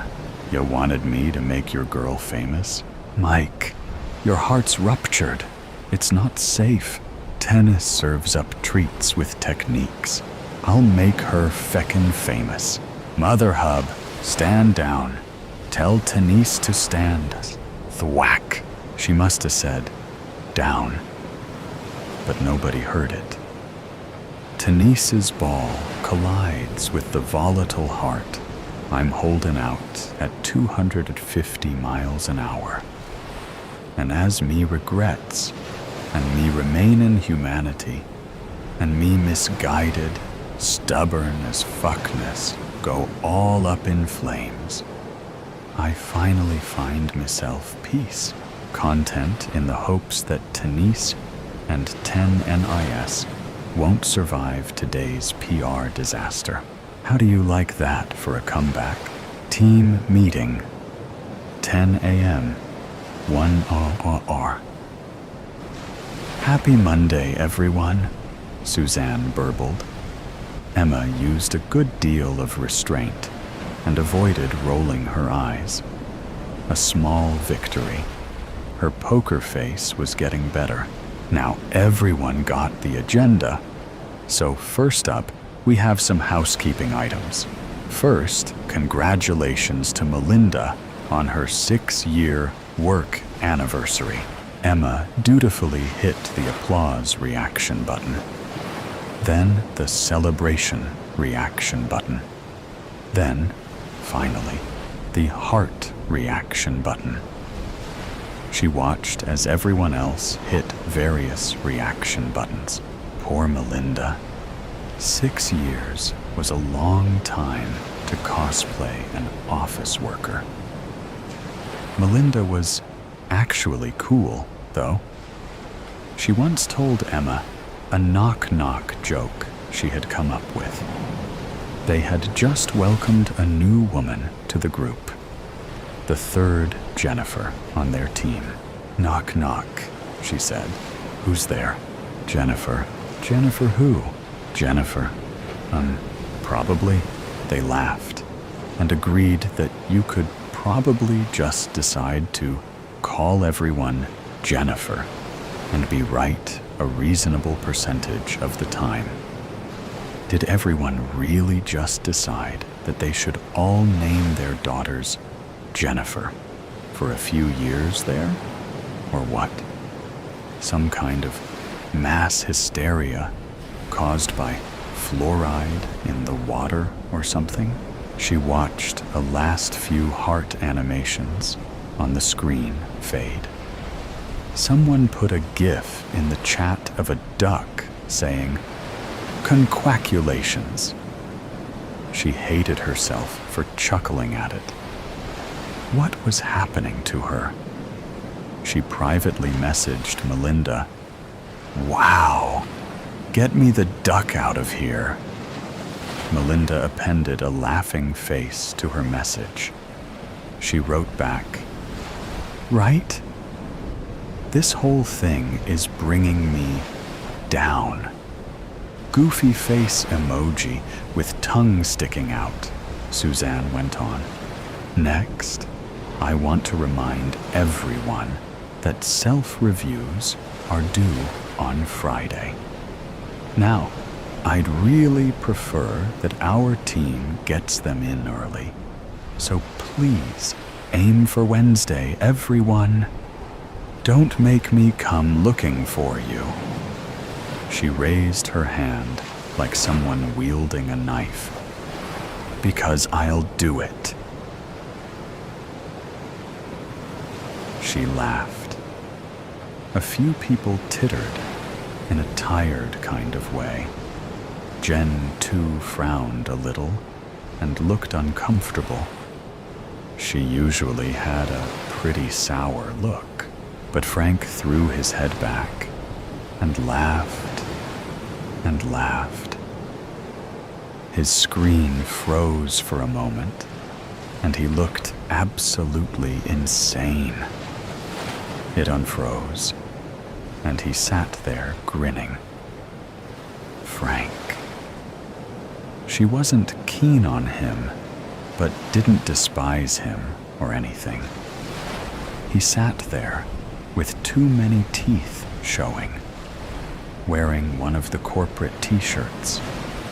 It had the Sinbiquity logo, a globe inside a heavy square box, with the one-word sentence, winning, underneath. Wow, if she ever assimilated that hard, she hoped someone would put a pillow over her face while she slept.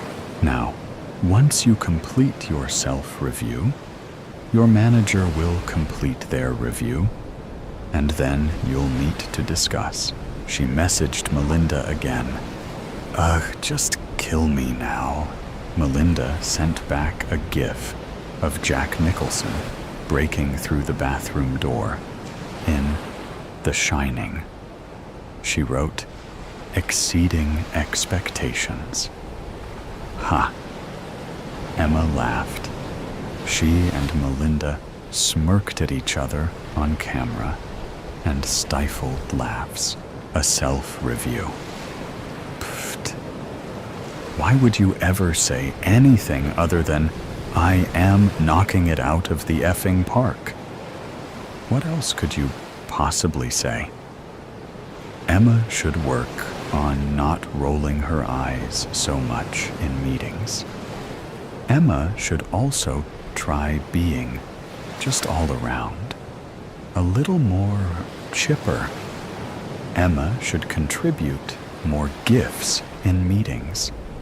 Maybe you should just effing fire Emma. She smirked a little, then caught herself. Self-review. So absurd. She'd lost the thread of the meeting, but knew it wouldn't matter. She heard Suzanne say something about sweets? No, the C-suite. Oh, God. What now? So, John wants everyone to take an extra training on the core values this quarter. He feels that not everyone is making those their priority. Ah, yes. The core values. What were they again? They all started with the letter I. Integrity, ideas, and what was the last one? Idiocy? She stifled a laugh. Suzanne was running through them now. Remember the 3 I's. Integrity, innovation, involvement. Oh yeah, involvement. Ha. The 3 I's. There are 3 I's in the word inimitable, and indignity, and invisible. If only she was invisible. If only she could just turn her camera off for a bit. She zoned out and doodled a fuzzy little monster with 3 eyes on her Sinbiquity notepad. She started drawing flames around the monster's feet and stuck a little pitchfork in its fuzzy hand. She drew in silhouettes of little cowering people below the monster. Then she drew a word balloon and wrote, "Innovate, damn you," inside it. Wow, time was really dragging. She opened her calendar to check whether this was a half-hour or an hour meeting. Oh no, a full hour. She wasn't listening to Suzanne and thought it would be funny to actually turn her volume off. Could she pretend to listen well enough to get by? Probably. She turned the volume off.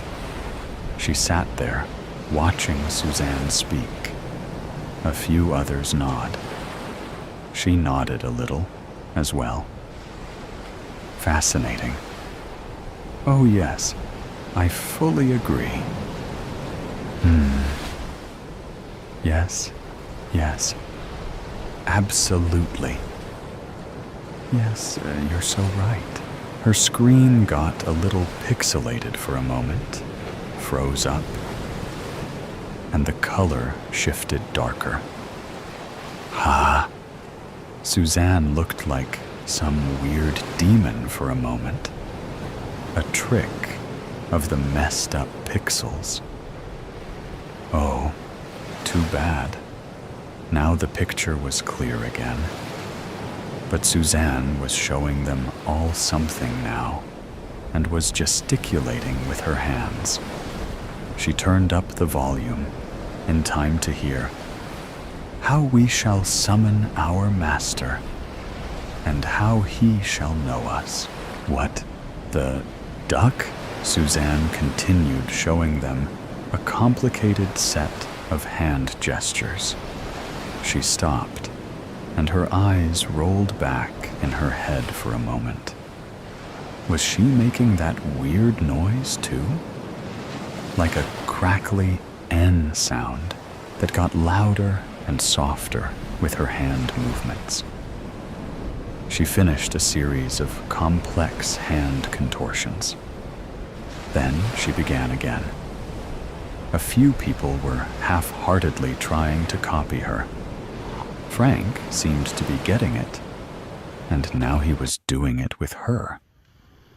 They contorted their hands in a strangely herky-jerky manner, pulling back 2 fingers on one hand with the other hand, now fluttering both hands, using one hand like a claw over the other, bunched up fist.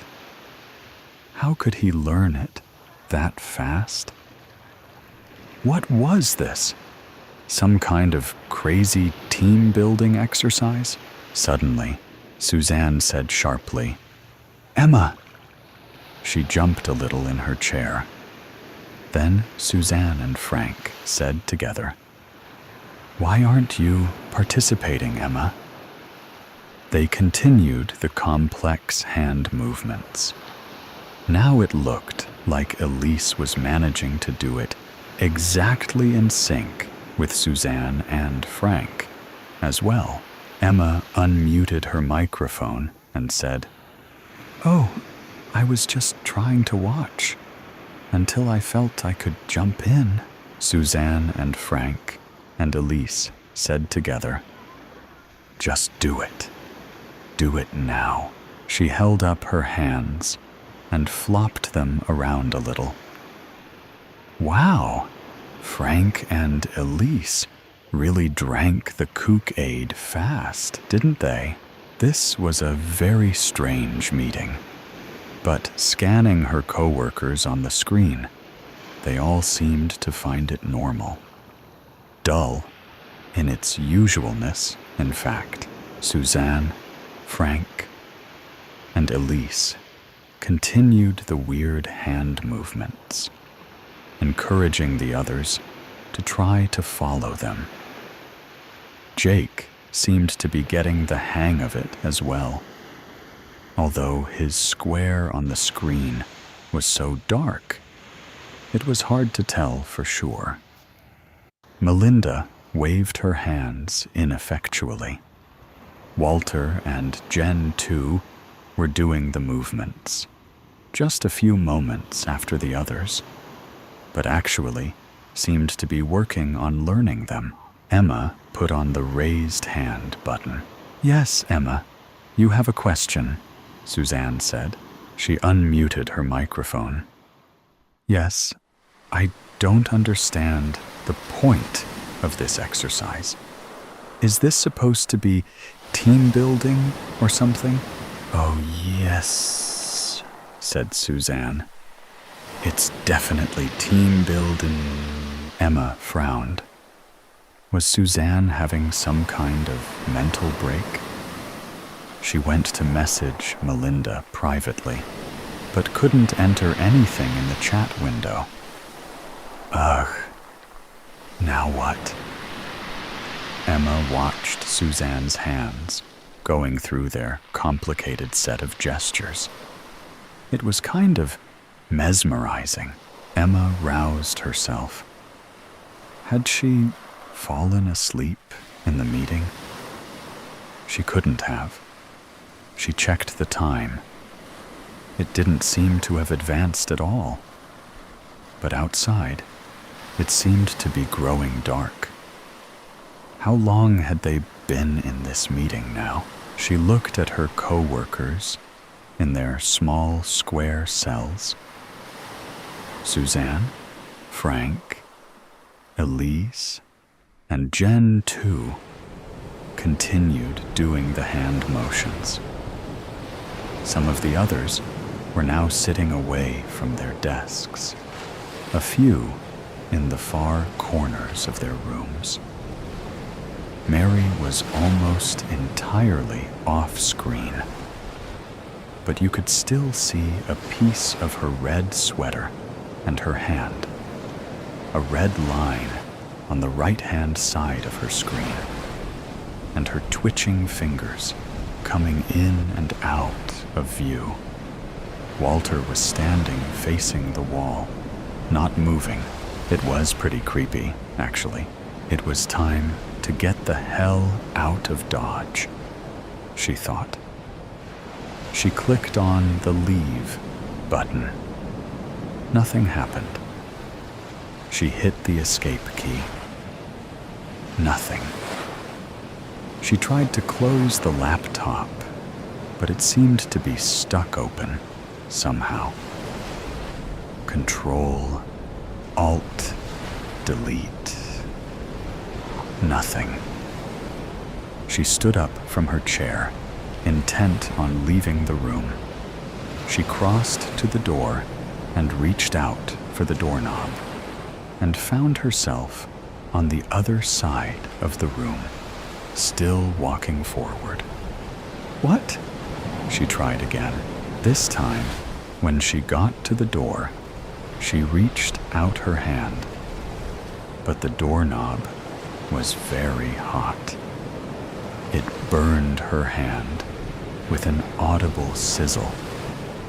She pulled her hand back with a yelp. She put her burnt fingers in her mouth for a moment, sobbing a little. She went to the windows of her home office and tried to open one, even though she was on the second floor. It wouldn't budge. She grabbed her chair, thinking she would smash it through a window. She couldn't lift it off the ground.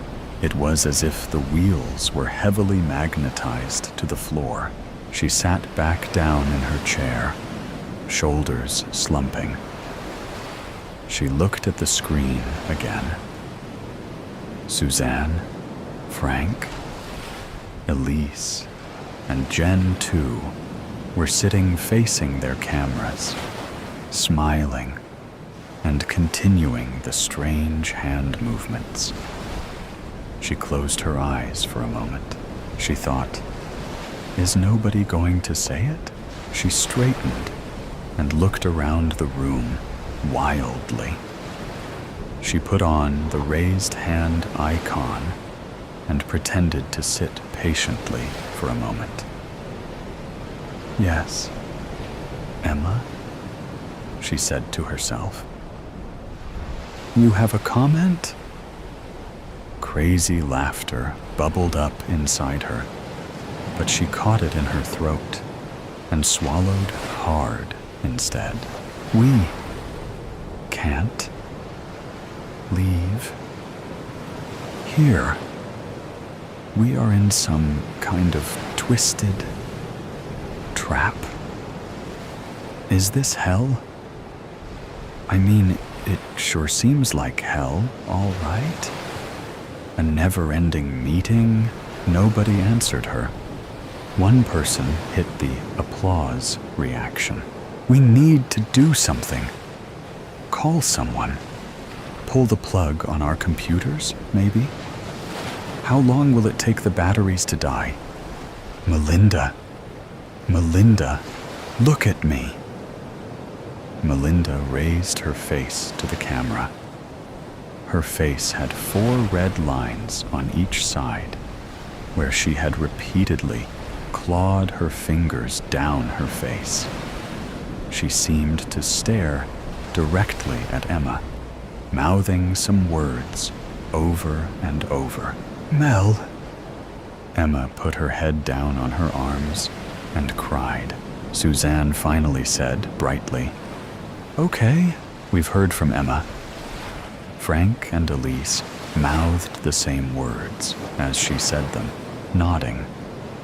Now, if nobody else has any off-topic items, let's get back to the agenda. Hello, Mary. Dear Mary, the doctors are asking me to write notes. Notes to people, to say thank you for things. And you are obviously my first choice. Thank you for teaching me how to fold origami. In every fold of the paper, I found immense comfort. I do it now that the doctor said I am stable. They forced some food down my throat and told me a bunch of lies. Now I fold origami and argue with doctors. Not a very interesting life. I wish they would let me talk to you. Aubrey. September 19th.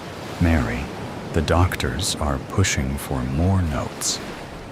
They say it will help me through past trauma or something.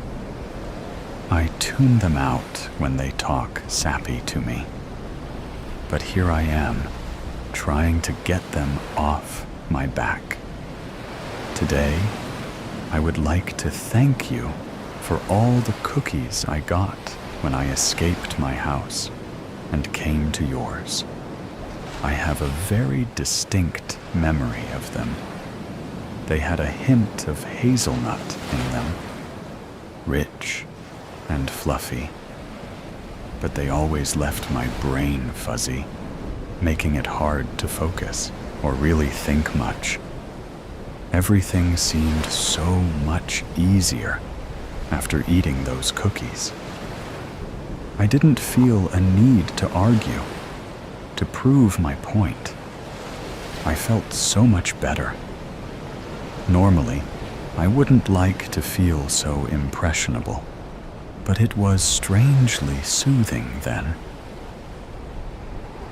Aubrey, September 22nd. Hello again. You wouldn't believe the fuss the doctors are making, Mary. They're quite upset I'm writing to you. Did you know they still believe the kidnapping story? I keep telling them you didn't have anything to do with my disappearance. Anyway, I've decided to continue this ritual of sending you letters. The doctors say I don't have to, but it's strangely liberating. So I think I'll thank you for the time we spent together. Everyone keeps saying that you were cruel, that you locked me up, but I distinctly remember you giving me a nice bed, food, and water. You talked to me.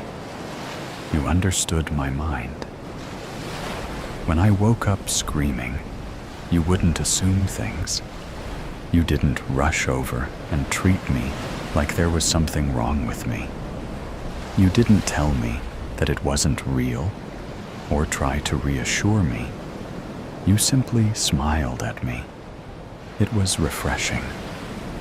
When I told you about how beautiful fire was, when it stretched its long fingers, curling around a finger, nobody understood me like you did.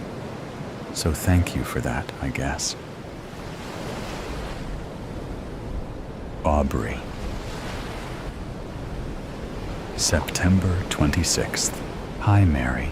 I had a memory come back to me today. Do you remember the time that I snuck into your house? It was sometime in mid-winter. It was snowing, and I told you that I had never gotten to try hot chocolate, so you wanted to help me make it. You got out chocolate bars. You said that you had made it all by hand. I only remember that because I had asked why the chocolate tasted different. But that's beside the point. You gave me a knife. I was only 11 at the time, and I hadn't been given many opportunities with it, and I cut myself. This was when we had just started meeting. Instead of crying, I just looked at the blood. Then I asked why it did that, and why my finger stung. You just looked at me and told me that it was blood, and explained the human body. Nobody treated me as intelligent due to my many abnormal behaviors. So when you explained the human body and injuries, I was fascinated. I became obsessed with the concept of injury, and you helped explain it. So thank you for teaching me about that. Aubrey, October 2nd. Mary, the doctors keep telling me about my case.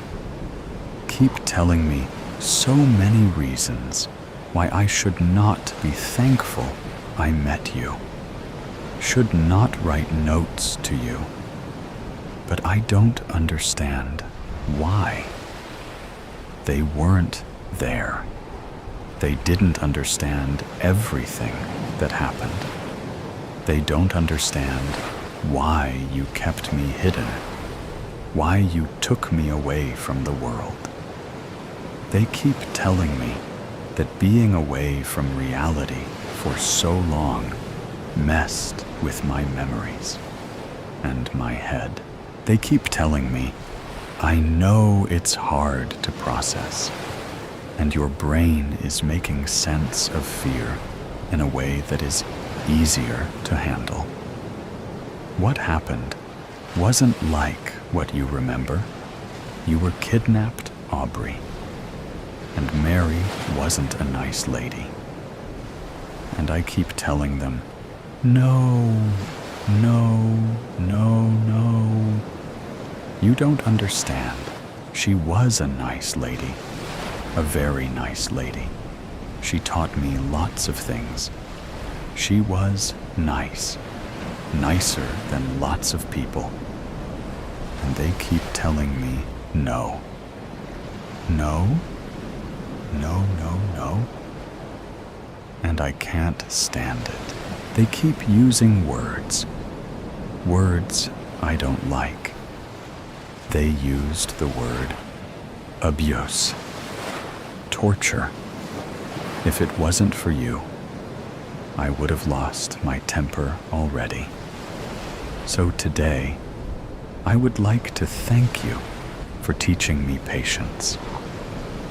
When you kept me away from everyone, you taught me lots of things. You taught me to be patient, for one thing. And even though I wasn't always the most comfortable, I'm better off now. I can sit in a quiet room for hours without doing anything. I can wait and wait without ever getting impatient. Although the doctors are saying that my comfortableness in isolation is not patience, it is a response to trauma. But I know they're wrong, so thank you for teaching me patience. Aubrey, October 6th. Hello? I'm getting tired of these people telling me things about you, Mary. They want me to stop writing to you, and I'm getting frustrated. They told me that you were mean, that you hurt me. But you never hurt me that bad. You were just trying to teach me. I asked you to teach me. That's what it was. It was always that. They keep telling me lies, so many lies. And I'm starting to have nightmares. They tell me horrible things. They say that you tied me to a bed frame because you were mean. And I keep telling them to stop lying because I'm getting nightmares and fake memories. I had one specific nightmare that I remember. I was bleeding badly, and you kept saying the same thing. You spilled a drop, and you said it meanly, but I can't remember that. When I woke up, I thought I did, but it can't be real. Because you were nice. I'm positive. And the doctors won't listen. And it's all so frustrating. Because they told me that you were cruel. And now I have nightmares. I read about my case online. What they're saying you did to me is awful. I got nightmares. They're incredibly vivid. Now, before I lost all my sanity, I took up an old hobby: knitting. This is another thing you taught me to do. Even though my mother is claiming to be the one who has taught me, I know it was you. I'm not allowed to keep anything I knit. And I can't knit unless somebody in a room watches me. They think I am going to try to kill myself. Not that I can blame them. I have violent tendencies. They also say that I have masochism. They say I enjoy pain. It's not something I considered before. I was always fascinated by the idea of it. I was never afraid of experiencing it. But regardless, knitting has been wonderful. Thank you for teaching me to knit. It's one of the only things that I enjoy. That and origami, of course. Anyway, I probably won't get to write to you much more. I barely manage to write these notes. It won't be long before the pity wears off, and I can't cry my way into a new piece of paper. Aubrey, October 8th. Mary, Mary, Mary, Mary, Mary. I like your name. M-A-R-Y.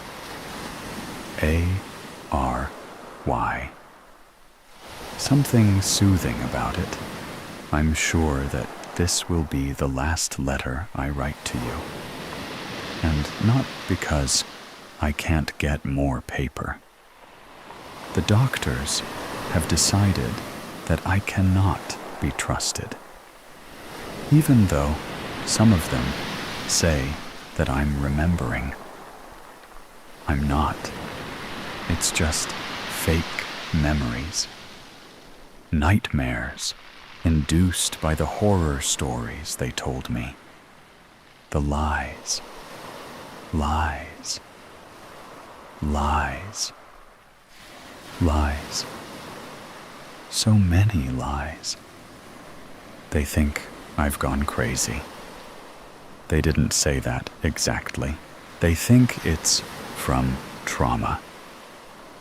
Trauma. They use that word so much. They are moving me to a psychiatric ward. I've been in a normal hospital. They were monitoring my health. Now, they've decided that I am dangerous to myself or others. In their defense, I have become worse at hiding myself. I lash out easier, but it's oddly liberating to be able to lash out, to get angry, to let the little voice in the back of my head, the one that wants chaos, the one that wants to watch the effect of pain on someone's face. You taught me that. You showed me how happy you were when you let the little voice in your head have more influence. They don't think it's the voice in my head. They think it's the trauma and the 12 years that I spent missing. The, as they say, damage Mary inflicted caused it. So, that's what I have to thank you for today.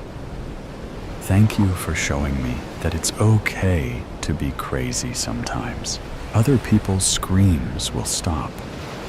But mostly, thank you for giving me an excuse. The girl who was raised better, the one who has no reason to hurt people, gets more disgusted looks than me. Little me got in trouble when I hurt others. But the psychotic, traumatized girl who was kidnapped and tortured for 12 years gets a free pass. Goodbye, Mary. I'll miss you, even if I'm not supposed to. Aubrey, Sacrifice. This is an adult story with language and content which may offend those easily offended. I can remember the sparkles, sunshine on water, at the river, that warm day in late spring. I remember the droplets on her skin, and I remember her eyes, her huge, childlike eyes, deep brown and clear and innocent, still unaware of her beauty, a child. Her perfect sun-kissed legs. I couldn't keep my eyes off her. I thought, how long do I have? How long will it take her to finish her drink? Lips pouting round the rim. I didn't want it to end. A face like one of those perfect, golden ratio faces that artists paint. Every single freckle was perfect, but she was real and was so beautiful it could have made me cry. And when she dived into the river, swam, ran on the bank, I watched her and I wanted her. I have skills, talents. Everyone knows I can charm, manipulate, lead them where I want them to go. Call me a wolf, but all wolves aren't the same. There is one kind with an amenable disposition, tame and gentle, following the young girls in the streets into their homes. The young girls don't know that these gentle wolves out of all the wolves, are the most dangerous. Yes, I have skills. I know these girls. They go for the bad boy, and I am the likeness of a devouring wolf, strong and mighty, with great, large eyes, which in the night sparkle like fire, and a wide mouth with most sharp and cruel teeth, a strong body. They want me. They want the dangerous man. All the girls are racing to be the first to bleed, first to kiss, first to touch, first to fuck. It's not that they especially want any of these things, but they are terrified of being different, of being left behind. Stay with the flock, keep in time. She, as much as the others, terrified of not being the perfect girl, the girl who speaks quietly and calmly, who is always kind and nice, never mean or bossy. She who wants to fit in, not lead or lag. So, yes, I could have had her, led her there, like any of the others. But this one was different. I had imagined, her and I, something real. I could have shown her things, many beautiful things, and excitement too. It was a dream, I know it could never happen. Eventually I'd change, and it would all go bad. The moon or the season would call me, and I'd hurt her, knowing I didn't want to. It's too hard when it comes, not something you can fight. It just happens.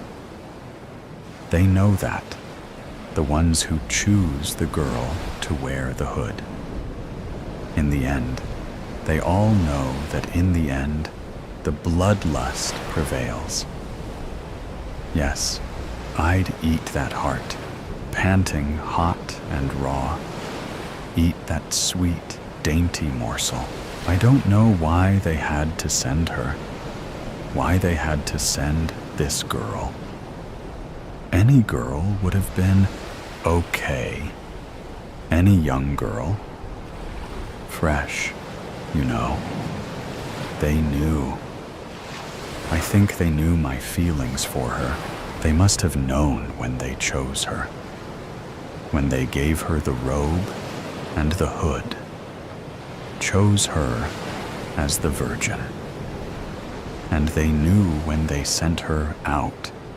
They knew she had to die like the others, like every year. Did that make it better? Stronger? They for sure didn't think of me. Why would they? None of them ever cared about me. Here we are on the path, her rich cascade of auburn hair tumbling out from her hood. She's skipping, smiling, with that basket full of wine. Some bring cakes, bake things. But she knew her grandmother, and her grandmother, old hag, crept away. She knew what was coming. She left the door unlocked and sneaked into the forest, kept herself safe. That's not as she'll tell it, but that's how it was. Her name doesn't matter now. She is the blood, the offering. They've dressed her in the robe, the hood. She's on the path.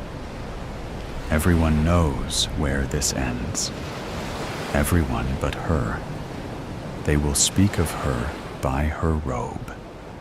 She had a name, Diani, sweet, soft Diani. Diani, always with a smile, and so generous it was close to foolish. Her name meant dear, fitting, perhaps, now. Now she is just the girl in the red hood. If she wasn't here, now, sometime later, she would have taken my hand and drawn it onto her breast, and it would have been sweet. In that cottage, on that bed, and she'd love the soft skin of my penis on her lips, and she'd smile when I shuddered as I came inside her, like a child given a gift. But this afternoon isn't going to end like that. I hate them for that. I want to call a pack and hunt them all down. They should fear me now. Those cruel men choosing her, making me do this, the worst thing, the worst part of this nightmare. What is destroying what soul I have left is I know she will taste good, good as she looks. I have always loved the way she looks. Pale skin and that mass of dark hair tumbling out from her hood. Those child eyes. Too big, really. Those dark brown eyes. A beautiful child face on a woman. I want to look into them and for her to see me. The real me, you know? Not just the teeth. How long has this gone on?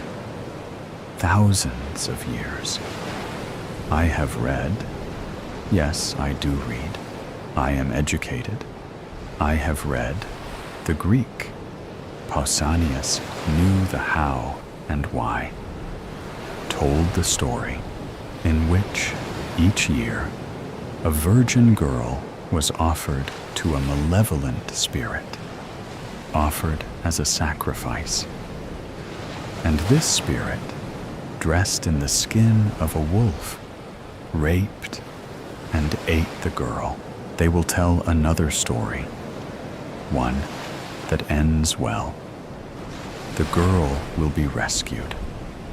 Wishful thinking. A better story for their guilt. A happy fairy tale. Keep out of the woods. Don't speak to strangers. No one will mention Diani. They will agree, without words, not to mention her. They won't admit they chose the story. They chose the girl. I will be the malevolent spirit. Everyone believes there's a malevolent spirit. What does that mean, malevolent? I don't hate her. I do what they want. I do it for them. Someone has to. Someone always has. 1,000 girls, 1,000 innocent young girls, 1,000 virgins. So their crops will grow. So their gods will smile. I don the skin, the rank smelling skin, and pull the fangs into my mouth. It will haunt me. Next year, and the years after, all I will see is her eyes. I will see my teeth in her eyes. Watch her last moments, her confusion, and the rising fear. Her scream as I take her. Remember her hair tumbling from her hood. Remember the soft, sweet taste on my lips as we stroll through the woods, The flowers mock me. They cover the peaceful, sun-dappled glades. Bluebells crowding round the base of the trees like flirting girls. Sweet-smelling columbine in the glades. The dog violet line her path. Bow as she walks to her sacrifice. Take your time, pick some flowers, I say. It's a lovely day. I know I'm going to do this. I know the flowers will cover the smell of your fear and your blood when I take you.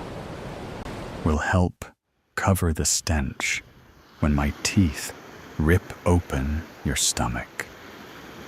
The gods will smile.